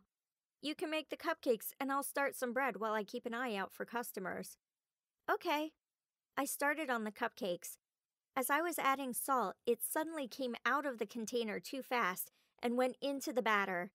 I grumbled and dumped out the batter, wiped out the bowl, and then started over again, determined to do it right. This time, I made sure to pay attention to the ingredients and measured the salt over the counter instead of above the bowl. I concentrated on every step and silently cheered when I finished decorating the last cupcake. Jared, could you take these up front for me? There was no way I was going to let them get destroyed like the others. Sure. Can you wash the counter for me? He wiped his hands and came over by me. Wow, these look great. Thanks. I hope they taste just as good. I smiled at him, and he winked as he picked up the tray and took them up to the front. By closing time that night, we had managed another batch of cupcakes, a batch of muffins, and some chocolate chip cookies. I was thrilled with what I had accomplished. Jared put his arm around me as we left the bakery. Uncle Jerry had offered me a job, and I was beyond ecstatic. Even with all the messes, I'd had fun. Great job today. We managed to make it through the night without burning down the bakery, Jared said. Yep, there were only a few major disasters, and we got them cleaned up. My hair was still covered in flour, and it was going to be a pain to get it out of my clothes. What do you say to bowling? We've done ice cream and burgers over the last few days, so I need to work off the weight.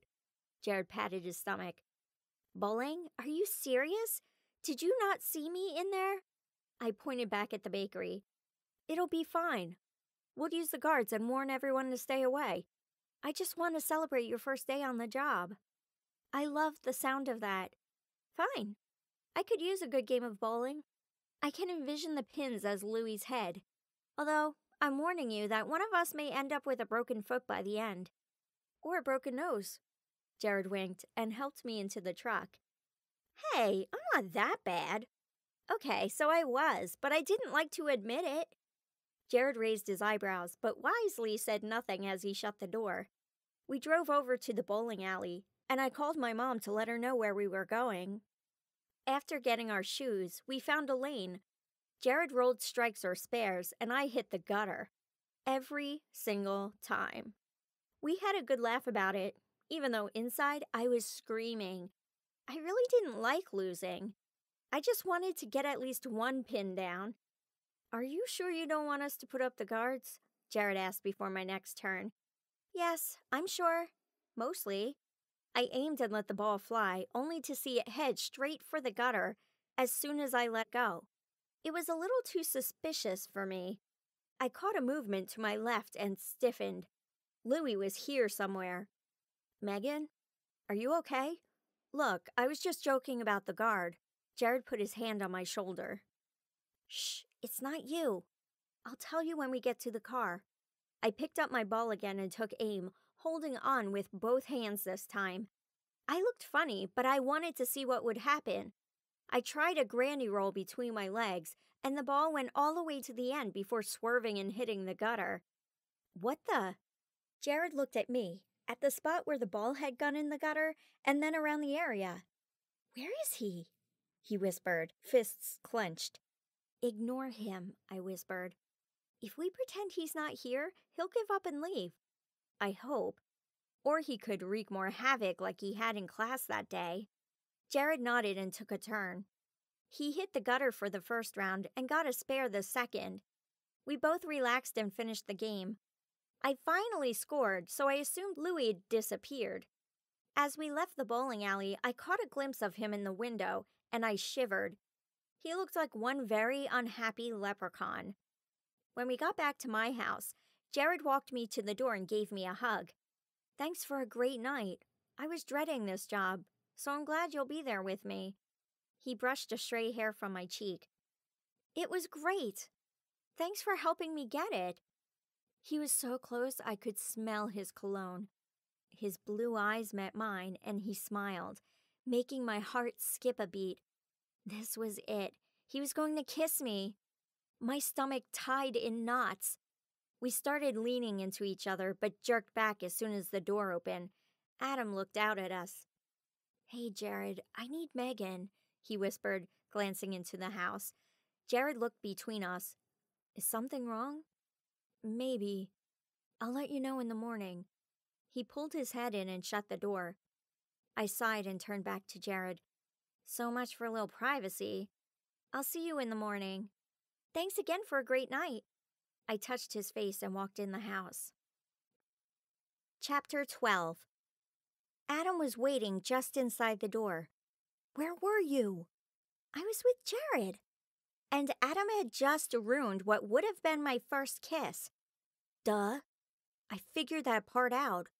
"Were you at the bowling alley? Or another store?" Adam paced back and forth. "How'd you know that?" "Because." He stopped when he heard one of the twins call out. He looked agitated as he put his finger to his lips and motioned for me to follow him. I tiptoed through the kitchen, hoping to avoid detection by my parents. But I didn't see the fire engine that William had left in the middle of the floor. I tripped and barely caught myself on the counter. The fire engine blared its siren and the lights flashed. We heard our parents coming, and Adam smacked his head in annoyance. "Honey, are you okay? When did you get home?" Mom asked. "I just got here." "I'm fine. But William and Maddie really need to put their toys away." I picked up the engine and took it into the living room. "That's strange. I made sure they had everything cleaned up before I put them to bed. It shouldn't be in here." Mom looked confused. "Maybe you just forgot to look in the kitchen," I suggested. "I guess. But I did the dishes afterwards, and I'm sure it wasn't in here. I wonder if William got up again. I'll go check." She left the room. "Yeah, maybe that's what it was," I muttered. I was pretty sure that wasn't the case, but I didn't want to get into the leprechaun discussion with my mom again. Mom and Dad would be suspicious if they saw me hanging out in Adam's room, so he waved and went into his room, and I went upstairs, passing Mom on her way down. "He's asleep. Good night, Megan. Don't stay up too late." "I won't. Good night." I reached for the doorknob and unlocked it. It swung open slowly, causing my heart to pound. The door had been unlocked again. I turned on the light and found a complete disaster. Papers and books were thrown everywhere. My bedspread was on the floor. I rushed over and moved pillows around. Bob the bear was gone. Maddie would be in big trouble if she had him. I stomped toward the room and used my cell phone light to find my way to Maddie's bed. She didn't have it. I walked over to William and searched around him as well. He didn't have it either. Where had it gone? I went back to my room, fuming at the mess and the loss of Bob, and stopped in shock. My room was spotless. I looked over at my bed, and there sat my bear, lying contentedly on my pillows. Panicked, I grabbed my bag and ran down the stairs. I wasn't about to stay in my bedroom. Louis was messing with my mind, and I didn't want to be anywhere near him. I tiptoed to Adam's room, using my cell phone again to make sure I didn't step on anything. A few more toys lay out that hadn't been there before. Chills ran down my spine, and I burst into Adam's room, not waiting for him to answer a knock. He was sitting at his computer. I think Louis has flipped. First there was a fire truck, and then I went upstairs to get my homework done, and my room was trashed. My bear was taken, but when I got back from checking to see if Maddie had it, it was all clean again. I sat on his bed and rubbed my temples. He smirked. "You still have your bear?" "Adam, focus. This is not cool."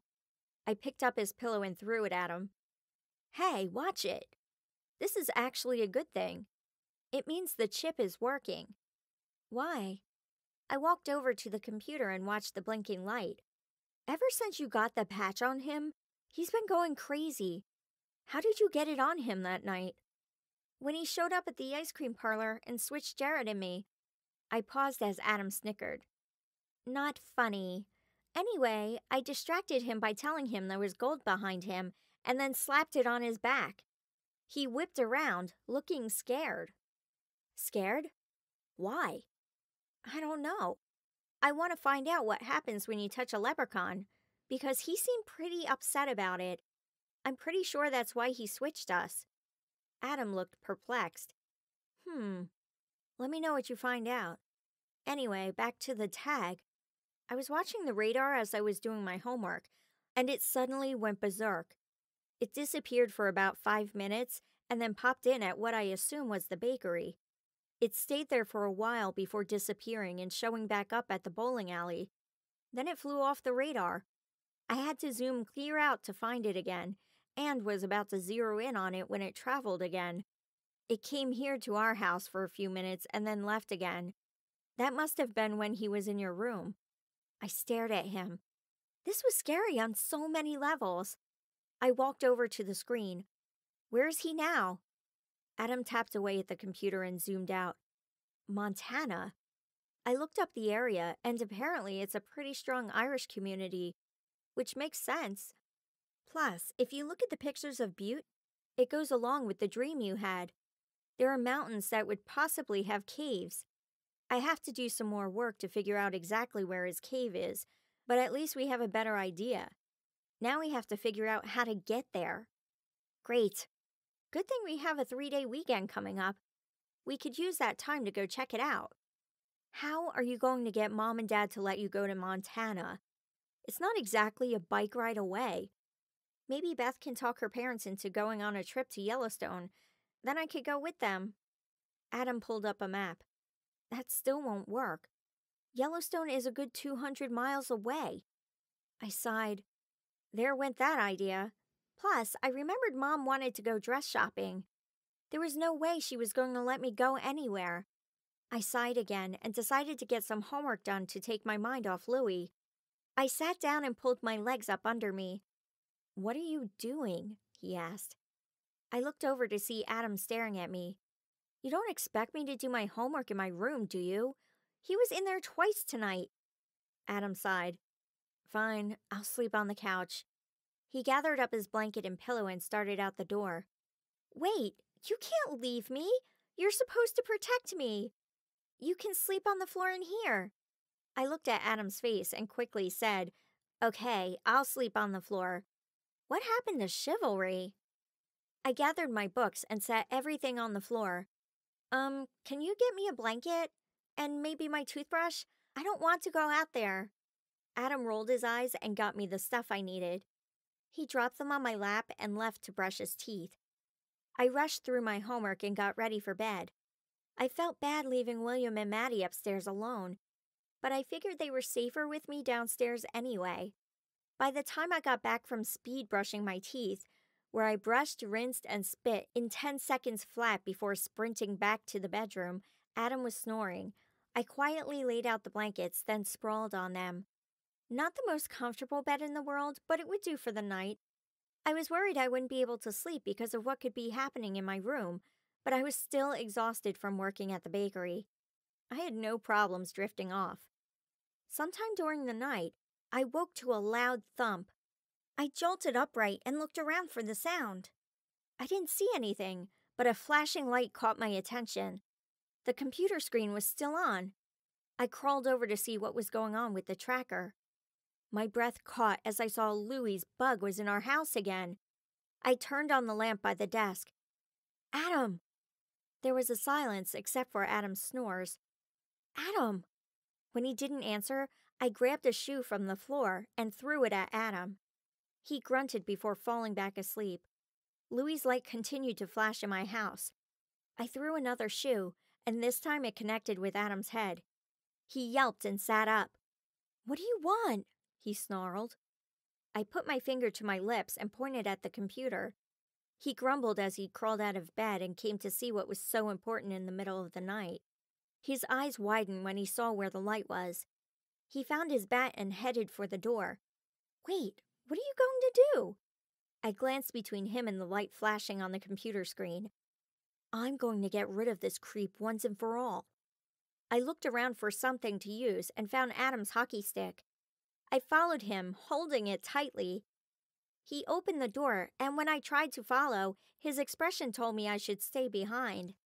He crept down the hallway, and I backed into his room and went over to watch the computer. I wouldn't be able to see what was happening upstairs, but at least I could see if Louie took off. The light began to bounce around as I heard signs of a struggle upstairs. I winced, hoping it wouldn't wake the twins or my parents. We didn't need more of our family involved. Suddenly, all went quiet, and the light zoomed out, ending up in Montana. My heart threatened to jump out of my chest as I waited for him to come back down.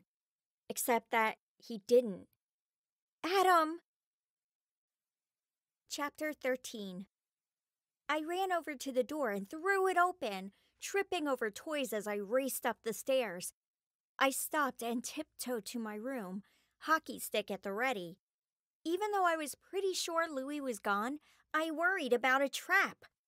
I pushed open the door, heart pounding. My room was a disaster. A chair was knocked over and broken. Adam's bat lay on the floor, and papers were strewn everywhere. But there was no sign of Adam or Louis. I ran to my closet and threw it open, but there were only clothes. My parents stood in the hallway, bleary-eyed from being awakened. I rushed past them into Maddie and William's room. They were sleeping restlessly, but at least they were okay. Mom went into my room and stood in the middle with her hands on her hips. Dad knelt on the floor, inspecting the chair. "Honey, what's going on? What happened to your room?" Mom asked. I avoided her gaze and started picking things up. It was nothing. I set some papers on my desk and straightened my bed. Anything to keep me from going crazy. Adam was gone. How can I get him back? It was supposed to be me going with Louis, not Adam. Mom grabbed my arm. "Megan, what happened?" I finally looked at her, and then my dad. Tears began to flow down my cheeks, and I brushed them away angrily. "The little man came back. Adam tried to fight him, but he disappeared and took Adam with him."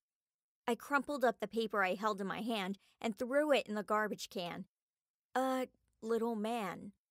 "What little man?" Dad asked, confusion in his voice. "Megan, you are dreaming again. There are no little men, or leprechauns, or anything else." Mom patted my shoulder, but I pushed her hand away. I clenched my fists, trying very hard to control my temper. "Yes, Mom, I know. I made this mess myself, and no one took Adam. He just disappeared. If you don't believe me, go down to his room. He's not there." I scooped up my clothes and shoved them in my drawer. Mom and Dad left the room and ran downstairs. I wiped my eyes again, my resolve hardening.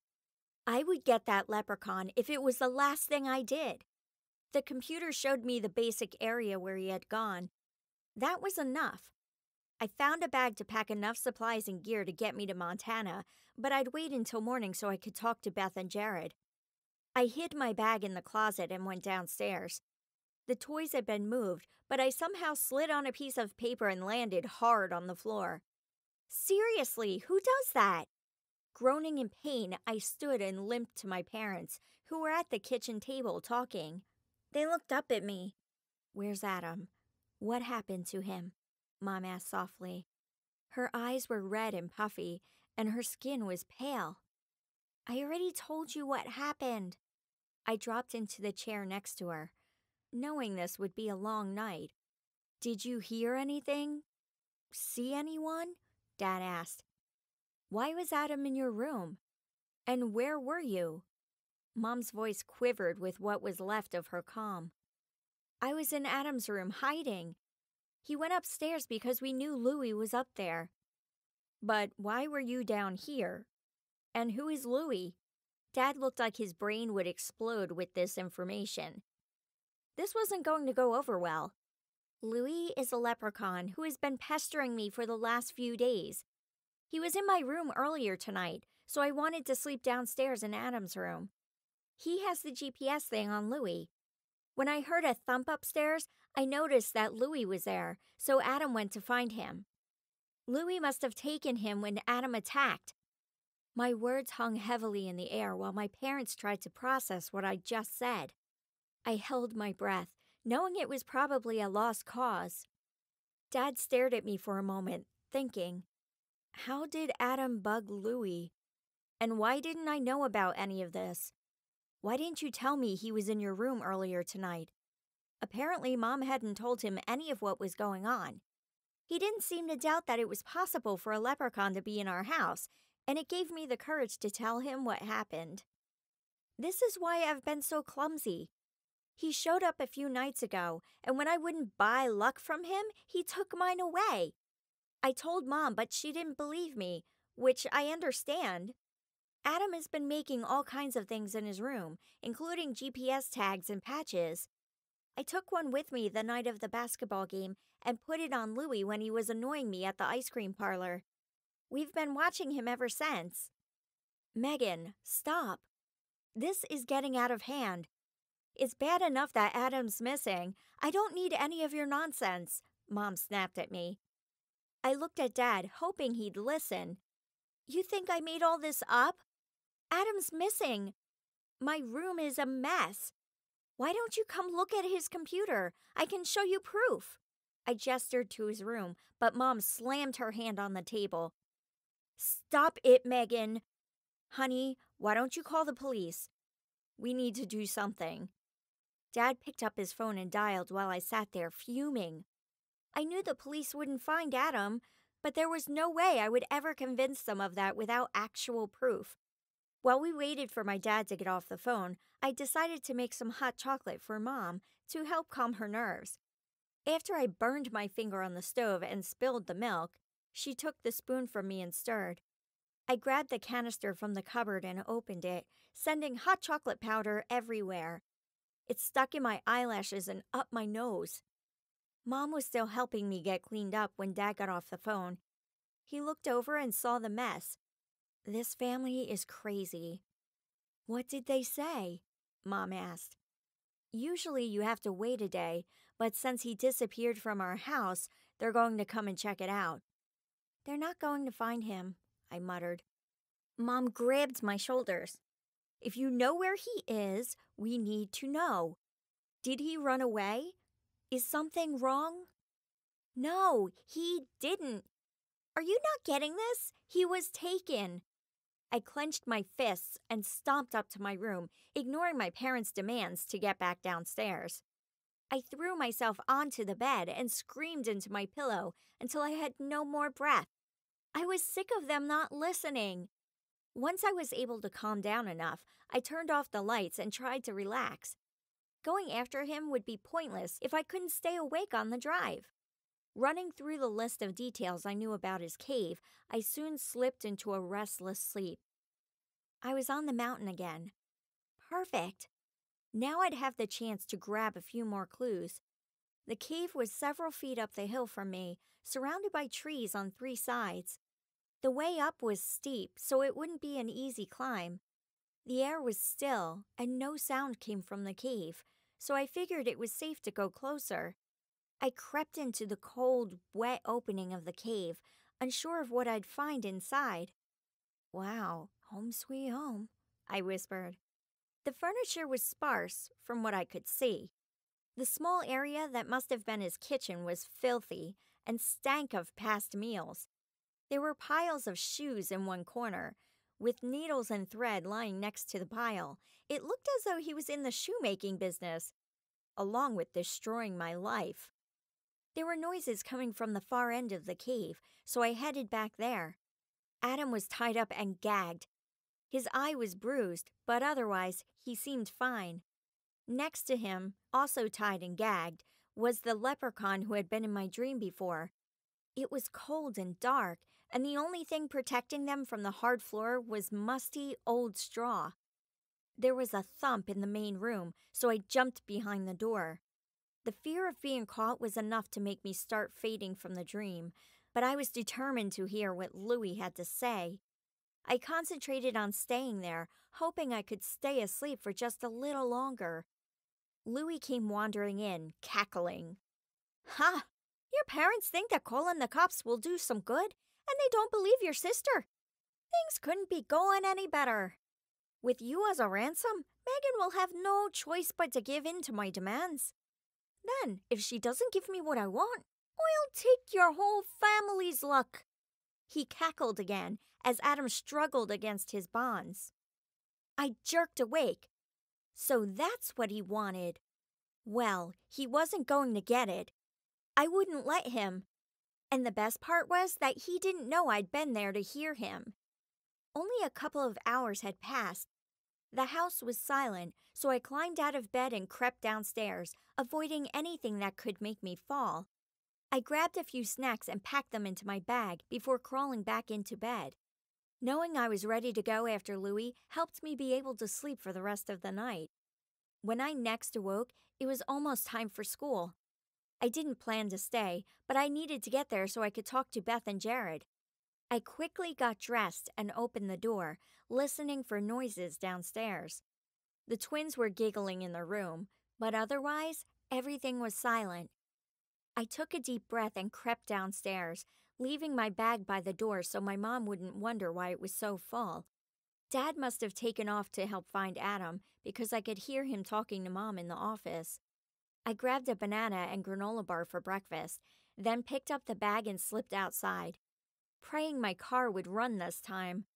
I put the key in the ignition. It started right up, and I whispered my thanks as I backed up and smashed into something. I got out and found William's big wheel under my tire. Great! One more thing I'd get to replace. I pulled it out and threw it on the lawn before heading off. I made it to school in record time and ran inside. Beth stood near the front entrance, flirting with Matt and a few other basketball players. "Hey guys, I just need to borrow Beth for a bit. See ya." I pulled on Beth's sleeve and dragged her away. Not very smooth, but at that point, I really didn't care. What was that all about? She yanked her arm away and straightened her jacket. I just kept walking. Adam's gone. Where's Jared? I finally spotted him getting a drink at the fountain. Megan, wait. Adam's gone? What do you mean he's gone? Beth caught up to me. Just a minute. I want to tell you and Jared at the same time so I don't have to repeat myself. I tapped Jared on the shoulder, making him jump and squirt water everywhere. I snorted, covering my mouth. Jared had really been around me too long. Hey, there you are. Sorry I didn't pick you up. Coach wanted an early practice this morning. Jared wiped his face on his sleeve. It's fine. Look, I'm not staying. I just needed to talk to both of you. It's about Adam. We headed outside and climbed in my car for some privacy. I explained what had happened the night before. Beth looked horrified, and Jared looked like he was about to punch someone. I knew how he felt. So, what's your plan? Beth asked. I'm leaving. Now. You guys are welcome to come with me, or you can stay here. My parents don't believe me, and the police aren't going to be any help. Plus, that's not the worst part. Last night I had another dream. This time I was able to go into his cave. I saw Adam there, along with the leprechaun who was with Louie in my last dream. Louie came in and told them he was planning to use Adam as a hostage, so I would come after him. He also said he would steal the luck from my whole family if I didn't give in to his demands. The longer I wait, the more likely that's going to happen. I waited for the response and looked at my watch. School was about to start, and I needed to get out of there. I'll go. You need someone to help keep you company, Beth said. She didn't seem completely convinced that this was a good idea, but I was still grateful for her willingness to help. I should probably go too so I can keep you out of trouble. Jared's eyes danced with excitement. I wasn't sure if he was more excited for the adventure or for the chance to get revenge on Louie, but either way, I was thankful he was coming. Wow, thanks guys. This means a lot. Okay, so I packed a bunch of snacks, but if you want to stop by your houses on the way out, we can. I want to stop at my house. Let me grab my purse. Beth ran into the school and rushed back out a couple of minutes later. That was too close. I almost ran into Mr. Jones in the hallway. Let's get out of here. We decided it was best if Beth drove. We'd been in Jared's truck enough that we were worried Louie would recognize it. And my car had been tampered with, so none of us trusted it. We piled into Beth's rusty Honda Civic and drove to her house to grab a few items. Beth went inside while Jared and I crouched down in our seats so we wouldn't be visible to any nosy neighbors. I looked over at Jared and noticed the anticipation on his face. This is all one big adventure for you, isn't it? I asked. Come on, you have to admit, this is pretty cool. How often do you get to cut school so you can chase after a leprechaun? Hey, that leprechaun stole my luck and my brother. This isn't fun. This is war. I grinned mischievously and rubbed my palms together. He reached out for my hand. That's what I like about you. This guy makes a mess of your life and you keep on going. I admire that. It can't be easy, having everything turned upside down. I've definitely taken a crash course in what it means to have bad luck. I've had more embarrassing things happen to me in the last few days than I've ever had. Beth came out of her house at that moment and hopped in the car. Ready, she announced. Where next? Unless you guys are willing to share your toothbrushes, I might need mine too, Jared said. Jared, that's disgusting, Beth grimaced and pulled out of the driveway. How do you get to your house? He gave her directions and she headed that way. Once we got there, Jared ran inside. Beth turned around and looked at me. Do we have to make this whole trip with you two in the backseat making googly eyes at each other, or can you sit up here as my navigator? Yeah, I can do that. I don't want to get lost on the way there. I'm not sure how long Adam will survive. I've never seen the guy go for an hour without food. I picked up my purse and switched to the front seat. Jared came out soon after that, and we pulled away. That was close. My mom was in her office, but I didn't count on Abby running through the house. I had to wait in the bathroom for her to pass before I could escape. I wasn't able to grab much. I have a change of clothes, but I got it off the floor in the bathroom. Beth wrinkled her nose. Wow, quite the catch you've got there, Megan. I couldn't help smiling as I stared out the window. He was amazing, even if he was gross sometimes. Beth headed to the gas station to fill up. The trip from Burley, Idaho to Butte, Montana was about 300 miles, so it would take a little more than a tank to get there. While she filled up, Jared and I walked into the station to get some drinks. We had to duck when we noticed Mr. Toddy one aisle over. He must have been grabbing a snack between classes. I did not want to run into him today. He most likely hadn't forgotten the water incident from the day before. We waited for him to leave and then brought our sodas and headed out to the car. Beth climbed in and started the engine. I flipped through the radio stations to find something to listen to, but the program stations were set to country, as usual. I really needed to work harder on her taste in music. I pulled out my favorite CD and popped it in.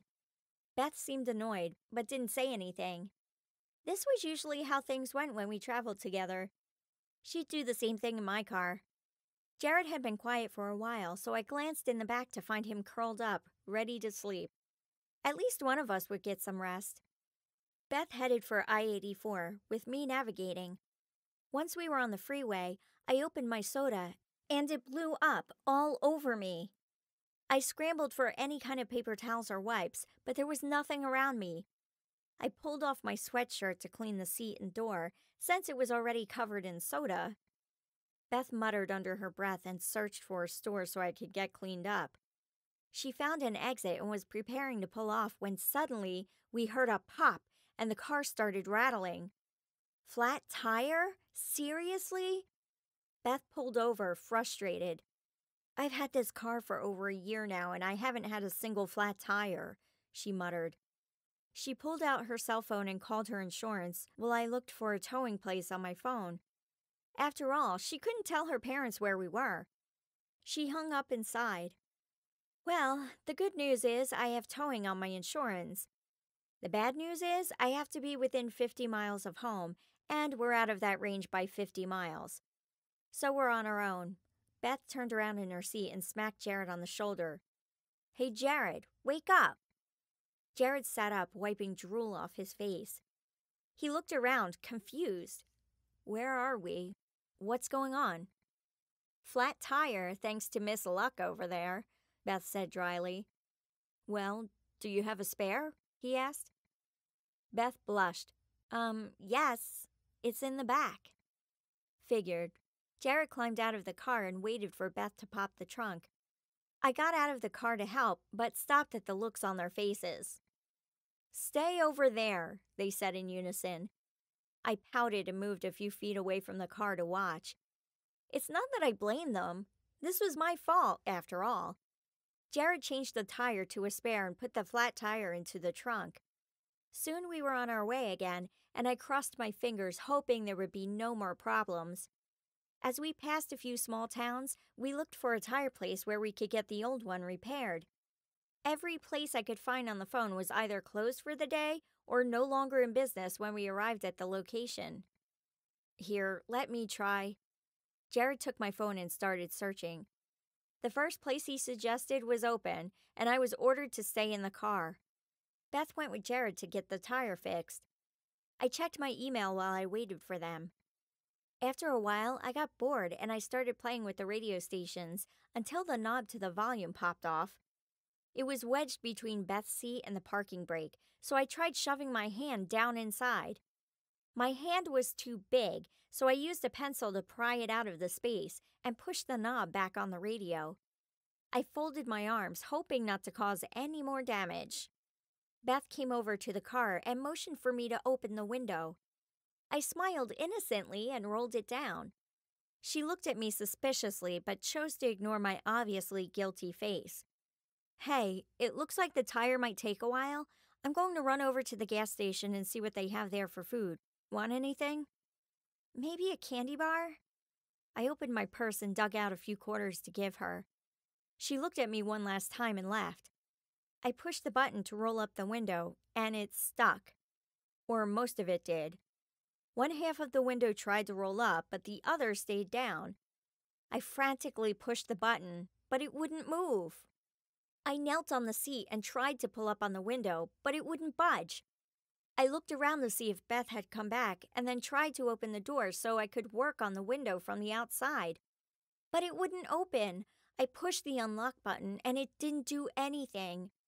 Oh no, please don't tell me I broke Beth's car, I muttered to myself. I pushed it again, but it wouldn't budge.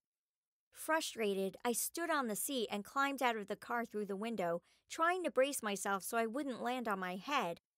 I finally made it out and turned to see the car rolling backwards. I looked in through the window to find the gear was in neutral. I must have bumped it with my foot as I was climbing out. No, no, no! Come back! I ran after the car, and here I thought breaking the window was bad. Jared picked just the right moment to come out of the store. What in the world did you do? I scrambled to climb through the window. Jared managed to slow it down as I got into the driver's side and pushed down on the brake. I shoved the car in park and slumped in the seat, sighing in relief. Jared picked up the tire, and I pulled forward, making sure the gear was in park and that the parking brake was on before turning off the car. I looked out at Jared. Well, that was close. Thanks for saving me. What were you doing? Jared asked. I was trying to fix this. I pointed at the crooked window. Could you help me? Preferably before Beth gets back? I tried the window again and got it to go down. When I tried to roll it up again, it stuck in the same place. How in the world did you do that? Jared pulled up on the glass and it moved, but we couldn't get it to go all the way. I don't know, but I hope Beth doesn't kill me. Let's get the tire changed. Jared and I were busy changing the tire. He did the work while I held the tire when Beth came back from the gas station. We finished the last of our lug nuts and climbed in. Beth handed me the candy bar and noticed the window. Oh man, not again. I thought my dad fixed it. Trust you to find something to break. She turned the car on. This isn't the first time it happened? I asked in relief. No, this car has been beaten up. She hopped out and walked around to my side.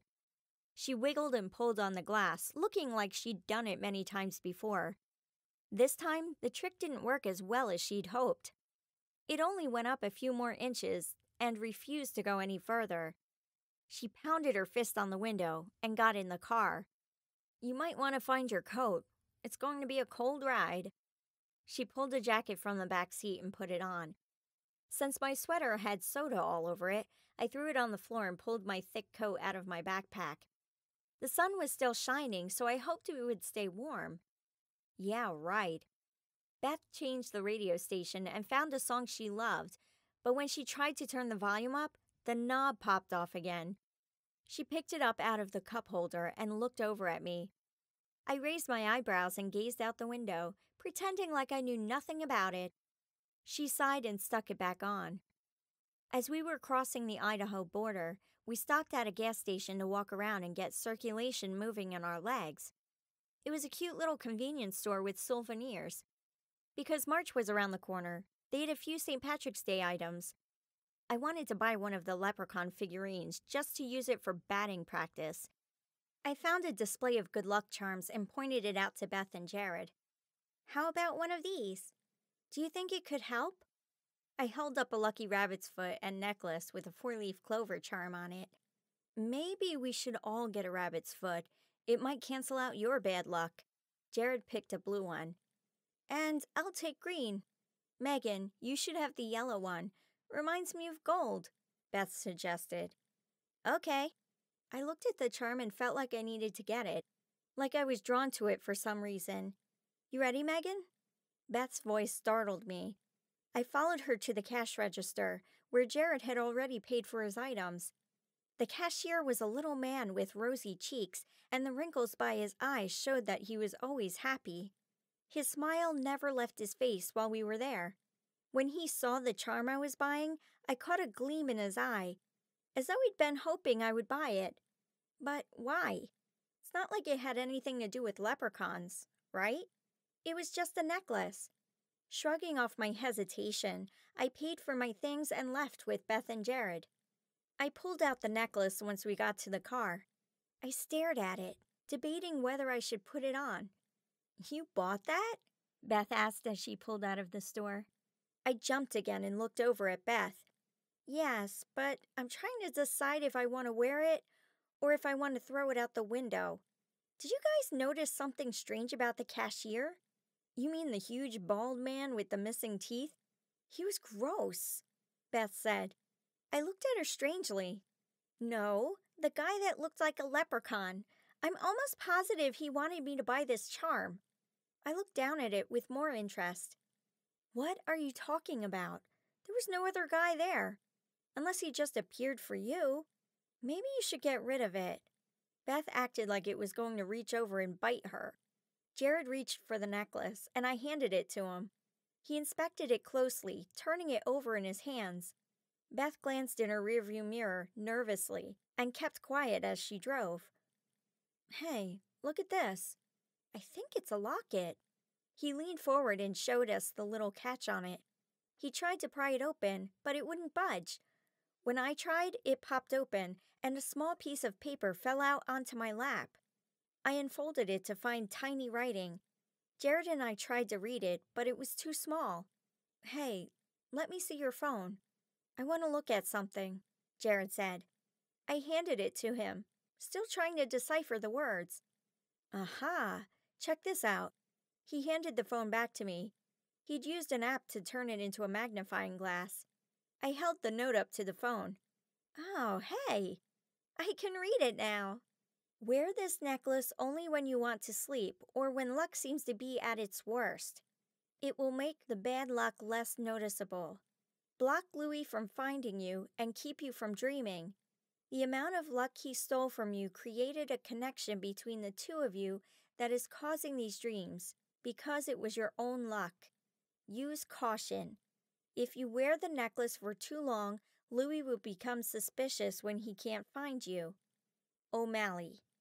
There were more questions now than answers, but at least we had an answer for why I was having those dreams. It was nice to know I could avoid them just by wearing the necklace. I had the urge to wear it all the time, but I didn't want to ignore the warning. Not if it meant making Louis angry. He'd always shown what he could do when he was angry. I curled the necklace up and put it in my purse so I wouldn't lose it. "Want me to drive for a bit?" "That would be great. I need a nap." Beth pulled into a rest stop so we could swap. She climbed in the back and Jared moved up by me. I pulled out of the rest area, silently praying that my luck wouldn't affect my driving. Jared and I chatted about what we were missing back home, and we took turns picking music. After a rock song, we both reached over and changed the station at the same time, and our hands touched. Jared held onto my hand and didn't let go. This trip couldn't get much better. However, it could get worse. The weather had been mild on our drive through Idaho, but I suddenly noticed that we were about to head into a rather nasty storm. The clouds were dark and low on the mountains. Jared and I looked at each other in alarm. This couldn't be good. We flipped through the channels on the radio to see if we could find the news, but weather report after weather report said it was sunny and cool. Maybe I should drive, Jared said.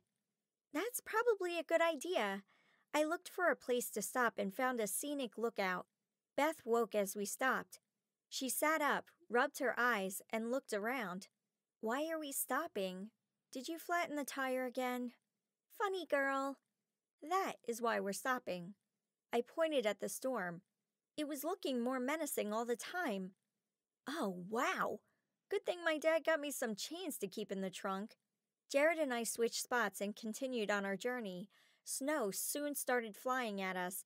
I was glad I wasn't driving, but the snow blowing in through the window made me want to hide in the back.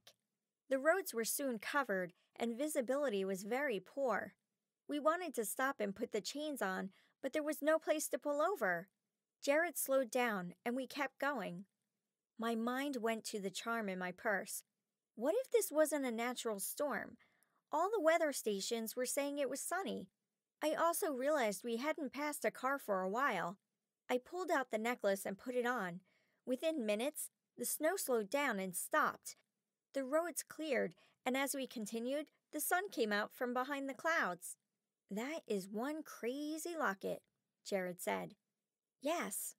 How about you don't take it off for the rest of the trip? Beth suggested. Does that storm mean Louie knows where you are? I hope not. Bad luck was bound to follow me. Let's get to Butte before anything else happens. Jared continued driving, and I enjoyed the scenery. The green pine trees, accented by the snow-covered branches, relaxed my nerves. While there were no leaves on the aspen trees, winter brought its own beauty. I spotted a few animals that must have decided it was time to wake up from hibernation. We pulled into Butte in the late afternoon. The storm had really messed up our time schedule. I pulled off my necklace once we were in town. It would let Louie know where I was, but I didn't want him taking out his anger on Adam. Jared found a hotel and parked the car. I started toward the main entrance, but I was almost pulled off my feet by the scarf I had so skillfully shut in the car door.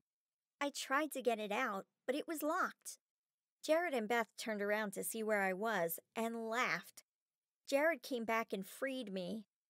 We entered the lobby and stopped in awe of the decor. There was a large chandelier in the center of the room, and the couches below looked expensive. There were columns throughout, and I made a note of a small counter where they would serve breakfast the next day.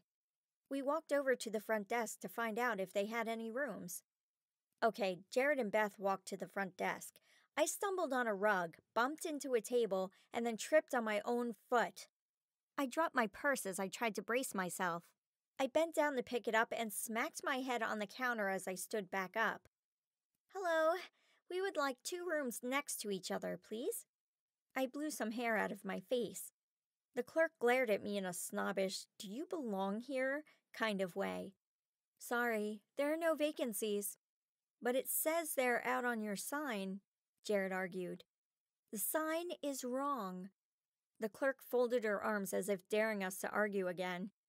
I sighed and grabbed Jared's hand. Let's go. It's not worth it. We walked out to the car and searched for a different hotel. We found one, and Beth turned to me. Megan, maybe you should stay in the car this time. No offense, she said. Sounds like a plan. I don't think my body can take any more abuse for the day.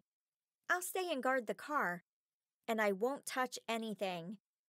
Beth and Jared got out and walked into the hotel lobby. I sat there for a minute before deciding to put the locket on, hoping it would help us find a room. Chapter 14.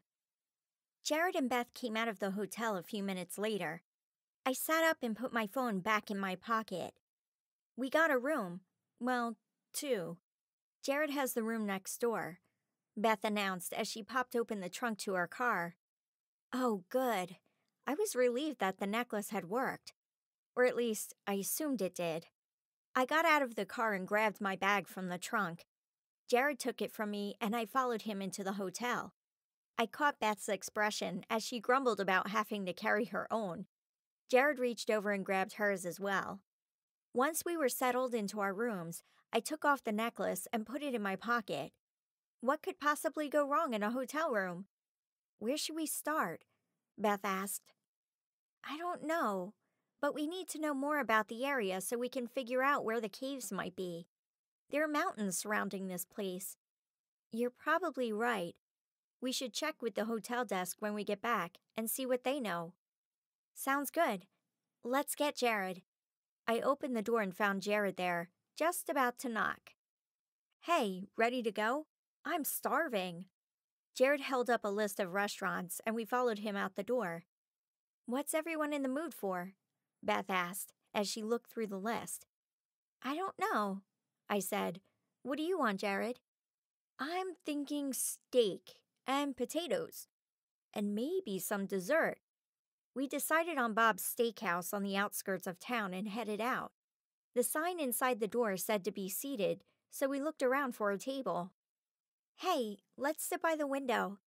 I tripped over the rug as I headed to the table, and Jared grabbed my hand. Easy there. Your clumsiness seems to be getting worse here. He put his arm around me and guided me to the table. I've noticed. I hope that means we're getting close. I wasn't sure I'd survive until we found Louie. I felt like a walking disaster.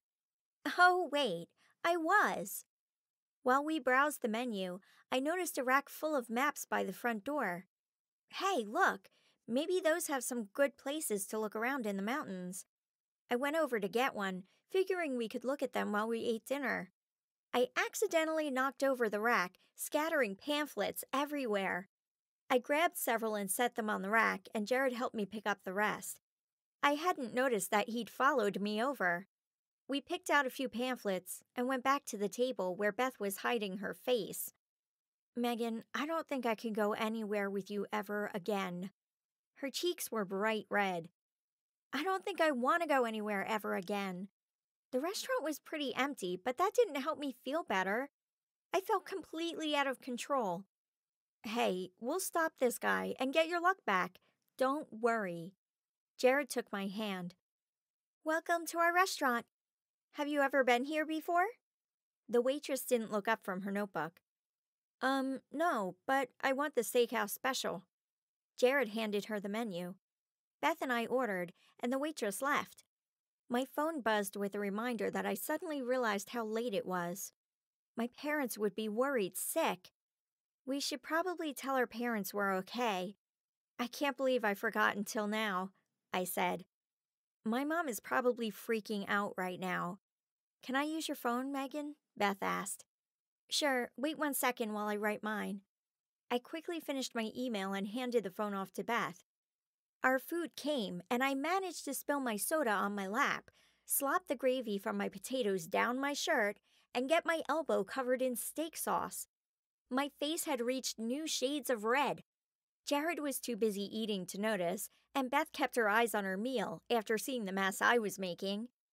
When the waitress came to bring our check, she just raised her eyebrows at my shirt and chose not to say anything. I mentally thanked her. We're here on vacation and wondered if there are any cool caves we could explore. Do you know of any? Jared asked. With it being February, the waitress looked at us like we were crazy. We just smiled at her expectantly. Well, there are several around here. Just follow the signs. Make sure you dress warmly, though. Storms tend to pop up out of nowhere. She shook her head and she left. We got up to leave and were stopped by an old man at the bar. I hear you're wanting to go hiking. He squinted at us. He raised his eyebrows when he saw my food-spattered clothes. Yeah, we really like to get our exercise, Jared said. He took my hand and headed toward the door. Beware those south mountains. Never know when you're going to run into a leprechaun. He wiggled his eyebrows and grinned. He creeped me out, but the word leprechaun kept me standing there. What do you mean? I asked. They're all over the place. Mischievous little men, they are. You don't want to cross one. I snorted. Oh, don't I know it? So you said to the south? Aye. Best be staying away. He nodded once and turned back to his dinner. Beth, Jared, and I looked at each other and rushed toward the door. The waitress stopped us. "Don't be listening to old Sullivan. There's no such thing as a leprechaun. He just likes to scare kids. But you may want to stay away from the South Mountains like he suggested. It's not safe over there." "Why? What's wrong with them?" I asked. She studied my face for a moment before responding. "I've heard stories of people disappearing or coming back with strange tales, making people think they're crazy. I would just stay away." She turned to take someone's order, and we exchanged looks. Sounded like Louie, all right. "Thanks." We walked out to the car, Jared holding on to my arm to make sure I didn't trip again. I found the one patch of ice in the parking lot to slip on. He pulled me back up and brushed the hair out of my face. "Whoa there. Good thing I was holding on." "I don't know what I'd do without you. Thanks for saving me so often." I felt so helpless. It was absolutely awesome having Jared there for me all the time, but I didn't want to need that help. "Hey, that's what I'm here for. I'm your own personal superhero." He opened the door. "Let's get you to the hotel. I suggest you go right to sleep, with your necklace on." He helped me into the car. Well, that was one dinner I don't want to live through ever again. Megan's walking disaster just hit hurricane mode, Beth said. "Glad we met the old guy, though. That narrows our search." "I'd be upset about you calling me a walking disaster, except I agree completely. The guy did help, but there are still tons of places to look," I said. "Hopefully we can narrow it down some more in the morning. We'll get some sleep and start out first thing. I wouldn't want to be stuck on that mountain at night with Louie on the loose." "Sounds good. For now, I could use my bed." Beth yawned as we got to the hotel. She hopped out of her car. "Here, let me help you." Jared didn't let go of my hand until I was safely in my room. "Thanks. I probably could have walked myself," I said.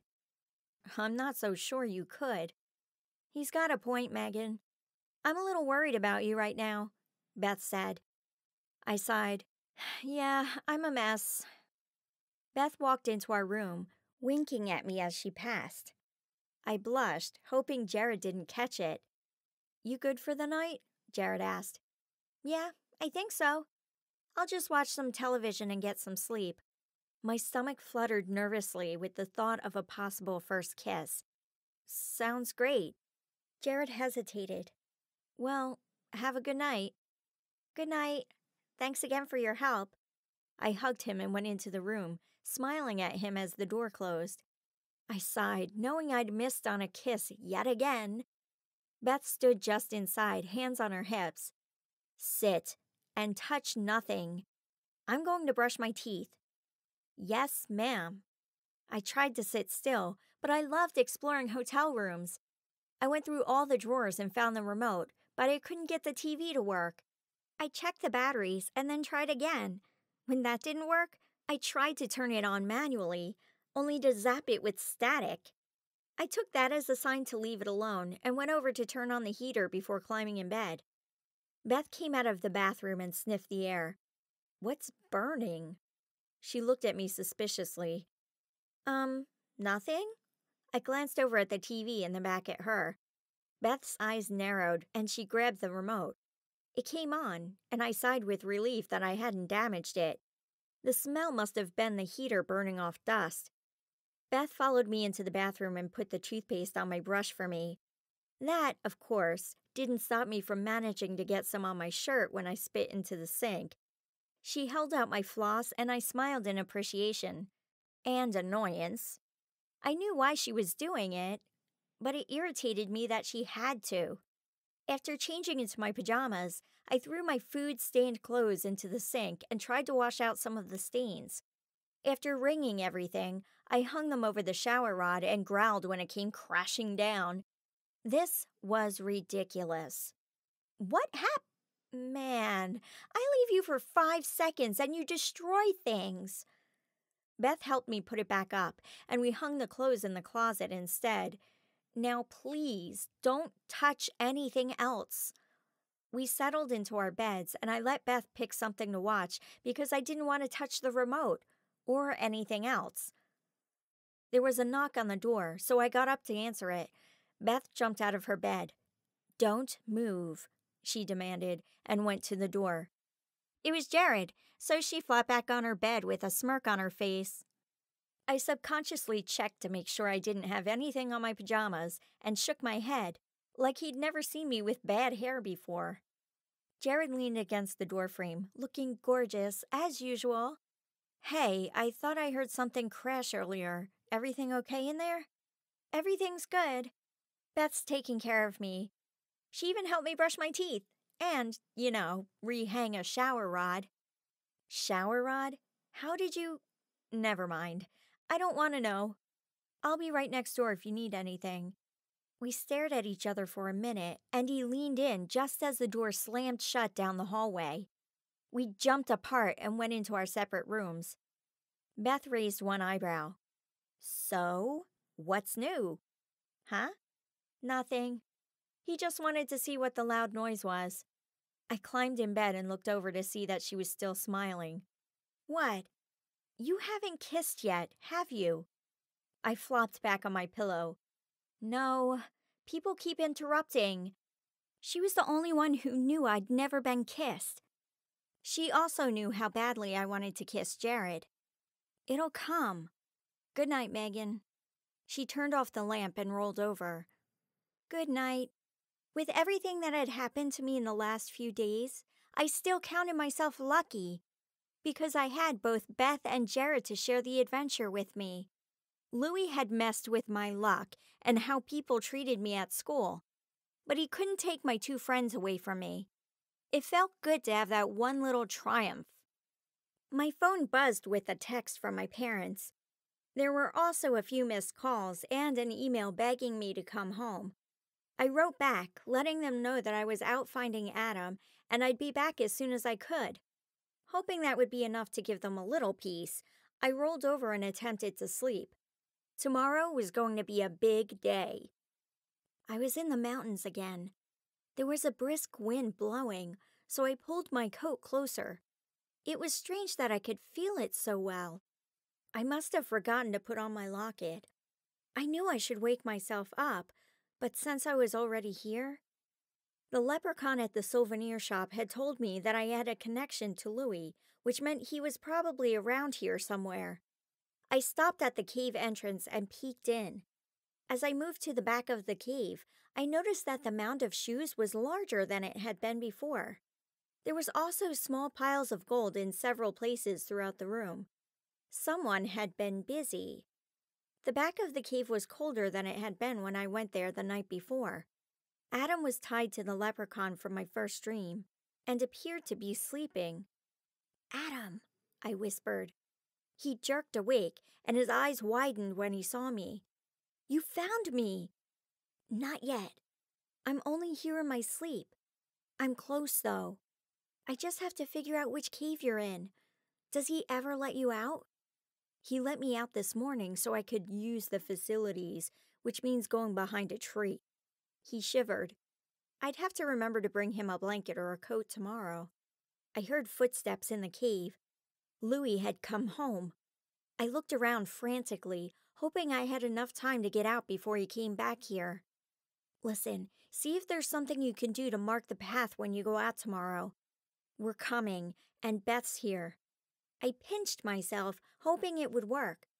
My last vision was of Adam looking past me with wide eyes. "Megan, wake up!" Beth was on the edge of my bed, shaking me. I sat up quickly and looked over at the window. It was still dark. "I'm sorry, did I wake you up?" Beth rubbed her eyes. "Yeah. You were restless and mumbling in your sleep. Something about Adam. Did you see him again?" She looked down where my necklace should have been, and her eyes narrowed. "You forgot to put it on, didn't you?" I bowed my head in embarrassment. "Yes, I left it in my pocket when I changed. I'm glad I dreamed, though. I found out Louis lets Adam out every day to walk. He's going to try to leave a sign for us outside the cave. I just wish I had looked around a little more outside, so I could get a few more clues. Maybe I should try to get there again. No. She slid off the bed and looked through my pockets, but couldn't find the necklace. I panicked. It should have been there. I remember putting it in my pocket.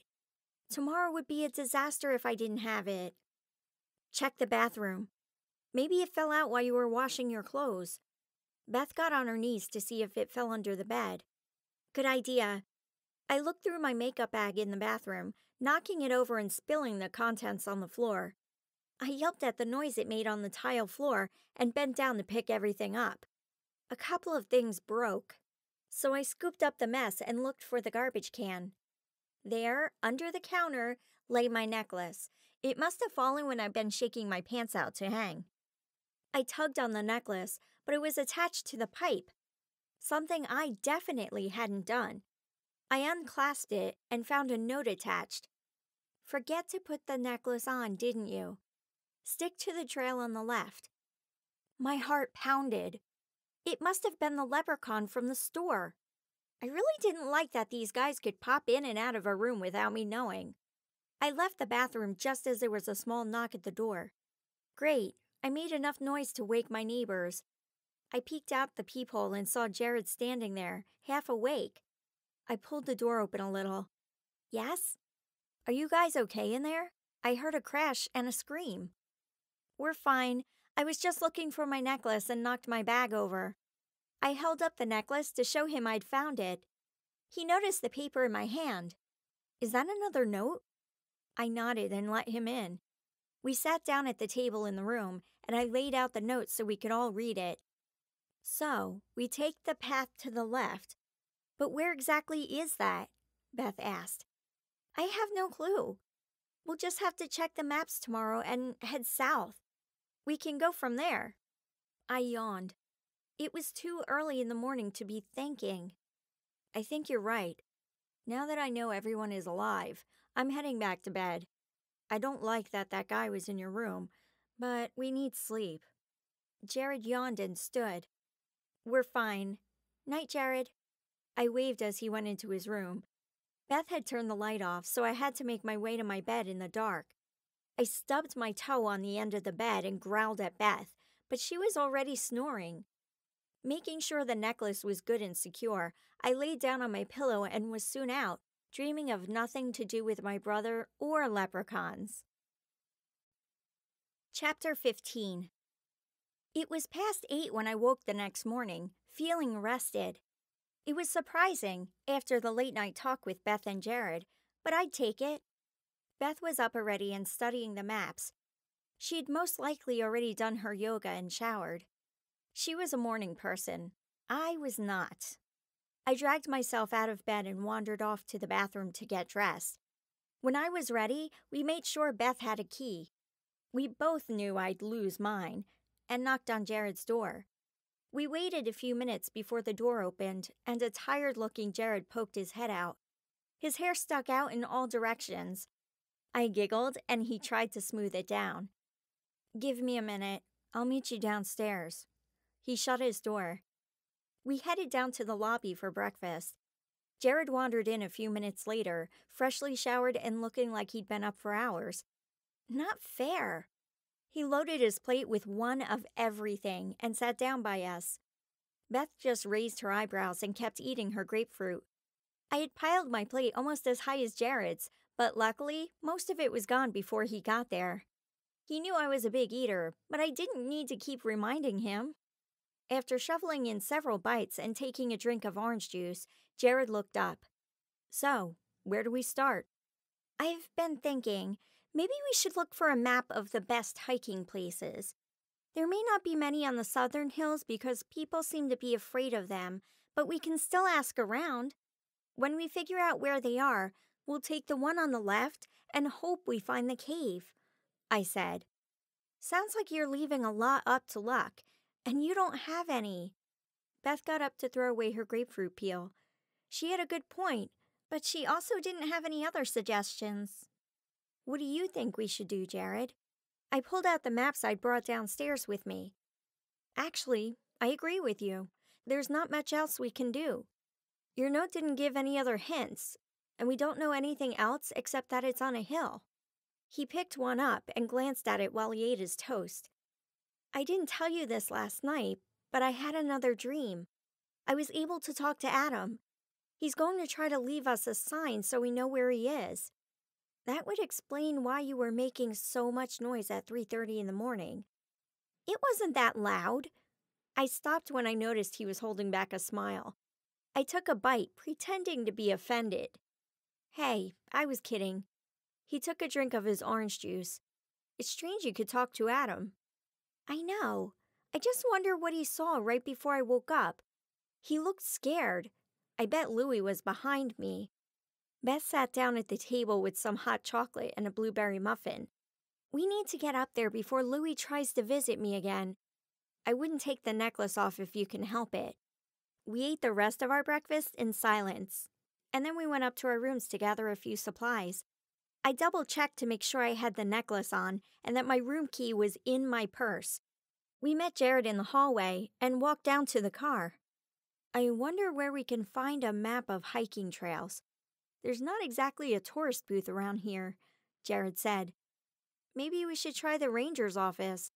They'd know what's going on," Beth suggested. Jared and I looked at her. "What? My uncle is a ranger. There should be a ranger station symbol on one of the brochures we grabbed last night." Jared and I looked through them as Beth drove toward the mountains. Jared gave her directions to one, and we pulled up. A ranger came out, appearing curious. "Hello, sir. Do you have a map of good hiking trails, preferably in the southern mountains?" Beth asked, smiling up at him. He handed Beth a map. "Here you go. But I wouldn't be heading out there right now. It's prime avalanche season. Wait a few months." "Oh, well, it's for a homeschooling project. We wanted to get pictures of different trees, and I heard that was the best place to go." Beth was using her best flirting tactics, but I wasn't sure it was working on this guy. "You can find plenty of trees elsewhere." His tone was firm, and the look he gave us told me he meant business. "Sounds great. Thank you." Beth pulled away, and I looked in the rearview mirror to see the ranger watching us. Well, that was kind of a bust. But that map should tell us more than the ones we got from the restaurant. She made sure to head east before turning south. I was getting more curious by the minute. The residents were either very afraid of leprechauns or of the mysterious things happening around them. Either way, we had to get into those mountains. I opened the map from the ranger, and Jared peered over my shoulder. It detailed several paths, but there wasn't much on the south. At least it would make our job a little easier. We pulled up to what looked like an old parking lot. There were cracks in the pavement with dead weeds sticking out in many places. The wood fence around the lot was rotting and broken. A large "Do Not Enter" sign was posted on the trail. We had to be in the right place. We pulled our thick, heavy coats, gloves, and scarves out of the trunk and put them on. The weather was sunny, but we didn't want to be caught unprepared in a horrible storm. I added a jacket to my backpack for Adam as well. We started up the hill and had to pick our way along the icy pathway. It seemed it hadn't been used for a long time because the trail was full of debris. We did our best to stay as close to the path as possible. After about an hour, we began to notice small caves dotting the area, but none that looked like Louie's.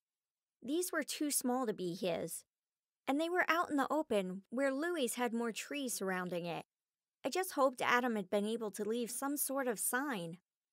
"Let's stop here for a second," Beth said. She sat on a small boulder next to one of the larger caves we'd seen so far. Jared and I found boulders so we could rest as well. I pulled a drink out of my bag and passed 2 more to Jared and Beth. "I don't know why no one likes this mountain. The view is gorgeous." We were high enough to see for miles. "Yeah, it is. But is it... Wait, do you guys feel that?" Jared jumped up.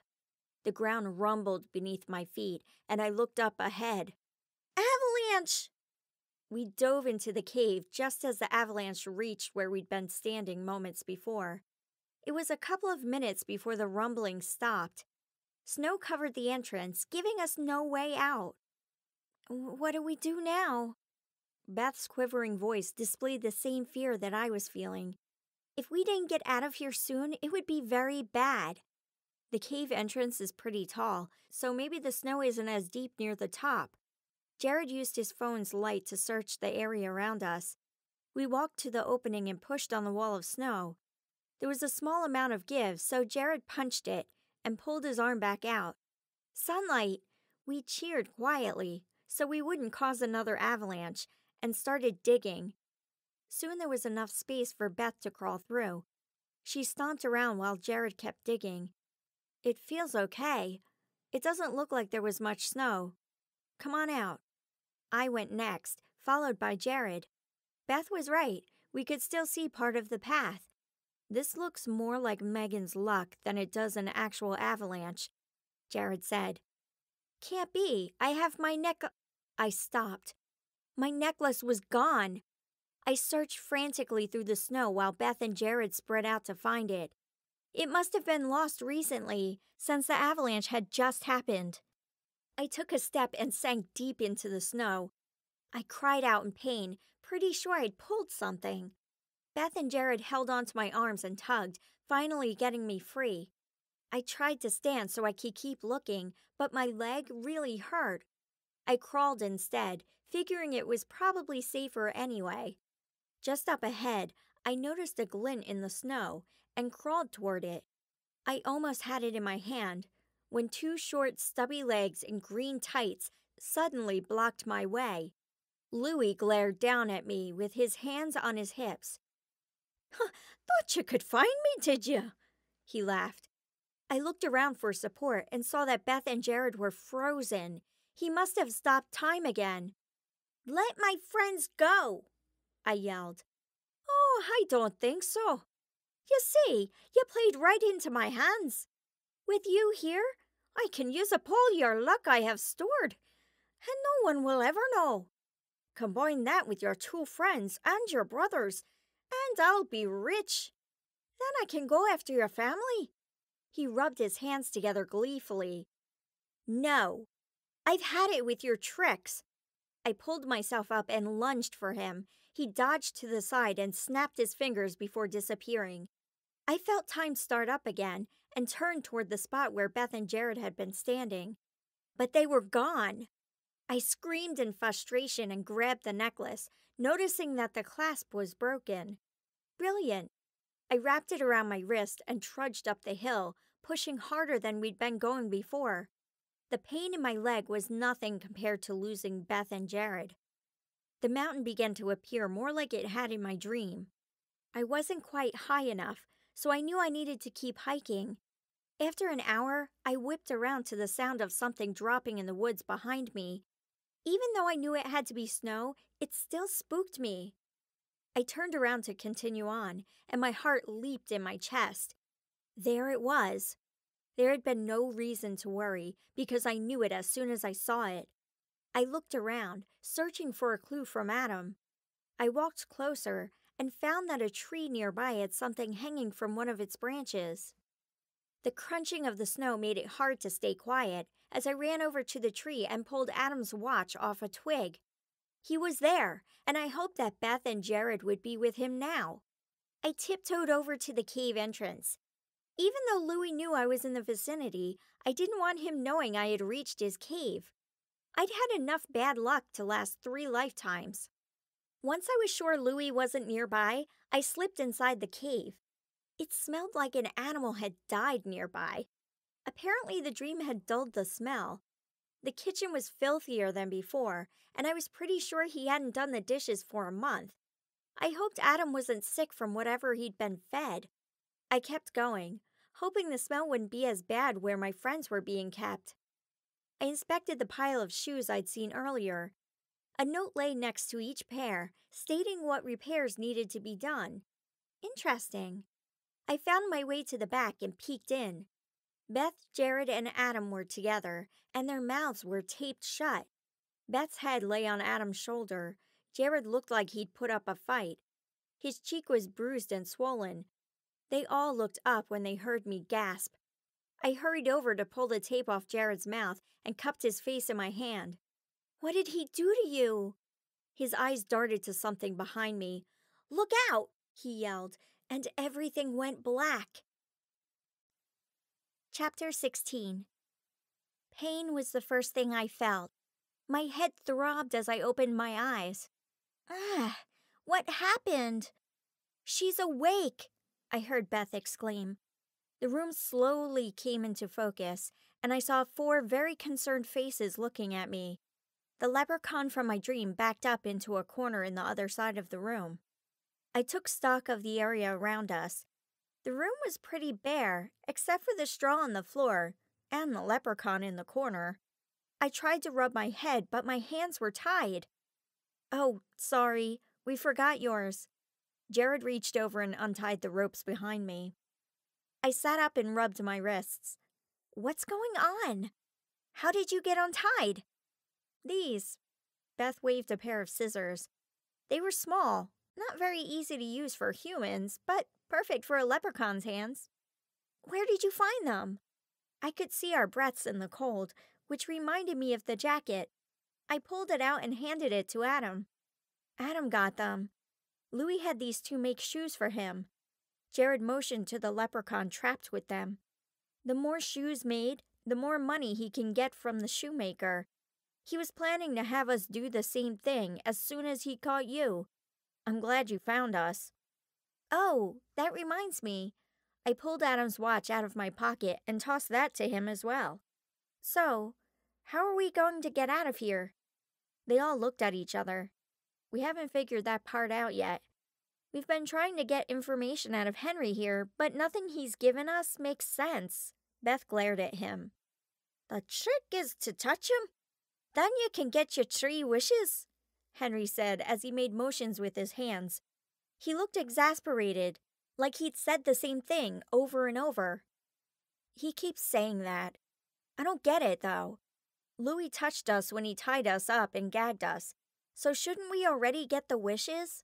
Jared asked. Henry shook his head emphatically.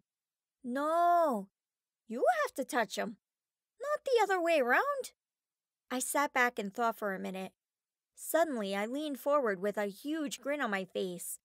"Wait, so that's why he gave me that look in the ice cream shop. I touched his shoulder, so I could put the tracker on him." "So that means," Beth said, catching on, "you get 3 wishes," Adam finished. We all talked at once about ways we could use the wishes. We could wish to go home, but that would leave our car here. Jared was quite excited about wishing for gold, but we vetoed that idea. One thing bothered me, though. While the others talked, I leaned toward the leprechaun. "Henry, is it?" I asked him politely. "Aye." He nodded once. "Why are you a prisoner? Was it because of my dream?" He looked at me for a moment. "That's exactly why I'm here. He didn't want it getting out that you were attached to him that way." "I'm sorry I got you into trouble, but how could he catch you? Don't you have your own magic?" "He grabbed me and took me gold. I became his prisoner." I walked over and untied Henry's hands. He was here because of me. "Well then, we're going to get you out of here too." He shook his head. "Without me gold, I'm not heading anywhere." "We'll see what we can do." I went back to the others. He nodded again and tipped his hat forward over his face, and soon I heard loud snores coming from under the brim. I smiled and turned to listen to what Jared was saying. "Okay, we need to do this right. We want to get out of here, but we also have to make sure Megan gets her luck back. Everything has to be worded perfectly. We also need to time it right. It would probably be best to act while we're still sewing the shoes, since we won't be tied up. One of us will have to sneak up behind him. I'm guessing he won't allow Megan to make her wishes," Adam said. "How do we trap him long enough to get him to make his wishes?" "Hold on." I turned to Henry and nudged him. He snorted and reached up to lift his hat. "I know you can spin gold. Can you spin other things as well?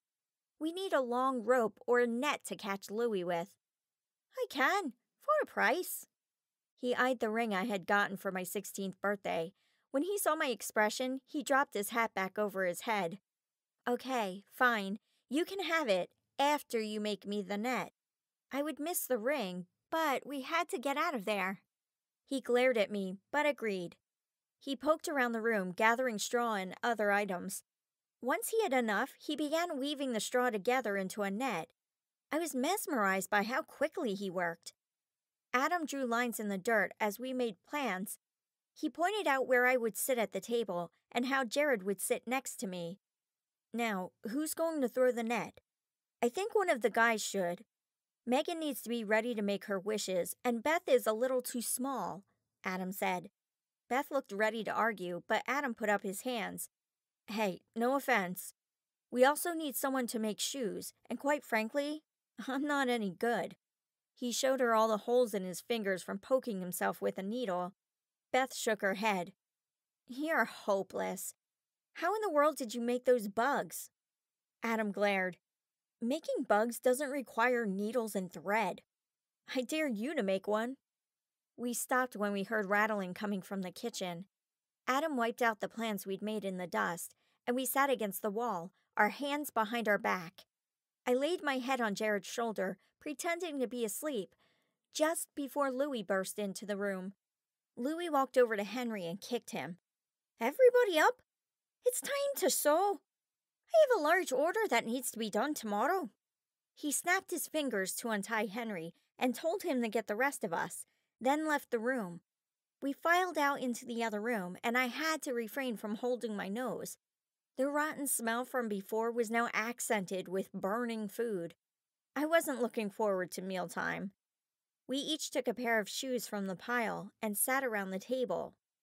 Everyone followed the directions exactly? The last batch was poorly done, Louis said, glaring at Adam. I snickered, listening to Adam mutter to himself. We all got to work, knowing we had to play along while we waited until Henry could finish the net. With him having to make shoes like the rest of us, he wouldn't be able to work on it until that night. Every now and then, Louis would come over and inspect our work. I was actually getting pretty good at making them when he stopped us. We put the shoes on the pile and sat back at the table. He slammed down bowls full of mush in front of us. There was no way I was going to eat the nastiness that was in my bowl. Jared, Beth, and Adam must have agreed with me because they didn't touch theirs either. Better eat now, because this is all you get until tomorrow. We each took a spoon and tried a bite. It tasted worse than it smelled. I choked down 2 bites before I refused to eat any more. Henry, on the other hand, was busy licking out his bowl. I pushed mine over to him. He took a large drink from his mug and nodded at me before digging into my food. Maybe I should have taken the drink Louis offered. It would have dulled the taste. All right, off to bed. You have lots to do tomorrow. Louis ushered us into the back room. I also need to borrow some luck from each of you. I have some work to be done, and I need a little extra. Of course, Megan doesn't have any left, so I'll just take more from Jared, he cackled. Leave my friends alone. You've already done enough damage. I fought as he tied my wrists. He laughed and taped my mouth shut. He moved on to Jared and then the others. After he was done, he muttered some words and snapped his fingers. Simultaneously, Beth, Jared, and Adam's heads drooped from having their luck taken. Louis glowed fluorescent green for a second before fading. I tried to scream through my tape and struggled to break free. This just made Louis cackle again before disappearing. Tears of anger streamed down my face. I saw a flash of light over by where Henry sat. He hopped up and ran over to me. With a snap of his fingers, the ropes fell off my wrists. I yanked the tape off my mouth and thanked him as I reached for Jared.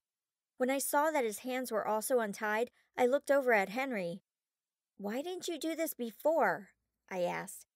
I'd have given up hope until you came along. Louis has overstepped his bounds. It's time he stopped. Thank you. I turned to Jared and patted him on the cheek, trying to wake him. Jared stirred, so I moved on to Beth and then Adam. I nudged him, but he didn't move. I shook his shoulder, but nothing happened. My stomach dropped. I put an ear to his chest and listened, relieved when I could hear his heartbeat and slow breath. I looked over at Henry. What's wrong with him? I nudged Adam again. He was a deep sleeper, but usually he yelled at me or threw something if I tried to wake him up. This is not the first time Louie's taken his look. He will need more rest. Can't you do something? I asked. Beth tried to wake him as well. Not when his look is taken. There's nothing I can do. That is something Louie needs to do. Sorry. He looked sheepish as he backed into his corner and pulled out the net he'd been working on. I went over to Jared. Are you okay? Yeah, I feel a little strange, but I'm fine. Is this how it felt to you? He rubbed his forehead and leaned back up against the wall. I guess so. I was talking to him at the door, and the next thing I knew, I was lying down. I'm a little worried about Adam. Beth was still trying to get him to wake up. I peeked my head into the next room. Louie was gone, so I went to find some water to splash on Adam's face. The sink was still packed with nastiness, so I went outside and scooped up some snow. I carried it through the cave and squeezed the snow until water dripped onto Adam. He blinked and a groan slipped out. After a minute, he brought his hands up to his head. Oh, man. What happened? Adam pulled his knees up and laid his head on them. Louie drained your luck again. Beth sat next to him. That creep. He tried to stand, but I put my hand out to stop him. Take it easy. We'll get him tomorrow, I said. Or at least I hoped so. This waiting was driving me crazy, and Mom and Dad would be basket cases. Do we know where he went? Adam asked. No, he took off right after he zapped some of your luck. He got some of Beth's and Jared's at the same time. Adam looked over at them. You two okay? Yeah, this was the first time for us, so it didn't hit as hard, Beth said. Is the net almost ready? Jared asked Henry. Aye, it will be done by morning. You should get rest while you can. It will not be easy to beat. Adam was still looking pretty tired, and Jared and Beth didn't look much better. We grabbed armfuls of straw and settled down on them. Henry continued to work on his net so we could get out of there as soon as possible. Before I fell asleep, I thought more about my wishes. As angry as I was with Louie, I was still scared to death of what he could do to me. I focused on the fact that this mess was almost over and finally drifted off. Chapter 17. The next morning, we awoke to the clanging of pots and pans in the kitchen. We quickly moved back into the corner that we'd been put in by Louie the night before. Beth laid her head on Adam's shoulder, and I laid my head on Jared's. Hands behind our backs, we barely made it before he came through the door. Oh, don't you guys look comfy? Well, that's enough of that. I just got another large order, and I'm going to need you working all day. Your breakfast is sitting on the table. Get out here. With a snap of Louie's fingers, Henry's ropes fell off, and he pretended to help us with ours. Louie left, and we followed him out. Henry was behind us with the net. He dropped it just inside the workroom, near the back of the cave. I nodded at him before he headed over to the table. Making sure that Louie wasn't paying attention, I looked over at Jared and motioned to him with my head, letting him know to look over in the corner. He nodded and took a pair of shoes to work on. We needed to get Jared standing behind Louie without drawing attention to himself. I had an idea and knocked Adam's shoe to the ground. Louie whipped around and saw the shoe. Adam, how can you be so clumsy? You're losing me gold. While Louie continued yelling about Adam's worthlessness, I dropped my thread on the ground and bent to pick it up. Beth yelled at him for insulting Adam, while I crawled over and grabbed the net. How can you call yourself a shoemaker? I bet you can't even make a single shoe for yourself. You have to make other people do it for you, Adam taunted back. You little... You there, Megan, Louie barked. What do you think you're doing? Get back to work. Louie grabbed his own set of shoes, grumbling about shoemakers and how he'd show Adam what a real shoe looked like. I sat back at the table and kicked the net under Jared's feet. So far, so good. My fingers shook as I threaded my needle. I took a deep breath and tried to keep my nerves in check while I waited for the next part of the plan. Jared bent over and shoved the net under his shirt. He suddenly doubled over and started groaning in agony. Louis looked over at him. "What's wrong with you? Get away from my shoes. No need to get sick all over my profits." Jared staggered toward the entrance of the cave and went outside, making gagging noises to sell his story. After what we'd eaten for dinner and breakfast, it wouldn't have been a surprise if he were really sick. "Louis, I'm having a hard time threading this needle. Can I get a bigger one?" I asked. He glared at me. "You're fine with what you have. Get back to work." Beth took my lead. "Louis, I don't get these directions. Is this part on the outside or the inside of the shoe?" "Are ya daft? Why would that be inside of the shoe? It clearly shows you what to do on the directions." Louis's face began to turn red. Beth burst into tears. "Well, you don't have to be so mean about it." Adam patted her on the arm and glared at Louis. "Hey, chill out, man. Don't treat her like that.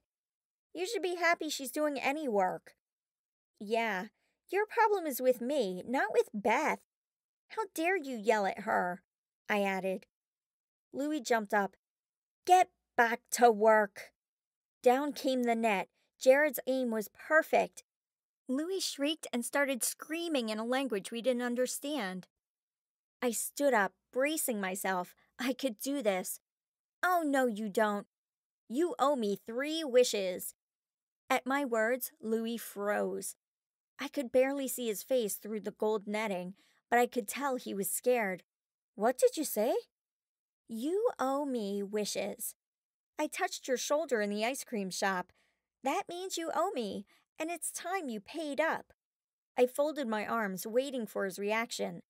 The cave had gone quiet in anticipation. "I owe you nothing. I don't know what you're talking about." He started to wiggle his fingers and chant, but when he snapped, nothing happened. He snapped again. I smiled at him. "What have you done to me?" he shouted, his eyes widening. "She did nothing. I added magic into the ropes so you couldn't escape. Now give her the wishes," Henry said as he stood by me. Smooth. I had no idea Henry could do that, but I was thrilled that he had. Louis started shaking. His eyes darted between me and Henry.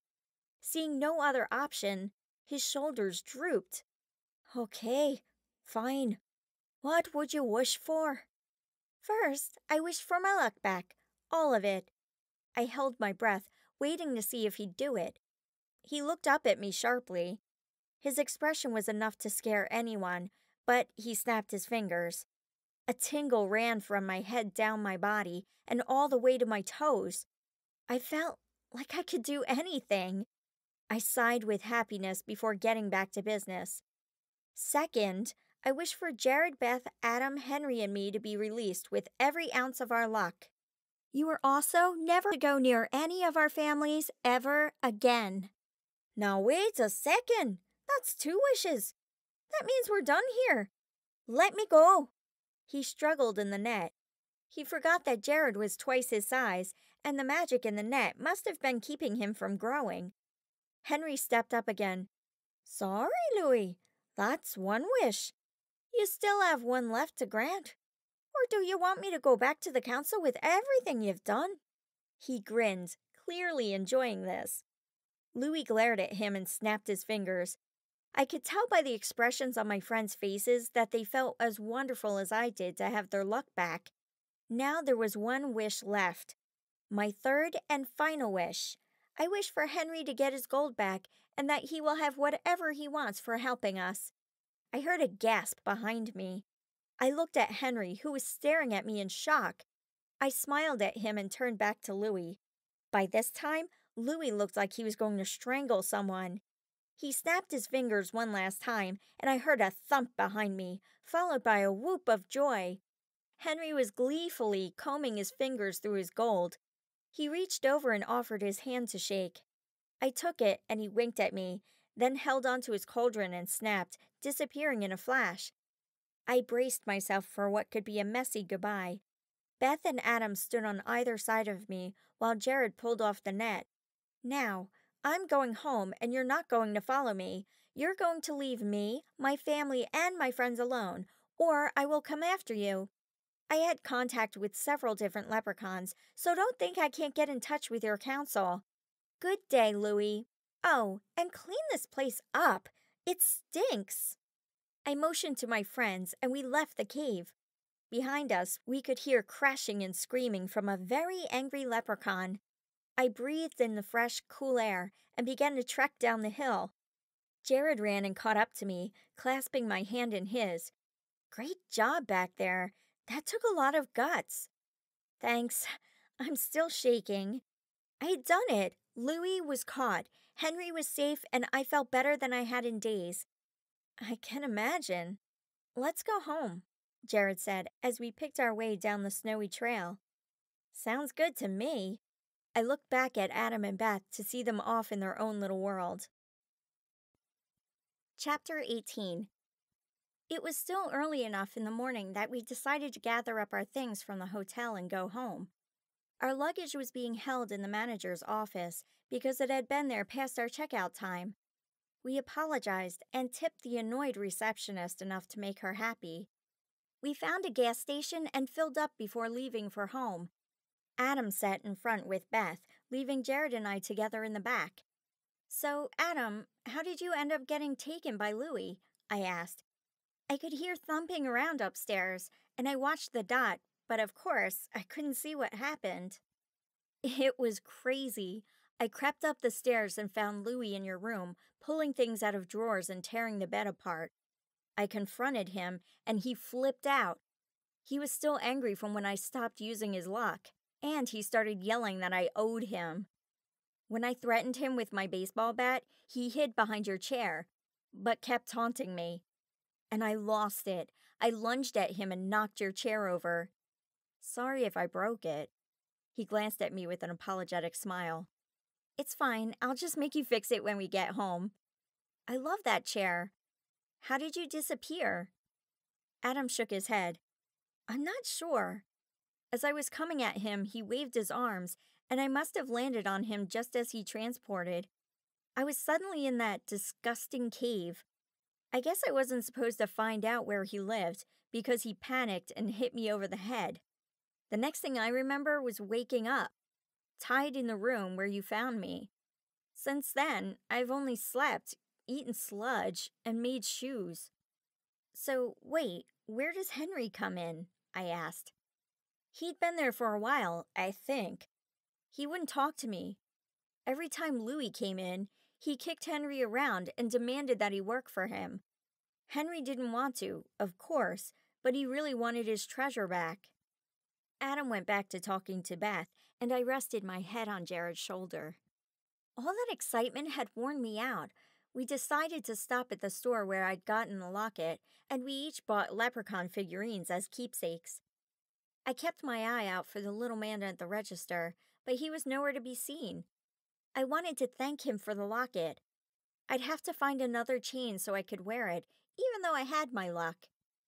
As we were leaving the store, I caught a glimpse of him in the back room. He gestured for me to follow him. I hesitated.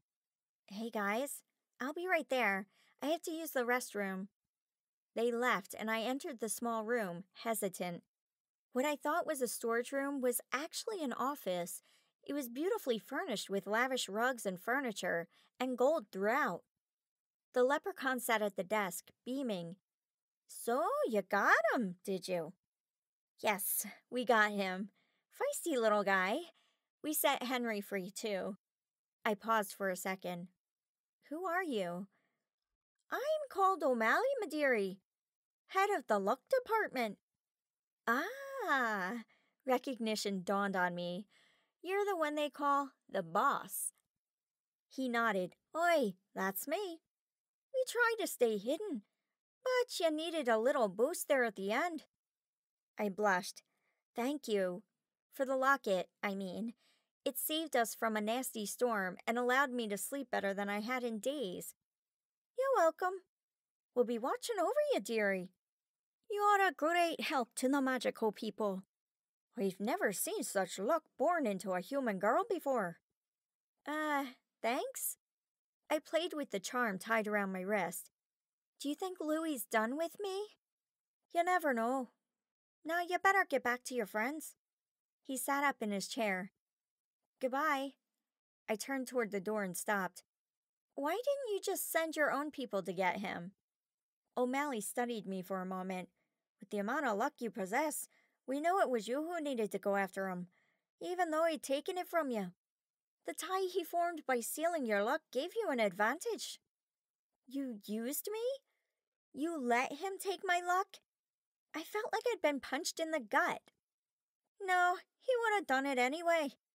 He's a bad one. We were gathering evidence to go get him, but then he went after you, and we realized that he'd just sealed his fate. He tapped his fingers on the desk in front of him. What do you mean? My head was spinning. He smiled. That's not for me to tell you now. Goodbye, Megan. Bye. I turned, knowing I wouldn't get any more answers from him, and left the room. When I turned around, I found a simple storage room. Jared was still standing at the door when I came out. Ready to go? I asked, walking past him. What are you doing?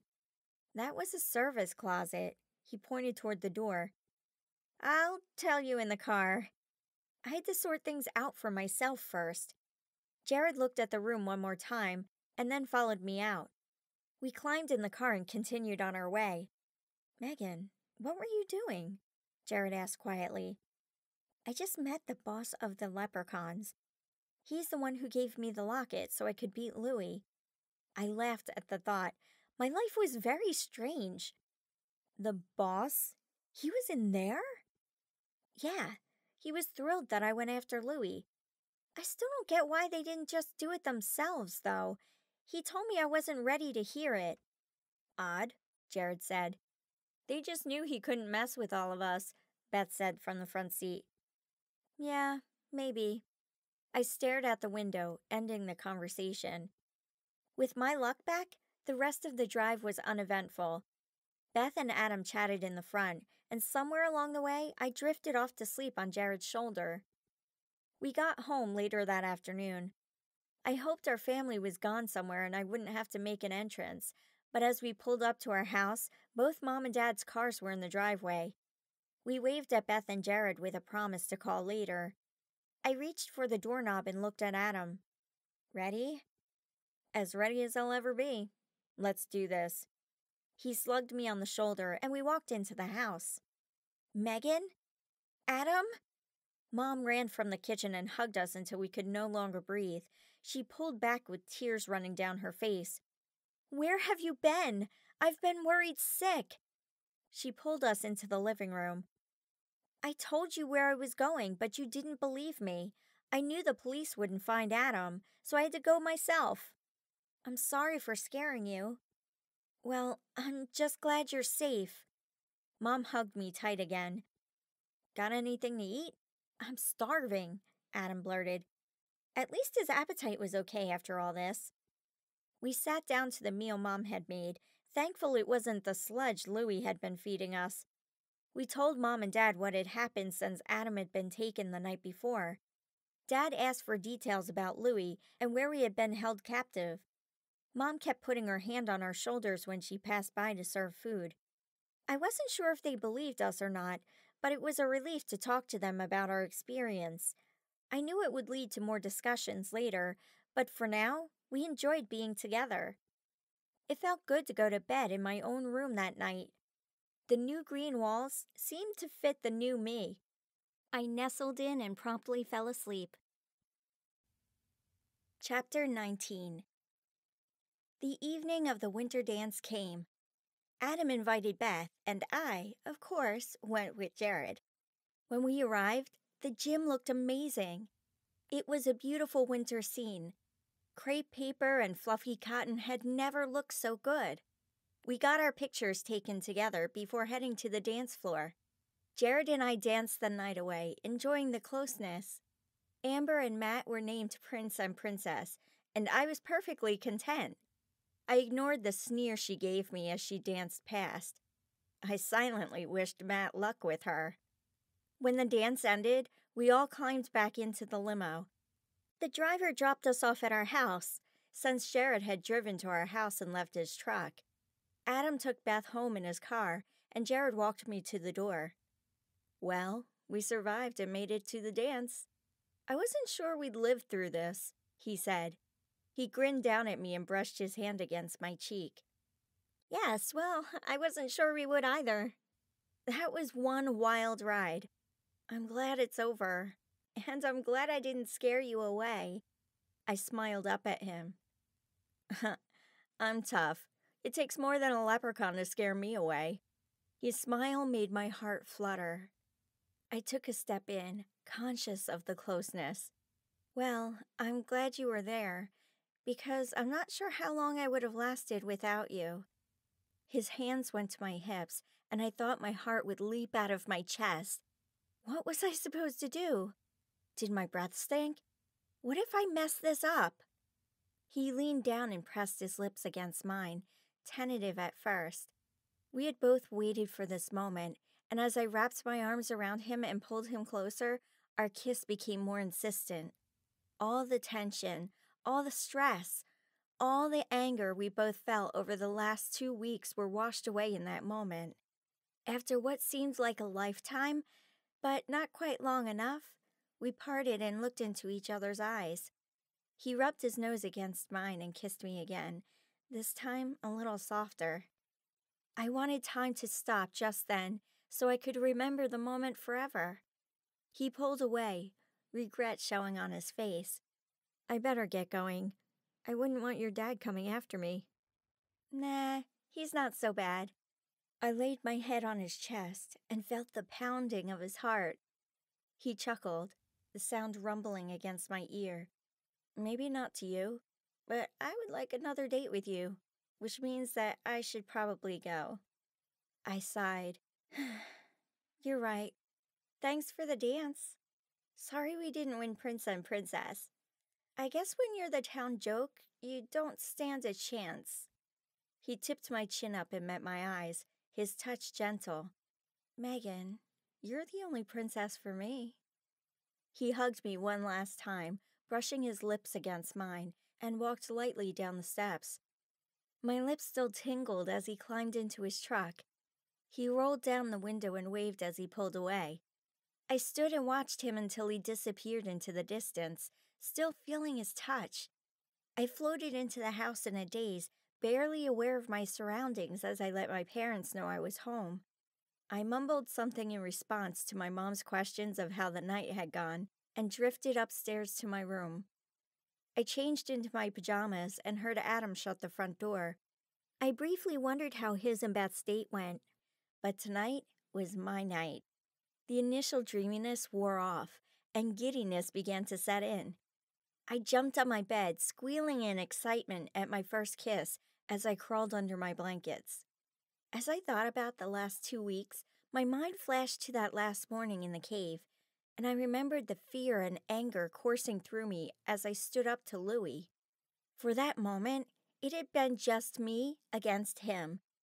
But then I remembered one other person. Henry.